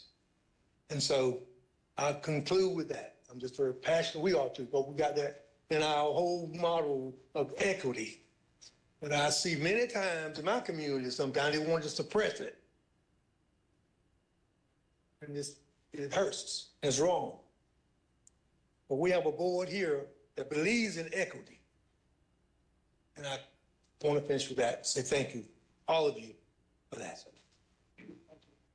Let's finish up, if we may, item 4, SB Policy Amendment, Health Active Children Policy, SHLT 000. And Dr. Essett, finish up for us, if you would. Okay, thank you so much, Mr. Keenan, for your remarks and for the time.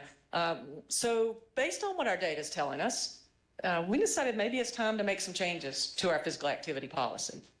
And some of these changes are small, and I'm going to go through them, and then there's one major change in just a minute that may require more discussion from the board. So we've had this policy for quite some time now.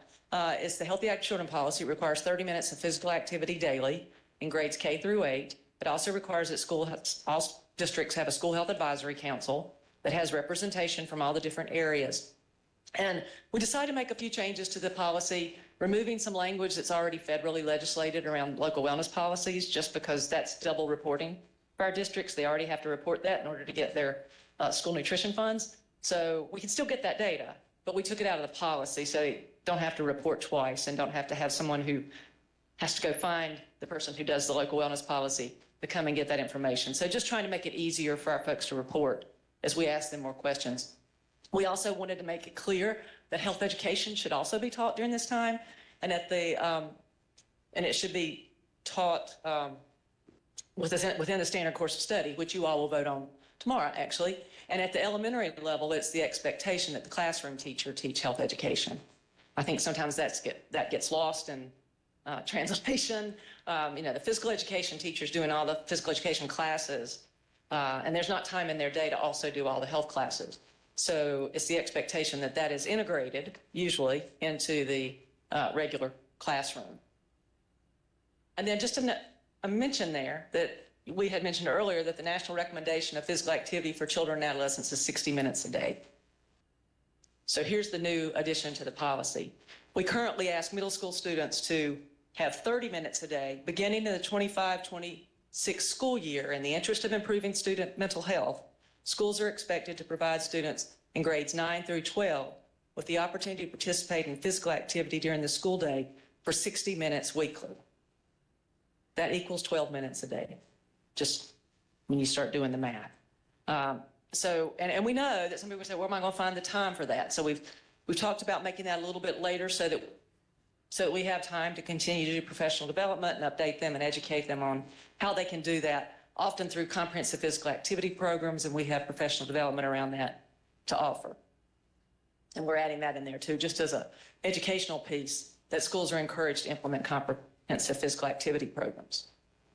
And then we made a few more changes just because we don't need the federal law in there. And everything else is just reflecting that. So. Any comments or questions about the amendment?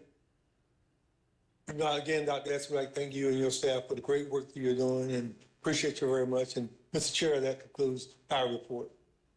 Thank you, Mr. Keenan. Let's take a short break till 3:15. We're on break till 3:15.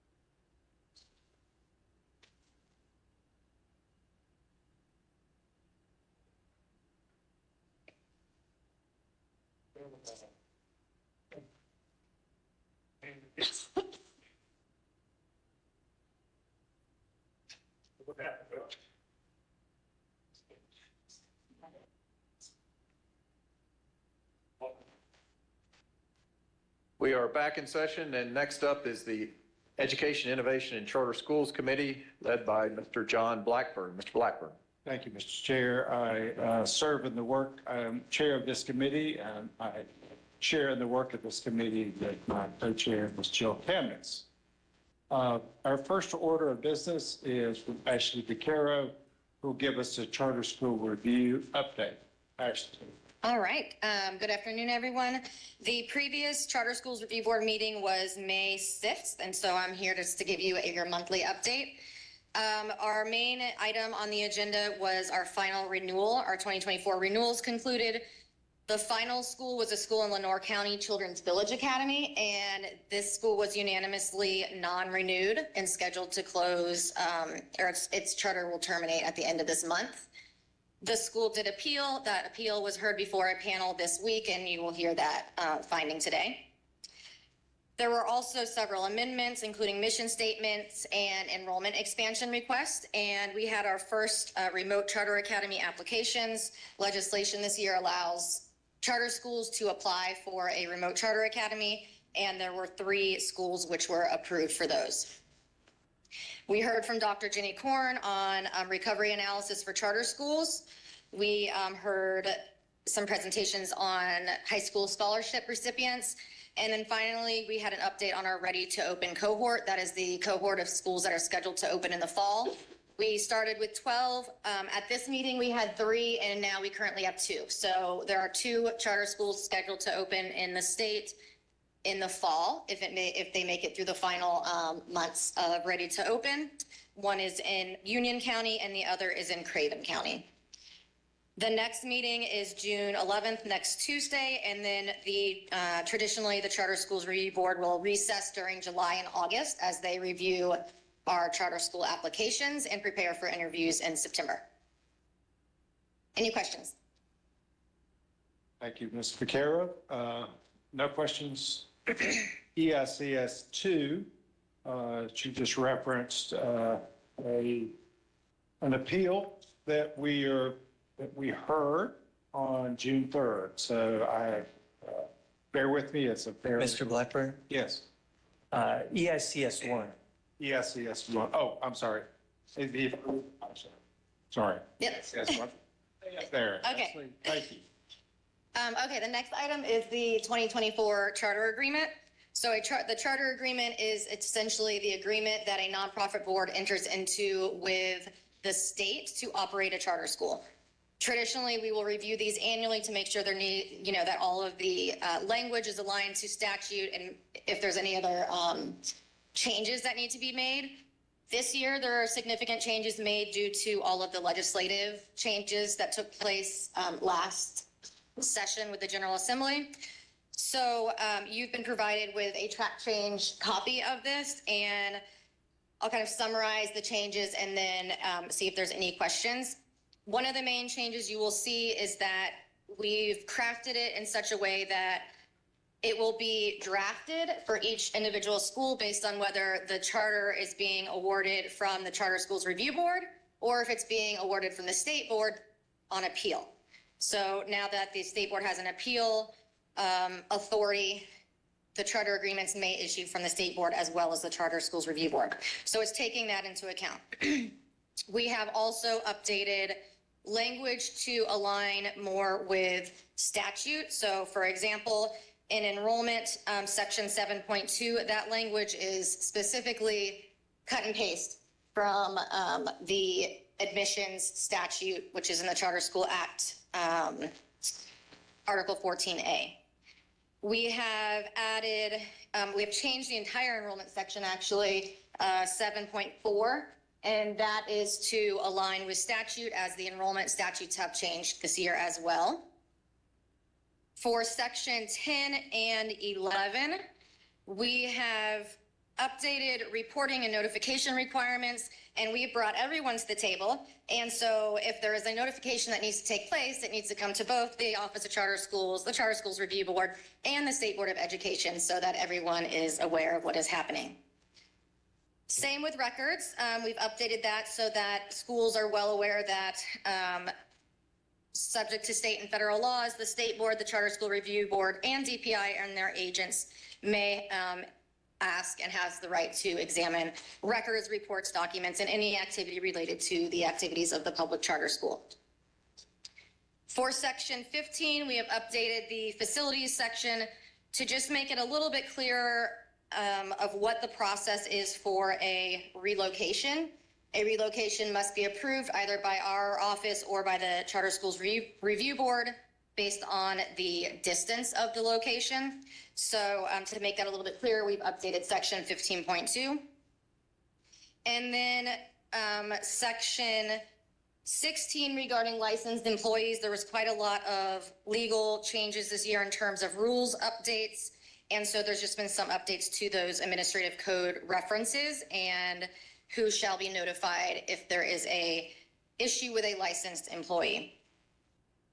Section 17 has been updated pursuant to statute to allow for the very narrow allowance of fees in regard to foreign exchange students or students domiciled out of North Carolina. And then section 24 has updated the appeal rights of this board, the state board.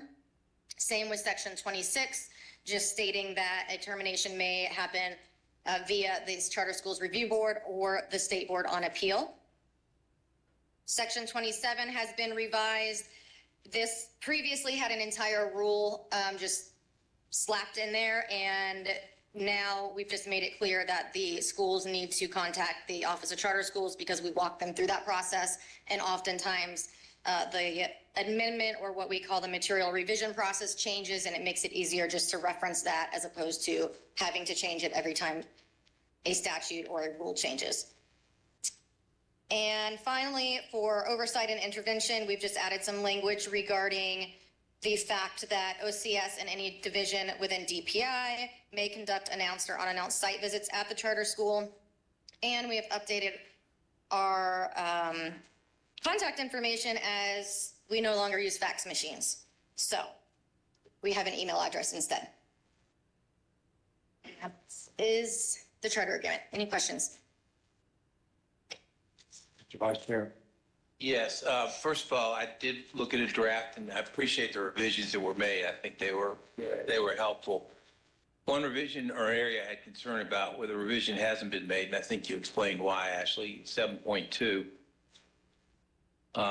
Says the charter schools shall not limit admission to students on the basis of race, creed, national origin, religion, or ancestry. It leaves out sex.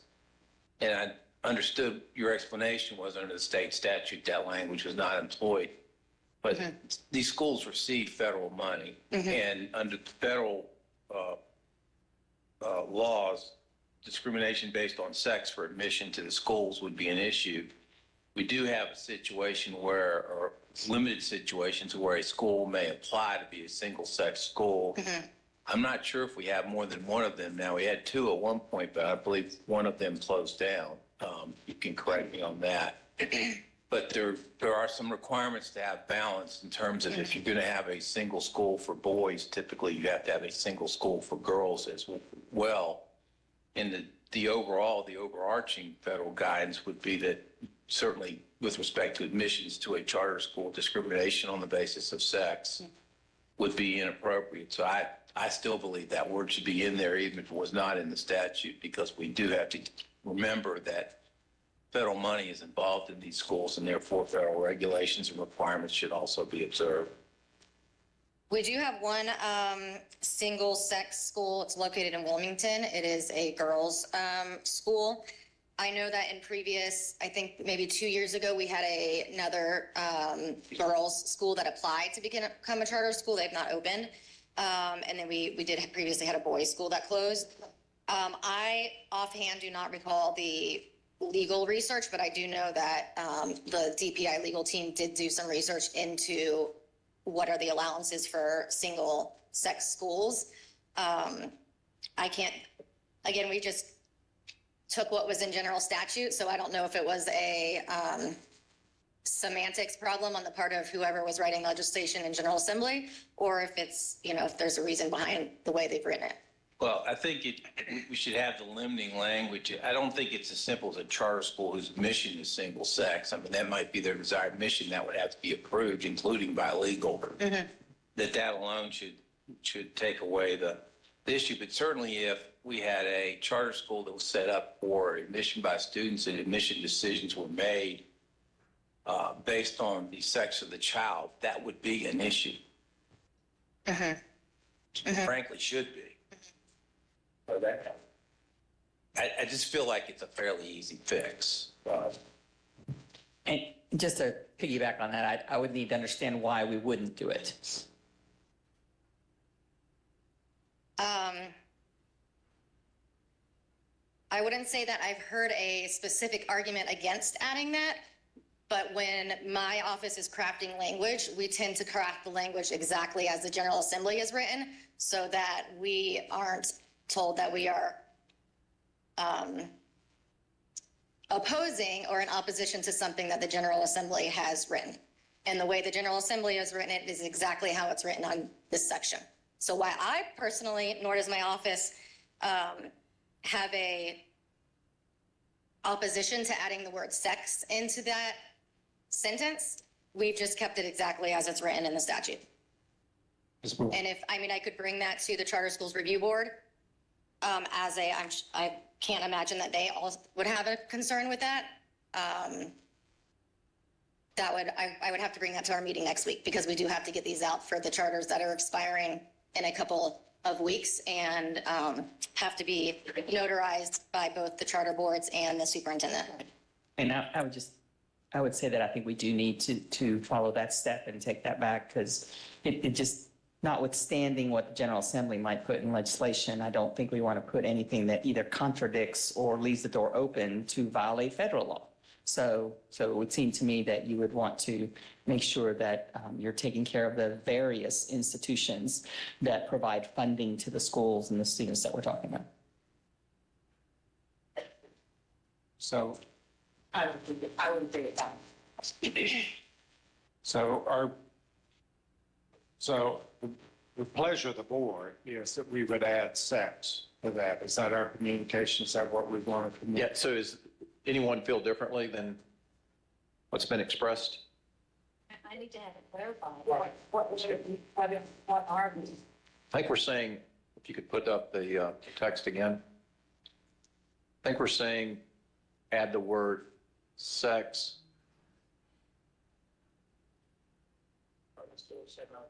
Yeah, right there, as an additional criteria.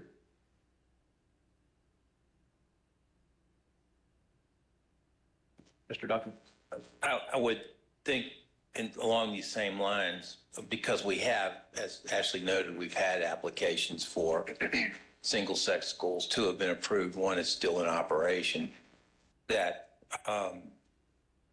the following sentence, the charter school whose mission is single-sex education, I think you'd have to have something, charter school whose requested mission is single-sex education and would otherwise be approved, or some language of that, and is otherwise approved, may limit admission on the basis of sex. Something a little more qualifying than what's read right there. If you just declare a charter school whose mission is single-sex, it obviously requires approval in order to get to that place. Well, that may be the way that simplified. That's fair enough. I just don't want there to be confusion, but that may be avoided if that's the approach. Dr. Oxendine, you still have questions? I would have no problem with it. I just wonder if We don't need to hear from legal on this. I will also state that we worked extensively with your legal team on these revisions. as well as the attorney for the Charter Schools Review Board. So it's already been vetted? Is that what you're saying through legal? Well, I'm fine with it.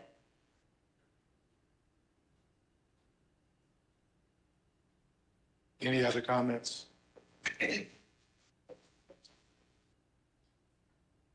Legal counsel is coming.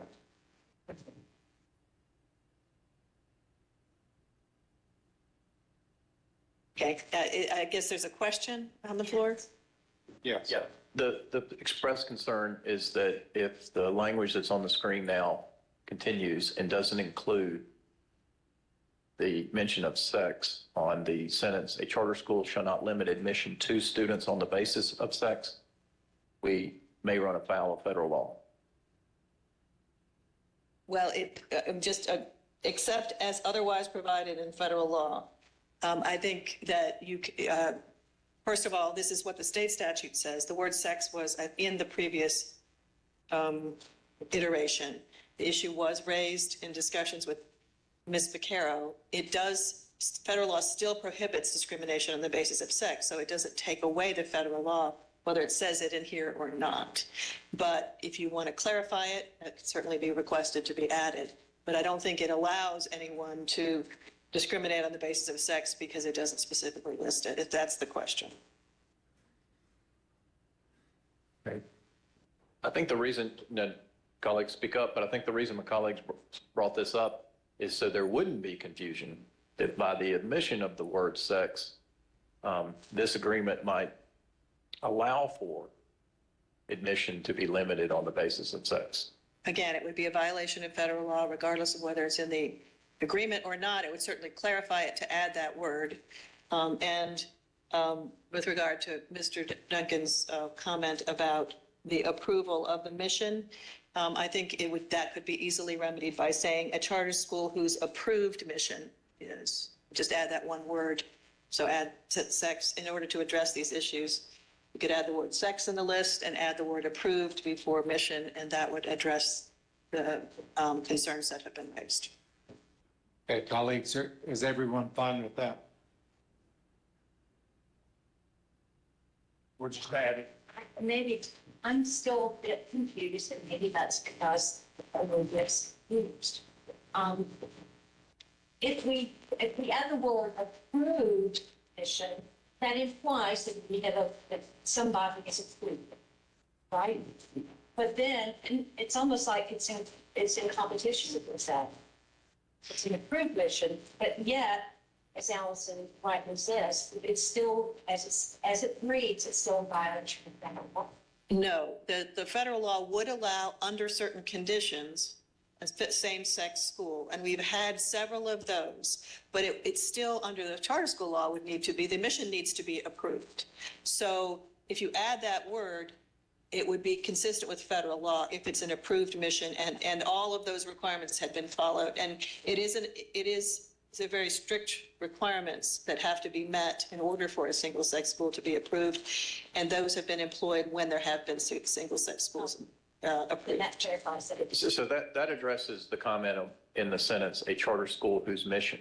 Right, just add the word approved. But the concern was also expressed in the previous sentence, a charter school shall not limit admission to students on the basis of, and I think the concern is That's inconsistent.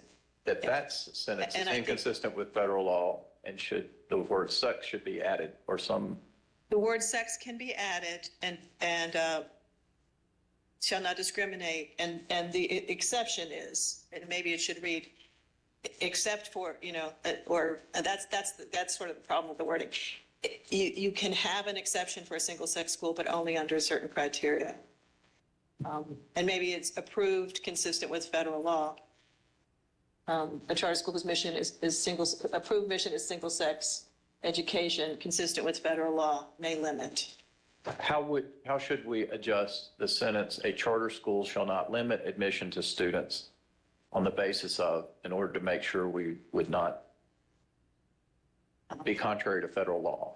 To say, sex except as permitted by federal law, or something like that. We can work on the specifics. Okay, that'd be great. I think the proposed language we would like to consider for acting on would account for that concern about being afoul of federal law. Okay.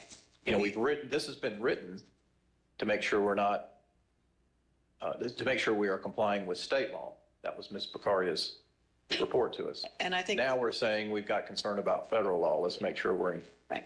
So perhaps the way this could read is a charter school whose mission, a charter school may not discriminate, also may not discriminate on the basis of sex, but may approve, may be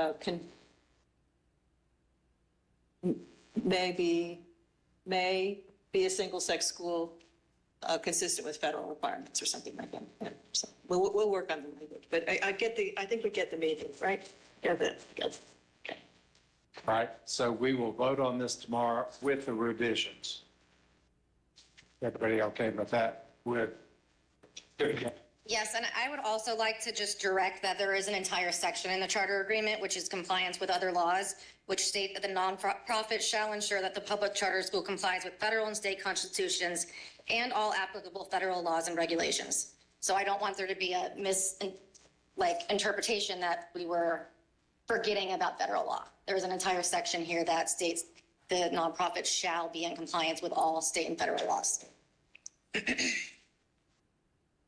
Okay, is everybody all right? Thank you, Ashley. Okay, so what we will do is get you specific language prior to the vote tomorrow. We'll work on. Thank you, Ashley. Thank you, Ms. Schaefer. Now we're back on track. EICS 2.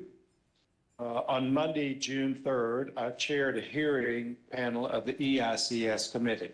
The panel included state board members Wendell Hall, Jill Kamnitz, and myself.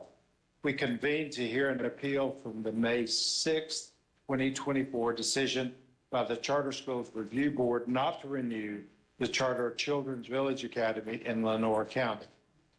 The panel heard oral presentations from the representatives of the Charter School Review Board and Children's Village Academy and considered many documents that have been presented to the panel by both parties.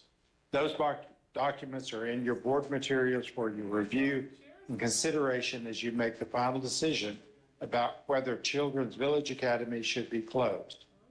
Following the presentations, the appeal panel voted unanimously to recommend to the full State Board of Education that it uphold and concur with the May 6, 2024 decision of the Charter Schools Review Board to deny Children's Village Academy its request to renew its charter, which ends on June 30th, 2024, and to adopt the proposed findings of fact submitted by the Office of Charter Schools on behalf of the Review Board as the basis for the panel's recommendation.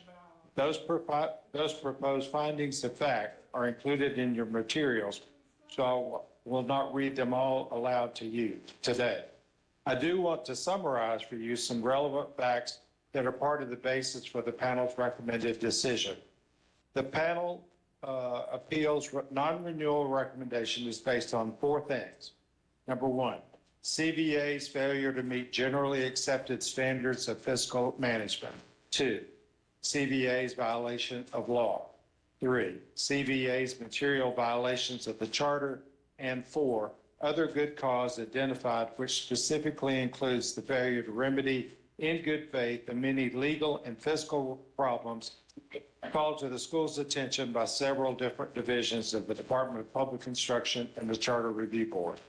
While I will not attempt to recite all the fiscal mismanagement issues and the legal problems reflected in the very lengthy and complete record before the board today, I do want to briefly highlight and summarize a few very significant items. A, fiscal mismanagement. The record demonstrates in significant detail the improper use of 21st century federal grant funds to be used for student enrichment through after-school and summer programs. In the most egregious example, an investigation by representatives of the DPI Office of Federal Programs revealed that significant amount of federal grant monies were used to purchase goods and services that were not allowed under the terms of the grant and or could not be justified by CVA. As a result, CVA was directed to repay DPI about $162,000 of monies inappropriately spent. CBA only contested about 10,000 of those findings, leaving just over $152,000 to be repaid. On March 26, 2024, CBA entered into a settlement agreement promising to repay the money no later than May 8, 2024. That settlement money still has not been repaid, nor does it appear that CBA has the resources to repay the money, nor an intent to repay the money unless it is non-renewed. This failure to meet the repayment deadline happened after the Charter Review Board not to renew CBA's deadline, not to renew CBA's charter. Another type of CBA's misuse of federal 21st century grant funds was discovered in April of 2024 on an unannounced visit by federal program representatives. Specifically, there was a significant discrepancy between the number of students who CBA were claimed to have been enrolled in 21st century after-school programs and those who actually were on site after school. Further federal child nutrition funds to be used for children enrolled in the after-school program were distributed to many students not in the program. Again, this is the type of misrepresentation that resulted in overclaiming and misuse of federal funds for programs not offered or provided to students. The record demonstrates many years of poor financial management and record keeping and use of state or federal money as impermissible or questionable expenditures. Legal violations. The fiscal mismanagement or misappropriation issues summarized above also violate federal laws. But one specific example I would like to share to illustrate the concerns with CBA's legal compliance has to do with a recent whistleblower complaint that came to DPI in April of this year. It was reported that CBA had converted 13 of its 44 employees to be independent contractors in violation of federal law. Some of those employees lost up to 20% of their salaries and their benefits. This was ultimately fixed and the employees were made whole, but this demonstrates a continued lack of understanding or disrespect, a misunderstanding or disrespect for the law. It is important to note that these violations occurred within the last few months at a time when CBA was being strictly scrutinized during its renewal consideration. The record also demonstrates CBA's failure to comply with open meetings and public record laws. Charter violations of governance. The documentation in the record makes it clear that CBA's governing board has not actively and consistently participated in the school's quest for renewal. Despite strong encouragement by OCS staff and members of the Charter Schools Review Board, and in the face of a non-renewal recommendation, few of the board members attended or participated in meetings with the Office of Charter Schools or the Charter Schools Review Board. Further, no real efforts appear to have been made by CBA board or staff until the appeal hearing this past Monday to demonstrate a plan for improving fiscal management and governance at the school. Unfortunately, the plans presented came too late and after many opportunities passed without action. In conclusion, the extensive record before the state board demonstrates years of financial mismanagement issues, legal violations, and charter violations that have been ongoing even during the last 2 years of renewal review and up until April of this year while the school was under review for renewal. The Charter Review Board met with representatives of Charter Village Academy numerous times during the last year. In November and December of 2023, and January, February, April, and May of 2024, providing opportunities over and over for Children's Academy to demonstrate that it can operate a financially viable and legally compliant school. Finally, on May 6th, The Charter Review Board voted unanimously to decline to renew CVA's charter because of the continued fiscal and management problems. Children's Village Academy representatives presented first time at its June 3rd, 2024 appeal hearing, a comprehensive plan to fix problems, which included a plan to replace existing board members and to hire a number of consultants. The counsel for the school argued that these problems can be fixed in the future. Let us remember that the charter is an agreement between the state and the school's current board of directors, not some possible future unnamed board members. Given the long history of issues that could have and should have been addressed at a minimum over the past 2 years during the renewal process, the panel cannot, in good faith, base a recommendation upon assertion and promise of changes to come made during just mere weeks before the end of CVA's charter, and after years of feedback, findings, and failure to correct significant problems, resulting in a school that appears to be unable to pay its bills or operate within the bounds of the law. For these reasons, the EICS committee hearing panel recommends to the state board that it uphold, reaffirm, and concur with the May 6, 2024 decision the Charter School Review Board made not to renew the charter of Children's Village Academy. Are there any questions? Thank you. So that will be the recommendation tomorrow. EICS 3, Elizabeth City Pasquotank Public Schools request to remove restart authorization. Ms. Garber.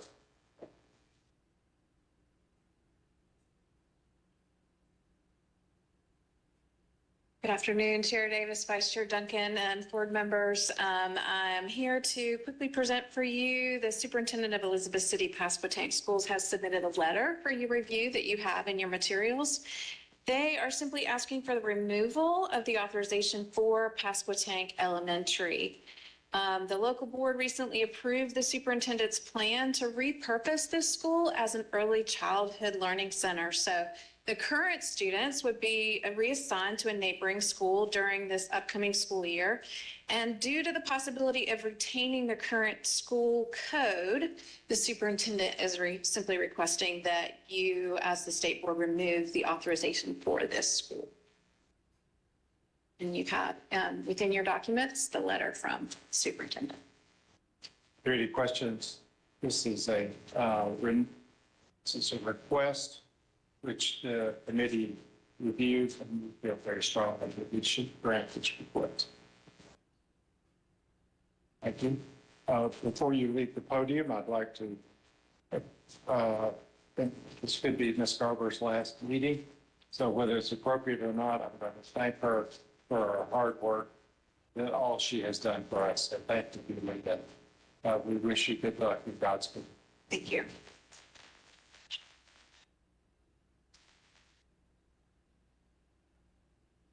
EICS 4, removal of remote academy application for 2024-2025 school year. Approved. Sorry. Ms. Davis. Good afternoon. We're recommending the state board approve Brunswick Virtual Academy to operate during the 24-25 school year.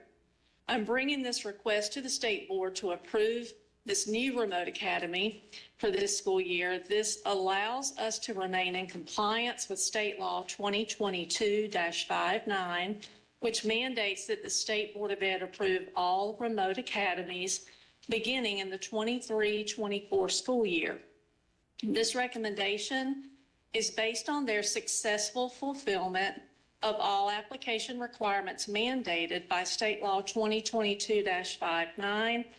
You've been provided with a copy of their application for your review and supporting documentation. It's important to note that this district's application meets all legislative requirements. The application mirrors the language in the legislation. In addition, Brunswick County has previously been offering virtual instruction through their traditional high schools as well as in their alternative school.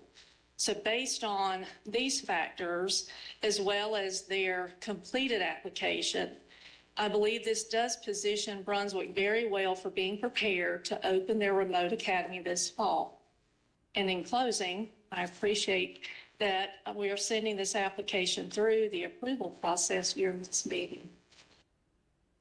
Thank you. Are there any questions of Ms. Davis? We did in the committee meeting, I'd like for my fellow board members to know, we did ask some questions regarding the timeliness of this, and we got very prompt response that this was very well vetted and that this should be approved.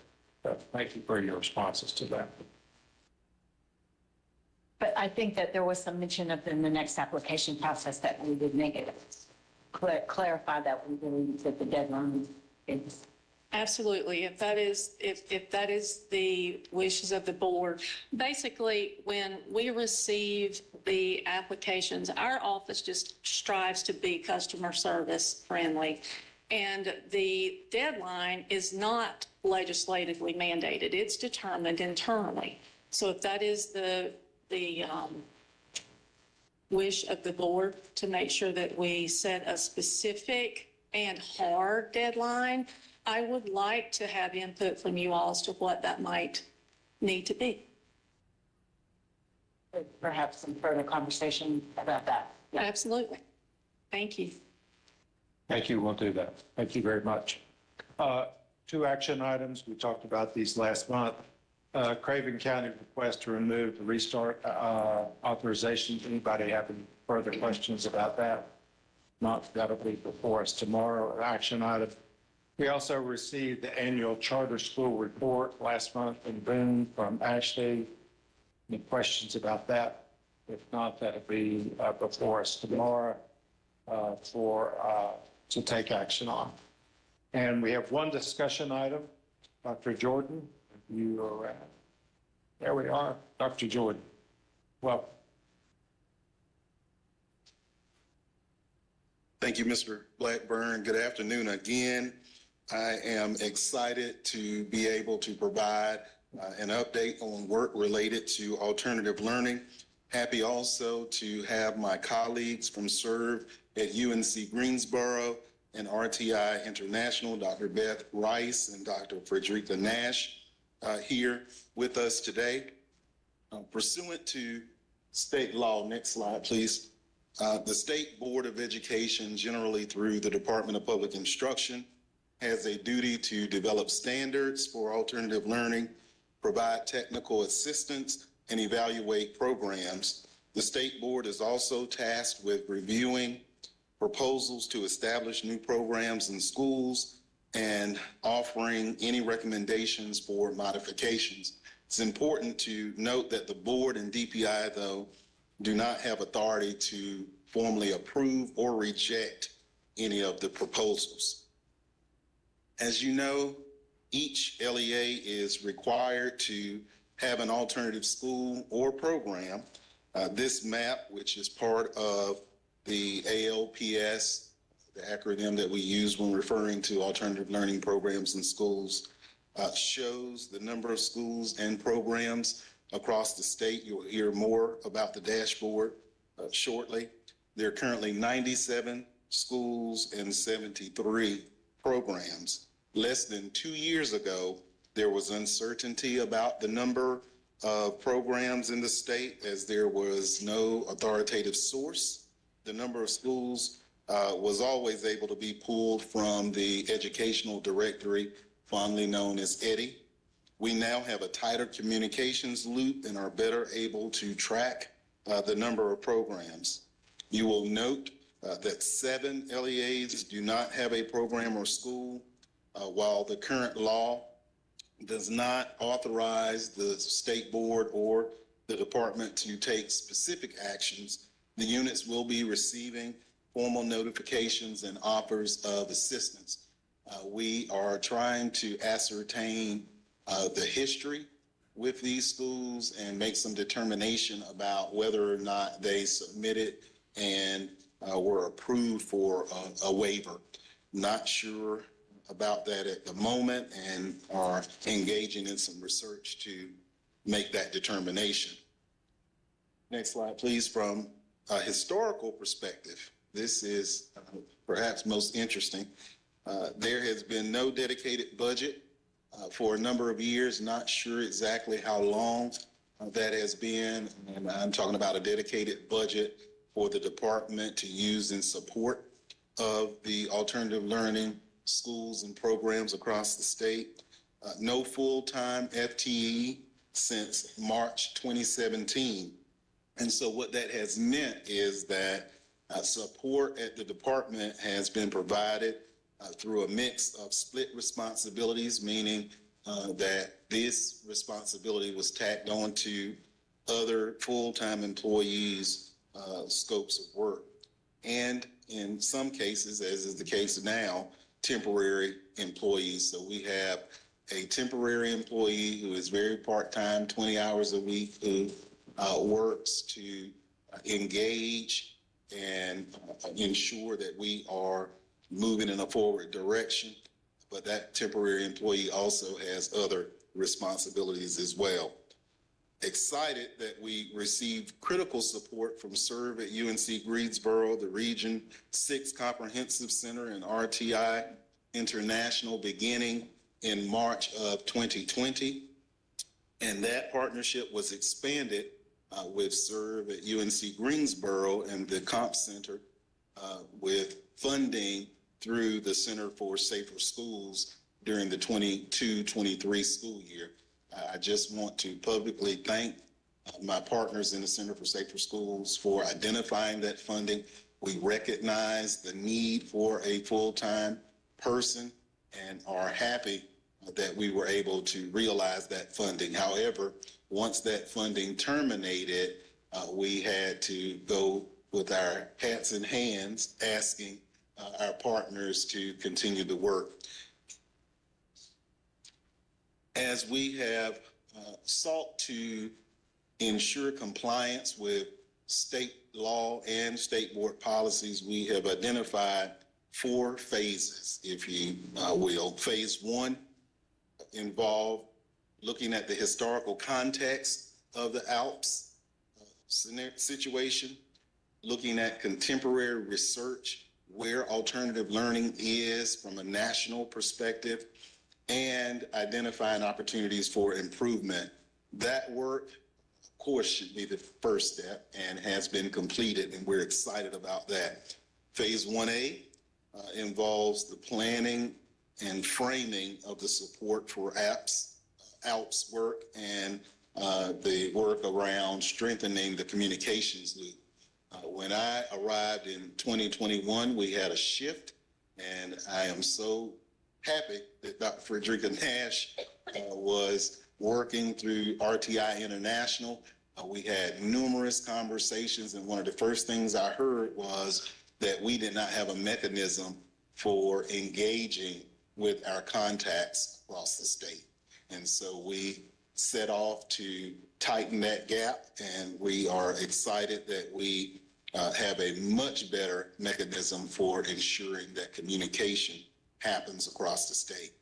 Phase 2, needs assessment and proposed updates to policies and procedures manual, and that work is currently underway. And phase 3, capacity building, continued progress, and advocacy, and that, of course, will be ongoing. I am pleased now to turn the podium over to Drs. Nash and Rice, who will provide more granular details. But again, let me just reiterate that we are absolutely better off than we were, but we have a long ways to go. And we are excited about the work that we have been able to do statewide for our alternative learning students through the support and partnership with the SERVE Center and with RTI International. And we are looking forward to sharing some of that good work and noting for you what the next steps are. Thank you, Dr. Jordan. So today we are going to tell the story of how we collaboratively, the SERV Center, which houses the Region 6 Comprehensive Center, RTI International, and working in partnership with NCDPI, have been rethinking alternative education with alternative educators. I do want to note that the SERV Center and the Region 6 Comprehensive Center focus on capacity building, and we provide that service free of charge. We're going to go through a timeline from spring 2020 through the present. We're going to describe the supports that we've provided, where we're heading next. We'll share some updates on our statewide needs assessment, which we are really excited about. And we will end with some vision for moving forward together. In all of our work, we focus on listening, which we all know is really important, and co-creating. And we have done this work through really centering 3 ideas, which are care, community, and responsibility. Thank you, Dr. Rice. So I'll start with, we came together in the spring of 2020, RTI, SERV, and DPI to talk with 12 principals who were leaders of schools that were in need of comprehensive school improvement to understand what were some of the supports that they needed with their particular schools. After our focus group, we organized into a couple of things based on what they mentioned. One was the value of an alternative education peer network. In some PSUs, there's only one alternative education program or school, and in others, there are many. We also noticed that there were conversations about the advantages of alternative education. We talked about the challenges, the desired outcomes and supports, and also the recognition of the impact of COVID-19 on the state association, the North Carolina Association of Alternative Educators. And this was a national challenge across many states, that the state association was hit hard by COVID-19. Another thing that came out of the focus group was the importance of a DPI liaison, which Dr. Rice currently serves in that role. So after those focus groups, we noticed that we definitely needed to develop targeted supports for alternative school leaders in CSI schools, and we had communities of practice with them. We also were able to host a virtual summer conference, and from the participants, we quickly recognized that we needed to expand our support to non-CSI schools and include all alternative learning programs in schools across the state. So we embedded climate and school culture into the professional learnings that they received, along with the communities of practice that were focused on administrators who had their own community of practice. And then we also had a community of practice for teachers, counselors, social workers, CSI school coaches that were able to come together. As we began to continue to support ALPS across the state, we also recognized that exploring the possibilities of rebuilding the association was a key component of this work. People talk very passionately about having the association and the work that the association was able to do with the board and with DPI. We also had the opportunity to attend the National Association of Alternative Education, which was a big support in helping us to relaunch our North Carolina Association. And we started that with our steering committee in the summer of 2022.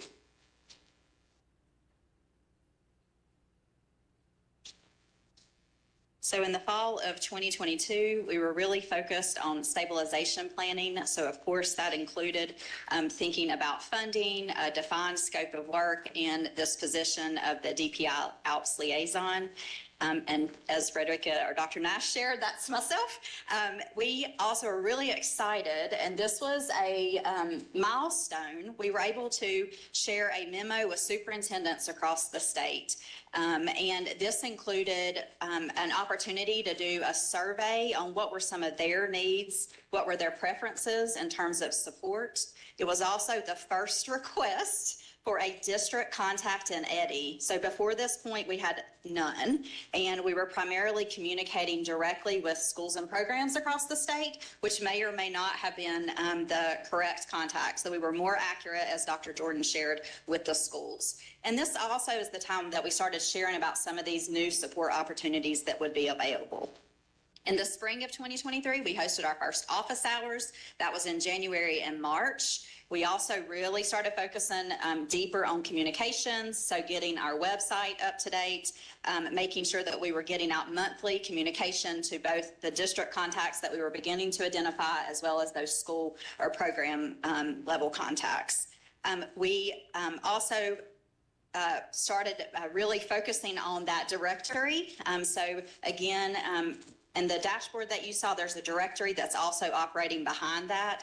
And that allowed us to make sure that we were tightening up on those program contacts and truly getting to the people that are in these roles in our alternative programs and schools across the state. We were also really excited to be in the NCDPI top 10. So as you're noticing, you're really starting to get out some of that statewide communication to leaders. And we think that that was really important in terms of the voice for this work and showing that it's valued. We launched the ALPS dashboard, which you saw the image of from Dr. Jordan. That, again, also brings visibility to the work. It allows the community to be able to communicate and connect with others across programs and schools, because as Dr. Nash shared, they felt really isolated. They didn't even know who some of these other people were. And that was based off of those initial survey results, as well as this ALPS directory that's operating.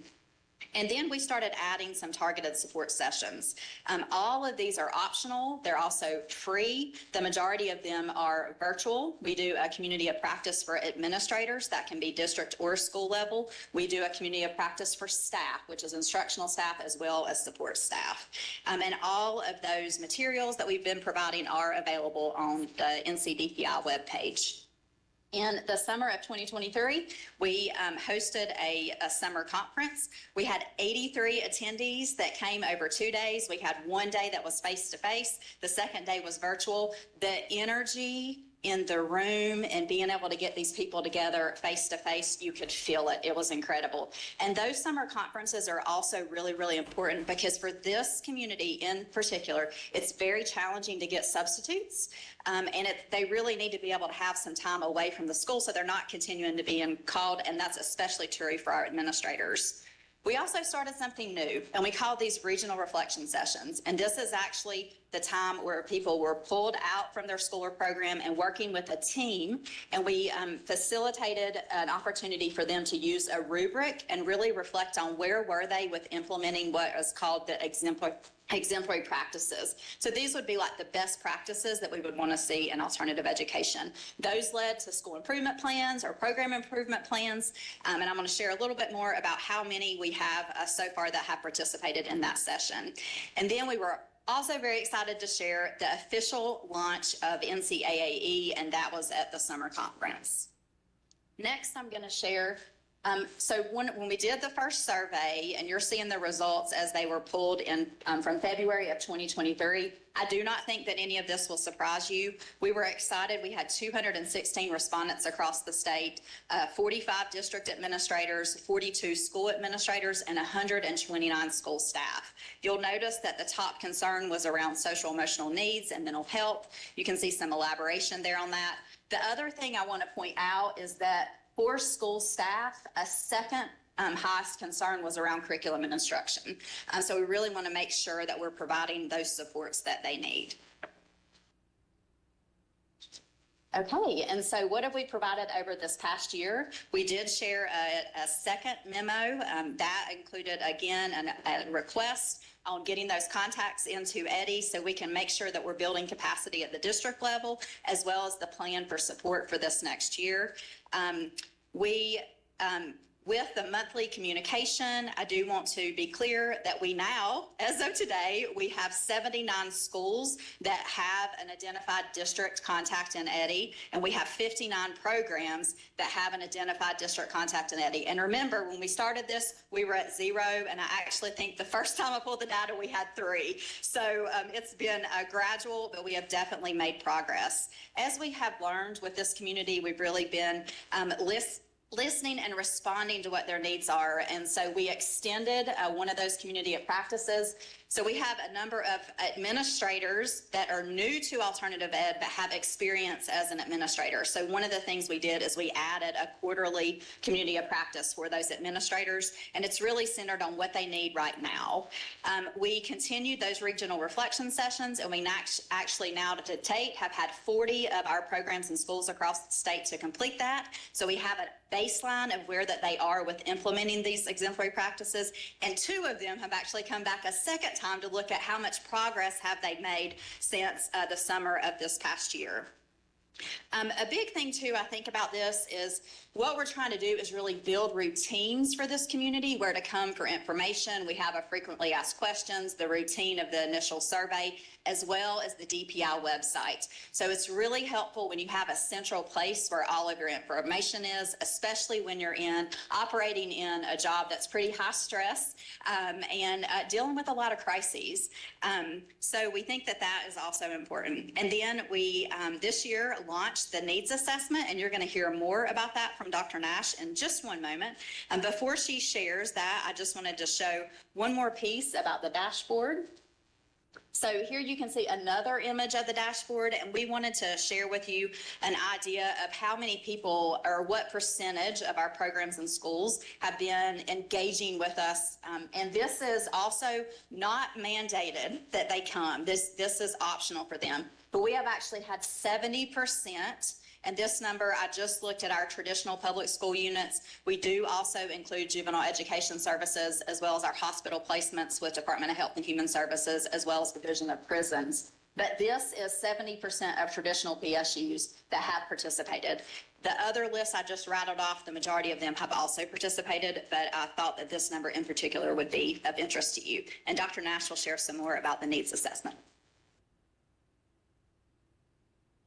So as you all can see, we have great momentum. We started with 12 principals and a focus group, and here we are today.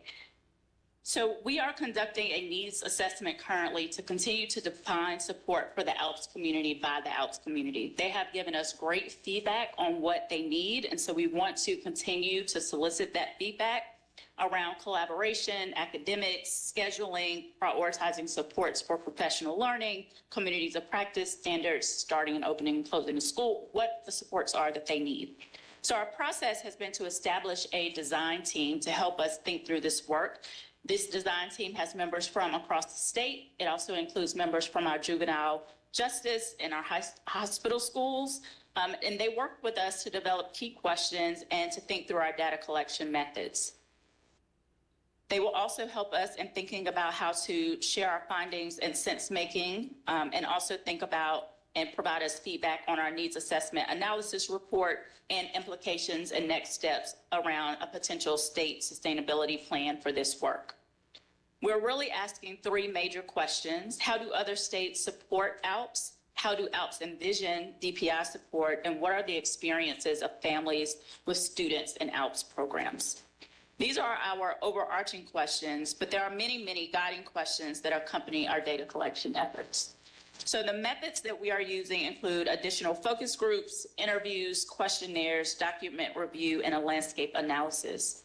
We are right now deep in data collection, and we will be beginning to bring our design team back for feedback and sense making so that we can have our finalized needs assessment report here in August.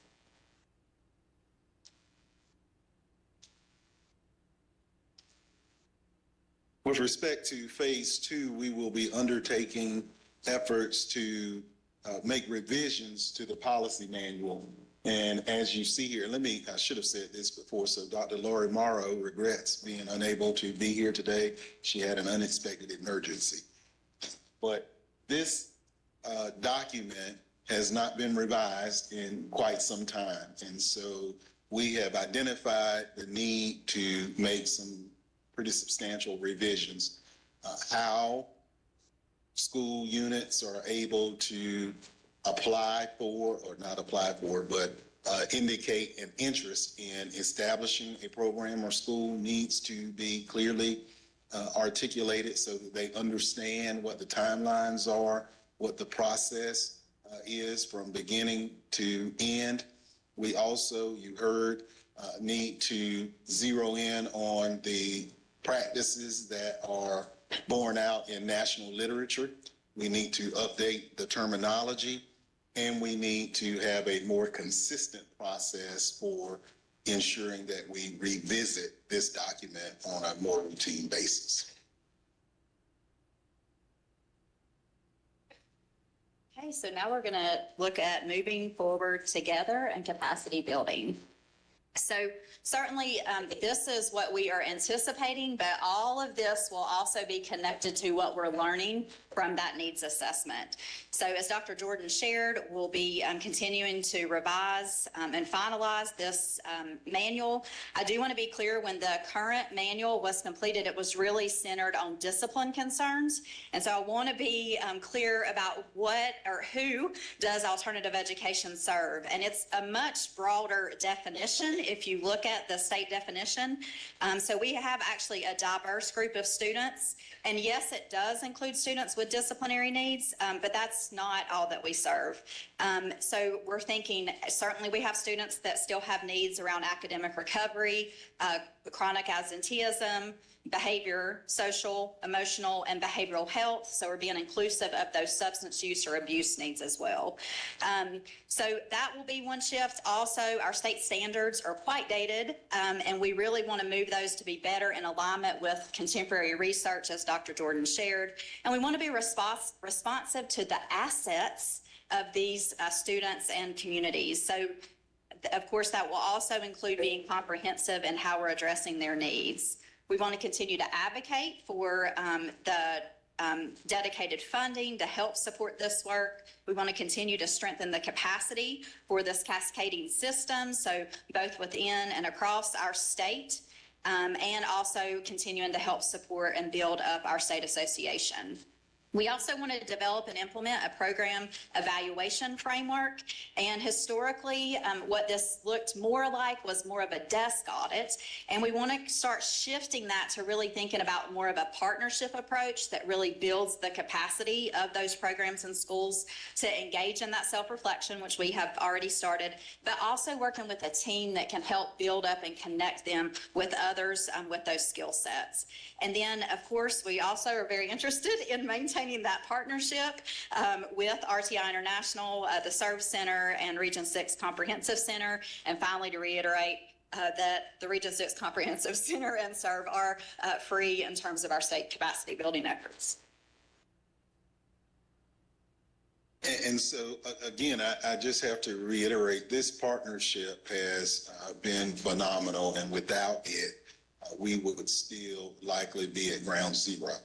And I want to just appreciate the work of these two ladies, as well as our new SERV Center Director, Dr. Petrie Martin, who recognizes the importance of this work and is committed to helping us ensure that this remains a focus for the center to the extent possible.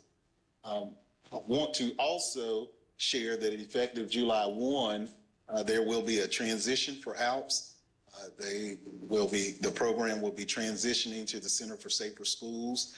That will be the new home. We're excited about it because for the first time since 2017, we will have a full-time person who will be able to focus on this work.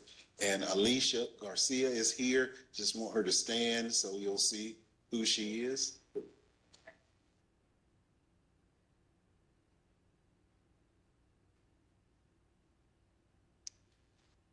And the best news is that we're all one team. And so in as much as the program is moving to a new home, for as long as I'm there, and I'm sure thereafter, there will absolutely be a cross-division commitment to ensuring that these students are not left behind. As someone who felt strongly about alternative education during my time as a local superintendent, I can tell you that many of these schools and programs are life-changing. And so it is absolutely important for us to make sure that they are well-equipped, well-supported, and that is going to require advocacy. We need more fiscal resources to help build out a system that will be able to propel us into the future at the department in pursuit of the work that the state board and the department are tasked with. Happy to take any questions that you have. Dr. Oxendine? I don't have a question, but I do have a comment. Listening to this presentation just reinforces the fact that what you're doing is, I would think, helping the students, the staff, feel like they aren't alternative. I think that's really at the heart of it. I mean, you're elevating it, you're dusting it off, you're doing new documents and new policies. And you're moving it out of the kind of the mindset or the thinking of being alternative. Absolutely. And when you go into these schools and visit these programs, if someone didn't tell you, many times you wouldn't recognize that they are operating outside of a traditionally structured situation in terms of the students. I'll just sneak this idea in. I think what would really be helpful over time, or maybe very soon, within the student body of where the schools are located, is to build within those students some leadership qualities. Maybe have some student government or something like that. So that is happening in some cases. I think that, again, you'd be really surprised by what's happening in some of these schools and programs. Now, that's not to say that there aren't some schools and programs that are in need of some elbow grease. We are hoping that we are beginning to put that forward, and are hoping, fingers crossed, that we will be able to successfully advocate for additional dollars to do even deeper. Thank you, Dr. Jordan, and I'd like to express our appreciation to our partners and thank them for their hard work. And it's thrilling to see how far you've come along in a short period of time. Thank all of you for everything you've done. Are there any other questions? Not? Mr. Chair, this concludes our committee report. Thank you, Mr. Blackburn. I will now move to the final committee of the day, Business Operations, led by Vice Chair Allen Duncan. Vice Chair Duncan. Thank you, Chair Davis. Along with Brian Blackburn, we lead the Business Operations Committee. We have several items for consideration today, starting with action on first reading. Several contracts. Our first contract is Contract Amendment 9 for Teaching Strategies, and Dan Tetrall is here to discuss that.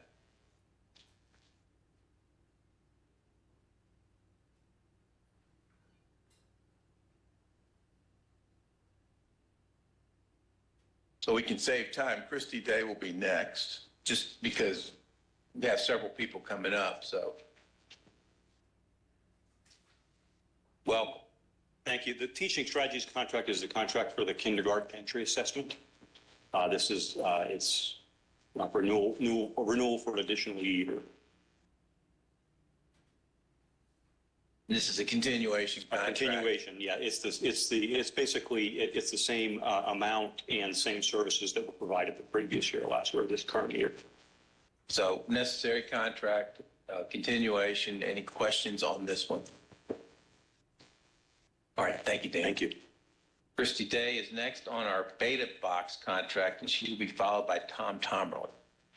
Good afternoon. As outlined in the budget, the department was instructed to continue to contract with BetaBox to mitigate learning loss in the areas of science, technology, engineering, and mathematics by providing students in PSUs with experiences, curriculum, instructional coaching, hands-on equipment, and other needed resources. So there's $1 million from the remaining ESSER 3, as well as $3 million from state funds, for a total of $4 million over fiscal years 24 and 25. Our partnership with BetaBox began in 2022 with the 2021 budget.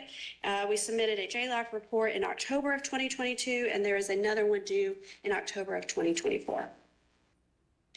And you might comment, has this been a successful initiative from the standpoint of the department? Yes, we have received a lot of feedback from districts on the quality of this service that they are being provided. It's basically a shipping container that comes to the school, and it has equipment, maybe a 3D printer that students are able to use, and teachers are able to use some lesson plans that this company has created. Any questions or comments on this? All right, thank you, Dr. Day. Vice Chair, Yes, can we skip the next one and go to contract number 4? yes, we can. Yeah. All right, well, Dr. Gibbs, you are up, and this is Dr. Gibbs's replacement for Dr. Harvey today on summer food service health inspections contract. Welcome. Good afternoon. This is an extension of an existing contract that's in place. This is for required inspections for summer meals programs that are outside the normal school setting. So community centers and other places that the local health department does not do their typical sanitation inspections like the cafeterias. These must be done. This is a usual and customary practice and just an extension of the existing contract. Any questions on this one? All right, thank you. Our next contract then, Dr. Tomerlin is here to talk about the contract task order for educator selection and evaluation, a mixed methods measurement study of North Carolina's Advanced Teacher Roles Program. He will tell us about the contract and a little bit about what it's doing. He will be followed by Dr. Tammy Howard. Well, Thank you very much. This contract is to engage a research group, particularly the Friday Institute, who is doing the evaluation of the Advanced Teaching Roles Program, to do a deeper dive into the selection criteria for our adult leadership teachers across the programs that we currently have. What is it about that selection process that leads to better outcomes? Are there certain measures that could be leveraged or that should be leveraged in the model, standardized within the ATR program? And then additionally, can those measures be leveraged for other measures of teacher effectiveness? When I say other measures of teacher effectiveness, I specifically mean those that are not dependent on test results as a measure of teacher quality. And so this is using some of our ESSER funds. So the timeline on this study is very short. This has to wrap up by the end of this calendar year. And we're requesting the board approve this so that the research group can get started on this work. We've already laid that foundation with the participating districts in the program, and we seek your approval on this contract. one thing to highlight is Advanced Teaching Roles is a pilot project, if you will, and how many LEAs are involved in it, and how many of those LEAs are going to be part of this particular measurement study? So there are 24 districts that are currently participating in the ACR program, varying from size to large to small districts. And all of the districts will be participating to the extent that we can. We're gathering the data as part of the evaluation, but we're going to use this research group to examine that data in different ways. We may need to go back and collect additional data from the districts, but and conduct interviews with those districts. But they're accustomed to this evaluation work with the program. Last question, what's the timing of the reporting on this study that's going to take place? So the report, because we're using these federal funds, the work has to be fully liquidated by December 31st, 2024. And we would anticipate a report following months after that. Very good. Any other questions for Dr. Tomlin on this? Question. Yes, Dr. Arson, go ahead. Tomberlin, is this study something different than, let me piece this together. Last year, we had a report on the ATR. There was some concern about perhaps no correlation or between the teacher and student data, the impact of the teacher on the student. Do you remember some discussion around that? Is this a different type of study? Yes, it is. So the evaluation, we heard so the report last year focused on school level changes as a result of the Advanced Teaching Roles program. The evaluation will start the work of beginning to get teacher level impact. So in other words, does the program affect the outcomes for the entire school? And the answer to that question was, it doesn't appear to. But what we're going to focus on in the evaluation is, do we see changes in individual teachers as a result of working with these adult leadership teachers? And is there impact on students by those teachers? So we are drilling down to that level for the next evaluation. But to answer your original question, this study looks at something different, and that is, can we determine what are the measures or what are the competencies or skills of an adult leadership teacher that makes them more effective? And so can we work that into the selection criteria for this role? Because we know that this is going to continue to expand, and we want to make sure if there are attributes of a teacher that make them more effective as an adult leadership teacher, that should be worked into the selection criteria so that all districts have the best opportunity to grow their teachers and their students. Thank you. Thank you. Any other questions on this contract? Thank you, Dr. Thank you. Our next contract is actually somewhat interesting, but it's Copyright Clearance Center licensing. It's Dr. Howard, to be followed by Kevin Harris. It's the last contract. Thank you and good afternoon. So this is an extension of an existing contract. The contract is for the copyright permissions for the selections on the reading end of grade tests 3 through 8, beginning of grade 3, and the Read to Achieve assessment, as well as the English 2 end of course assessment. So as you would expect, on all of these assessments, students are asked questions about an excerpt, if you will, from text. So where we can, we use public domain, but that is very difficult, especially to get quality selections. So we have to pay for permission to use those selections on our assessments. We've had this contract in place for a couple of years. Prior to that, we did this procurement on our own, selection by selection. So that was communication directly with the copyright holder, a back and forth of, will you agree to let us use it? How much do you charge us to use it? And then cutting single checks to those copyright holders. So in the assessment industry, this entity, Copyright Clearance Center, what they do is they have a database, and we still identify the selection.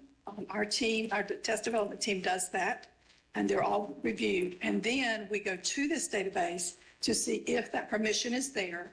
And if that permission is there, then we can use the selection on our assessments, but we're still paying. So we pay 19 cents per student that is exposed. So for all of those assessments that I've just shared with you, that's 835,000 students, and we're paying 19 cents per student. This particular extension would increase to 21 cents per student for the 2025-26 and the 2026-27 school year. Thank you. That's a very good report. It is interesting in the sense it's over $500,000, and you would think you don't see that coming, but when you explain it, it is in fact more efficient and less costly to do it this way. So thank you for explaining. Okay, thank you. All right, we're now at our last contract, Kevin Harrison. This is the one you've been waiting for. This is a replacement record with automatic transmission quote. I know, very exciting. We've been waiting for, real quotes for actual amounts of money that could be guaranteed upon delivery for years, actually. This contract has existed for a while now, but we could not get a confirmed or solid quote upon delivery. We now have one, and so we are moving to purchase 3 under this contract for Greene, Robeson, and Rockingham County at about $310,000 each. $125,000 will be reimbursed by each of the LEAs. This is important because records are a very expensive piece of machinery. We want to make sure that as we are providing it, that the districts have sufficient need for it, that it will benefit them as well. So we want to make sure that we're spending money wisely. Thank you. You can imagine $310,000 a vehicle these last for a long number of years necessarily. And I think part of what Kevin's saying is trying to make it where they're actually being used. Some districts have a lot more vehicles than other districts have, where there's whatever the most efficient uses can be, including occasionally perhaps multi-district, the departments looking at that. So, Yes, and the reimbursement's an important piece of this. it is. You know, any questions on this? I found it interesting, but,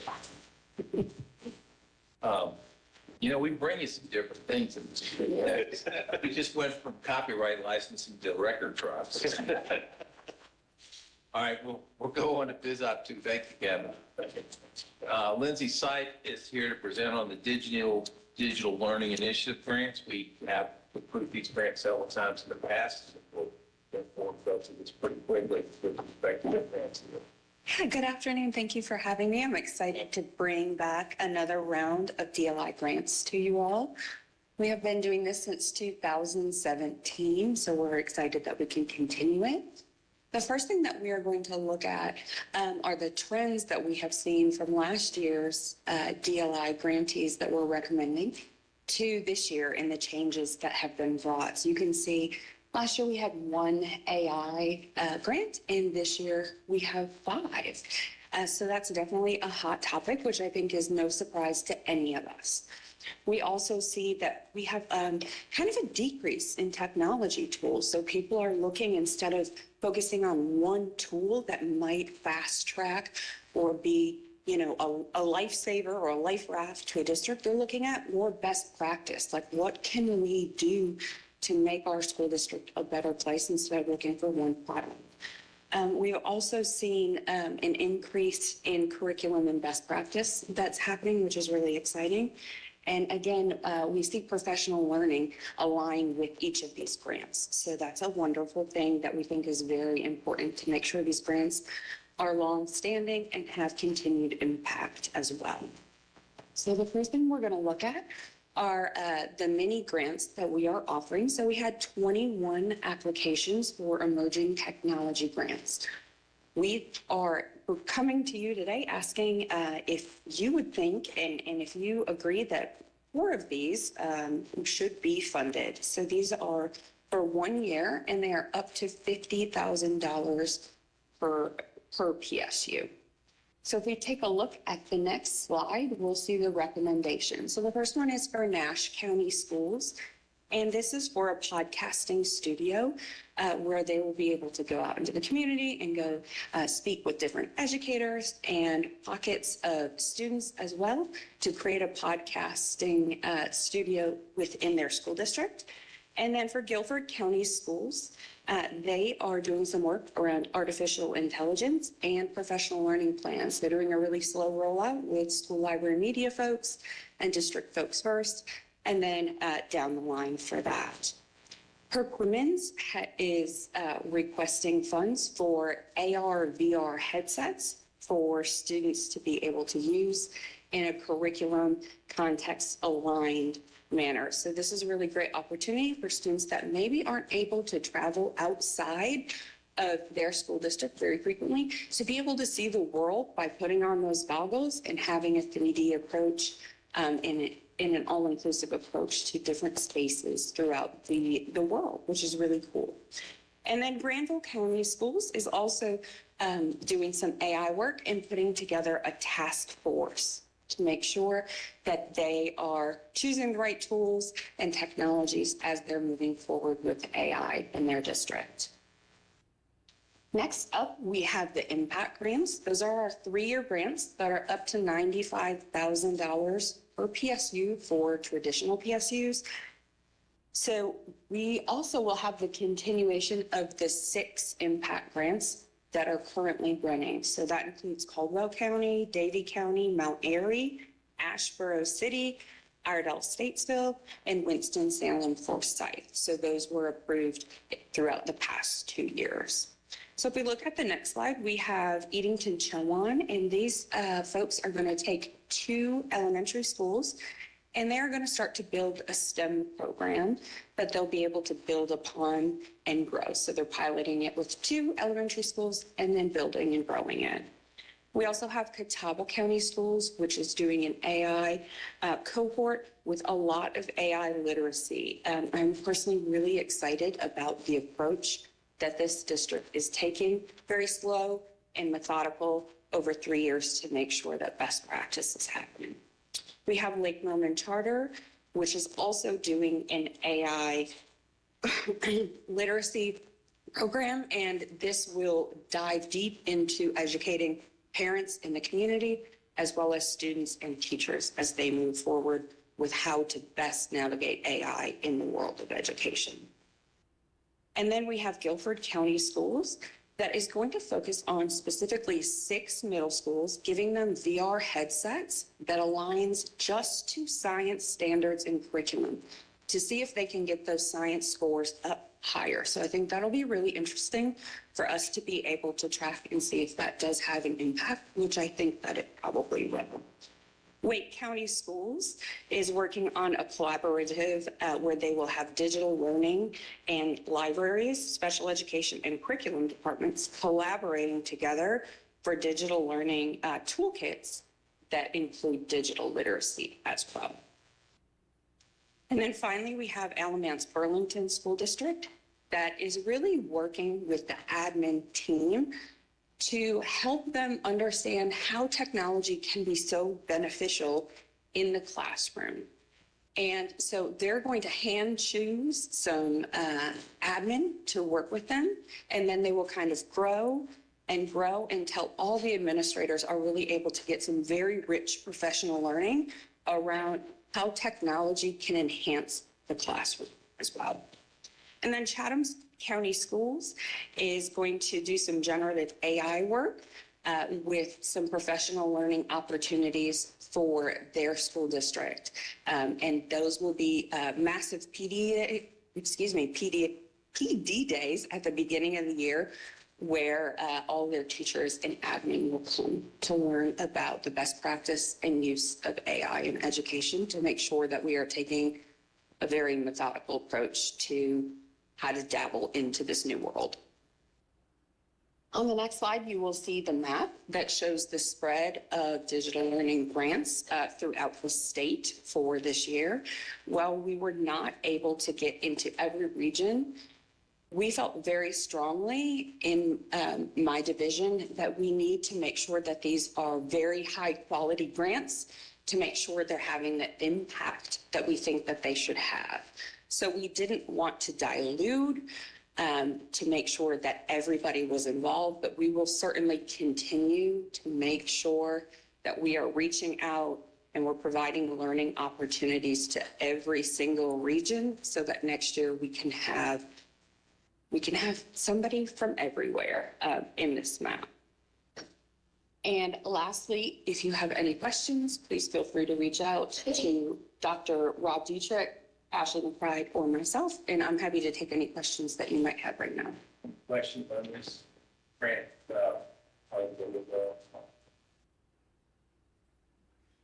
Seeing anything, thank you very much. Thank you so much.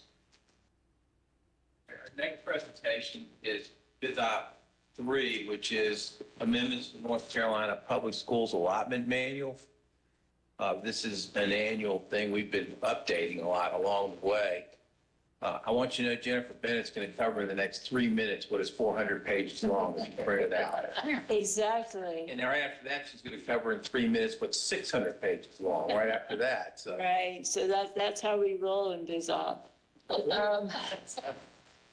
So this is the allotment policy manual changes. As you recall, Alexis presented her big report on the funding and arrears model that was legislated last year for us to implement this year. And the bulk of these changes all relate to all the technical changes we have to make to implement that funding and arrears model. So you'll see the definition of allotted ADM being changed. You'll see how we talked about that. Throughout, we also have, there's a new growth reserve, as you will recall, because of that model. So you'll see a new PRCO 94 that sets up the operation of that growth reserve. In addition, we also had the report in March about the EC-weighted funding formula. And at that time, we talked about streamlining the headcount used for that model to December 1st. So we would align with federal grant process, and we would also have better data for the state's budget process. So that was always agreed upon in our working for the upcoming fiscal year with Fiscal Research OSBN. So we have struck out the required April 1st headcount and have just isolated on the December 1st headcount in there. Since we were going page by page, we took the opportunity to fix a few other little technical things that we saw to help clarify some language, make sure we had the right cross-references. But those are the bulk of the changes at this time in the manual. Any questions or comments on James? I know everyone's read all of it. Thank that, please stay. Sure. About an annual event that we have pre-approval financial business service. Correct. Try to get the jump on, being ready about how to handle it. Right, as you will recall, as soon as the budget is ratified, my division has about 10 days to execute the initial allotments out to the public schools once that budget's ratified. In order to ensure we can do that without having to have an emergency called meeting by the state board, we typically bring you this in the June, July timeframe, June preferably, to have you pre-approve our allotment manuals under the guise that we will only be making changes to those to implement the new legislation that does not require SBE authority or policy changes at that time. So only the things that are in statute and in law, so that we think salary schedules, for example, things related to the pay raises, things that really aren't in your policy. Then, as you will recall, every August, September, let's pretend it's a year where we have a June budget. And then every August, September, we would bring you the bulk of the changes to the manuals that do require policy actions on the board. So this allows us to immediately implement those things that are in law that pass in that budget, ratified budget bill. So in further clarification, when the budget is set and the differences from what's in here, those will be reported back to us. Correct. And if any of them require our approval, they will not just be reported back to us, they will be voted on by us for approval. So this is to allow the department to move forward, make sure people get paid the time and way and all those kind of important issues for our boards. Any questions for Deb? Thank you very much for the work. I know this is a very busy time. It's fine. This is what we always do, so. All right, next is bid op 5, Dr. Alex Charles. This is a homeless Boston transportation grant, $3 million grant. Does not go very far. I really recommend the materials. They're very important to look at. The number of homeless Boston children we have in our school system, right? And we have one district, the leading district, that's got 25% of its students who are homeless in Boston children. 25%. So the transportation needs obviously are great for these students, and this grant will only serve 20 districts out of all our districts, and will only serve them at I think, a 80% ratio of what we needed. So that means 80% of our districts, and there are high numbers, not so students, obviously, any assistance, and the ones that are percentage. So this is a pretty quick report, but it's an important report to get a better grasp of those states. Back to Carl. Absolutely. Thank you for this time. So I just want to echo that. I think this is a very important grant. I think it's one that, we could always use more money. I mean, there's always going to be a need. And of course, the need is greater than the money. But today I bring before you a grant that was established with state funds to help offset those extraordinary costs that are incurred with districts for transporting students identified as experiencing either homeless or foster situations. These expenses are most often generated due to the requirement of additional bus routes, alternative modes of transportation, to ensure that students can remain at their school of origin. This process, as long as it's deemed to be in the best interest of the student, helps to reduce the amount of uncertainty and change in their life that they're experiencing. So next slide. All right, so the funds for this grant were authorized from the state appropriations bill in the amount of $3 million. And that's for each year. So we have $3 million this year, and we'll also have another $3 million next year. And they are awarded on an annual basis. So within the appropriations bill, certain requirements were laid out for who qualifies for this grant. And the first is that the transportation cost has to be based on the prior year's expenditures. The next one is that it cannot be more than 50% of what those extraordinary costs are. So that's a cap. Another priority is that priorities shall be given based on the expenditure of federal funds. This will be discussed further on the next slide. And I also want to point out that the last requirement was that it is prohibited to do this in a pro rata type of allotment. So we can't just give a little bit to everybody. We've got to actually hold true to some certain criterias and only give to who qualifies. So there is a federal priority that must be provided. And the way it's worded is that it has to be provided to the proportion and the extent that their application in the prior year and the expenditures demonstrate that the use of the available federal funds to cover costs for transporting homeless and foster students. So that's a lot. But basically, when we did that into consideration, we looked at Title I. So Title I is our largest pot of ESEA money. Within Title I, there's a requirement for foster and homeless that is based upon prior year expenditures. So there's a requirement they must set aside money for homeless, and that they are encouraged to set aside money for foster transportation. And again, it's all based on prior years. So with that, that's meeting the requirement that was put within the State Appropriations Act as one of the requirements, and put everybody on a level playing field because they were all Title I recipients, which means they all already had to do that with federal funding. So no priority funding points were awarded here because they were all on equal playing field. So with that, eligibility. So since we couldn't do it on a pro rata methodology, the following eligibility criteria was applied. And, as Vice Chair Duncan was talking about within the board material, you'll see the full breakdown of this methodology and how it looked over the entirety of the PSUs. But the extraordinary transportation cost was determined by applying the percentage of homeless and foster students to the total transportation cost. And then, since only 50% of that cost can be awarded, the maximum award amount is 50% of that total. And then when you're looking at going down through and determining how fast that money goes, and it went pretty fast, as Vice Chair Duncan said, we were able to fund down to 7% homeless. So any PSU that had at least 7% homeless and above, we were able to fund that at a 43% rate, so 43% of their maximum award. Why couldn't we go lower? Well, if we were to reduce the amount that we gave and possibly lower the percentage, for one, we couldn't go below 6% then, and it also took some of our lower PSUs down to such a small amount that it was negligible. It wasn't going to be able to truly offset any transportation costs for some of our smallest and most ed-need districts. And so that's why the decision was made to keep it at 7%, to fund it at that 43% level, which gets us just shy of that $3 million mark. On this slide, you're going to see the proposed awards and the PSUs that we are proposing to give them to. And then as a final note, on the next slide, there will be an application that we will be giving out after the fact. They'll have to fill out and apply for these funds that are being provided to them, because that is part of the requirement as well.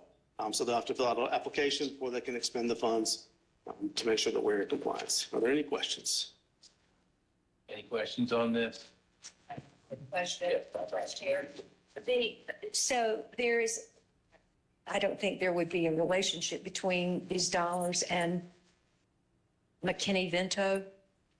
So within the state statute, what it says is that we have to go based upon the definition of homelessness that's outlined in McKinney-Vento. But other than that, it just mentions federal funds as a whole and does not limit it to the McKinney-Vento Act. Dr. Charles, thank you.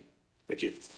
Our last action item before consent is teacher compensation, advanced teaching roles, request for proposal. Dr. Tomo.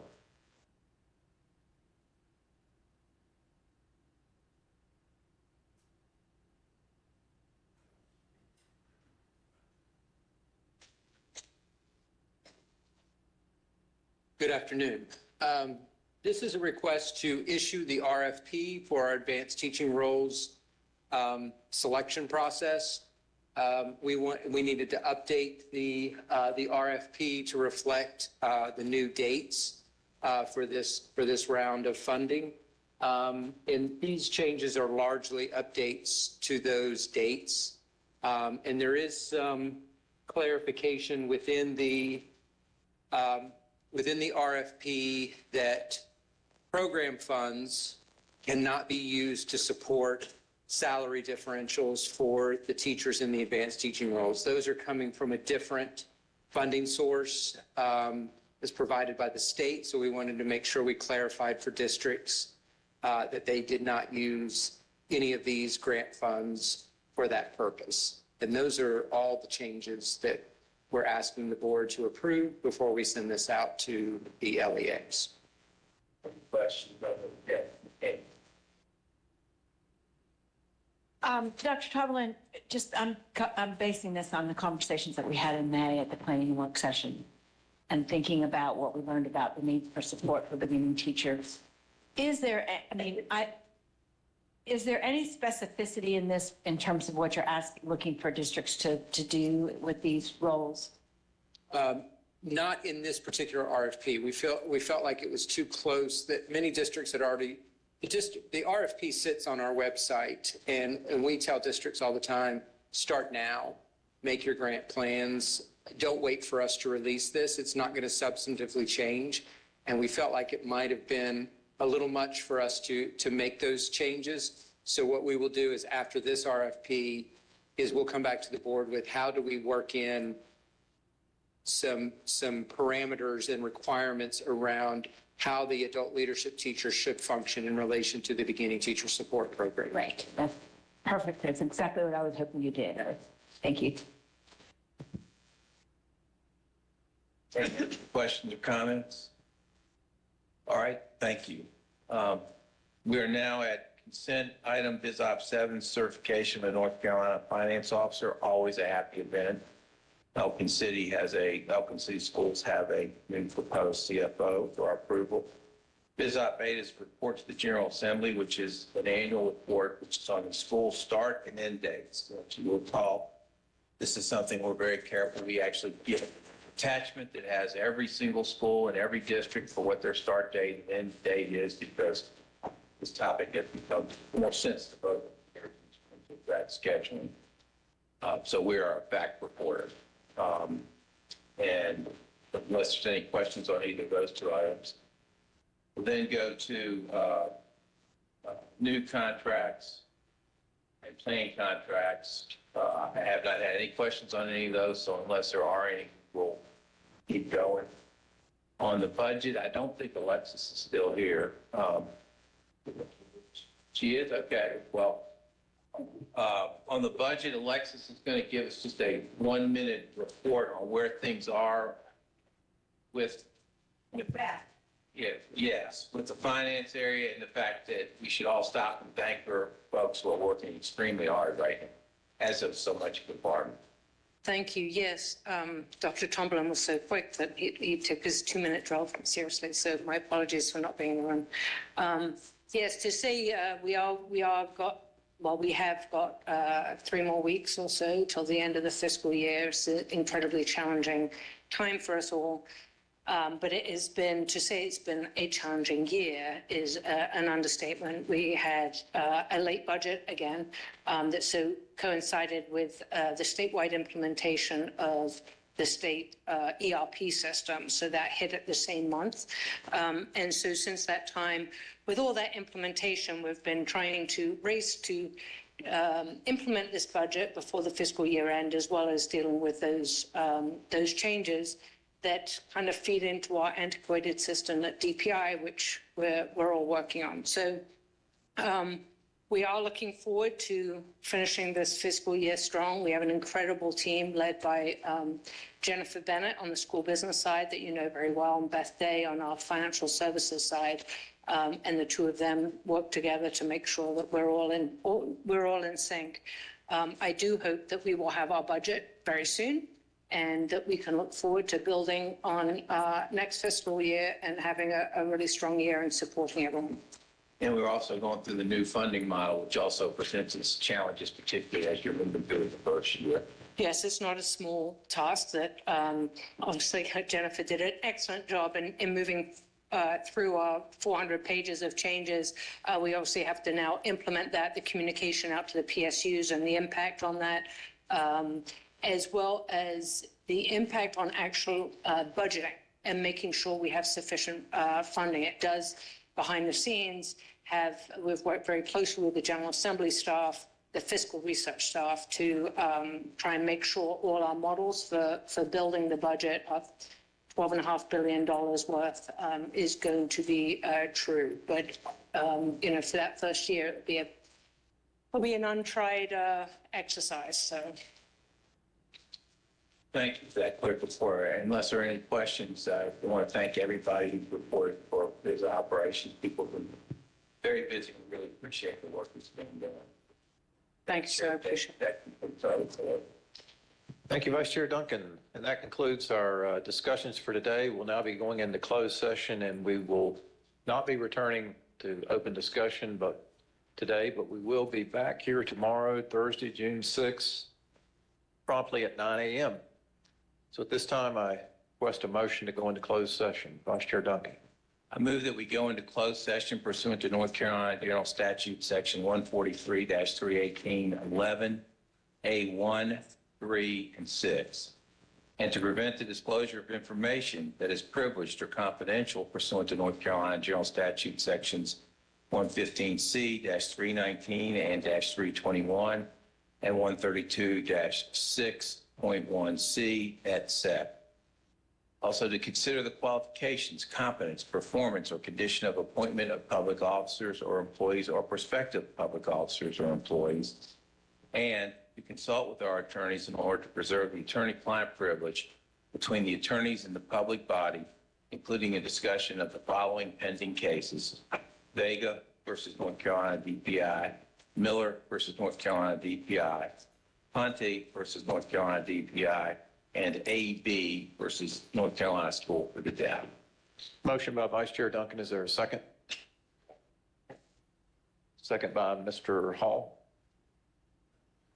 Mr. Favoria. Dr. Oxendine? Yes. Ms. Kamnitz? Mr. Keenan? Yes. Mr. Hall? Yes. Dr. Tipton Rogers? Mr. Blackburn? Yes. Ms. Moore? Treasurer Falwell? Lieutenant Governor Robinson? Vice Chair Duncan? Yes. Chair Davis? Yes. We'll, let's get into closed session at 5:15. And Mr. Favoria, where will we be? In the rooms down the hall. Okay. And then we'll reconvene tomorrow at 9 a.m.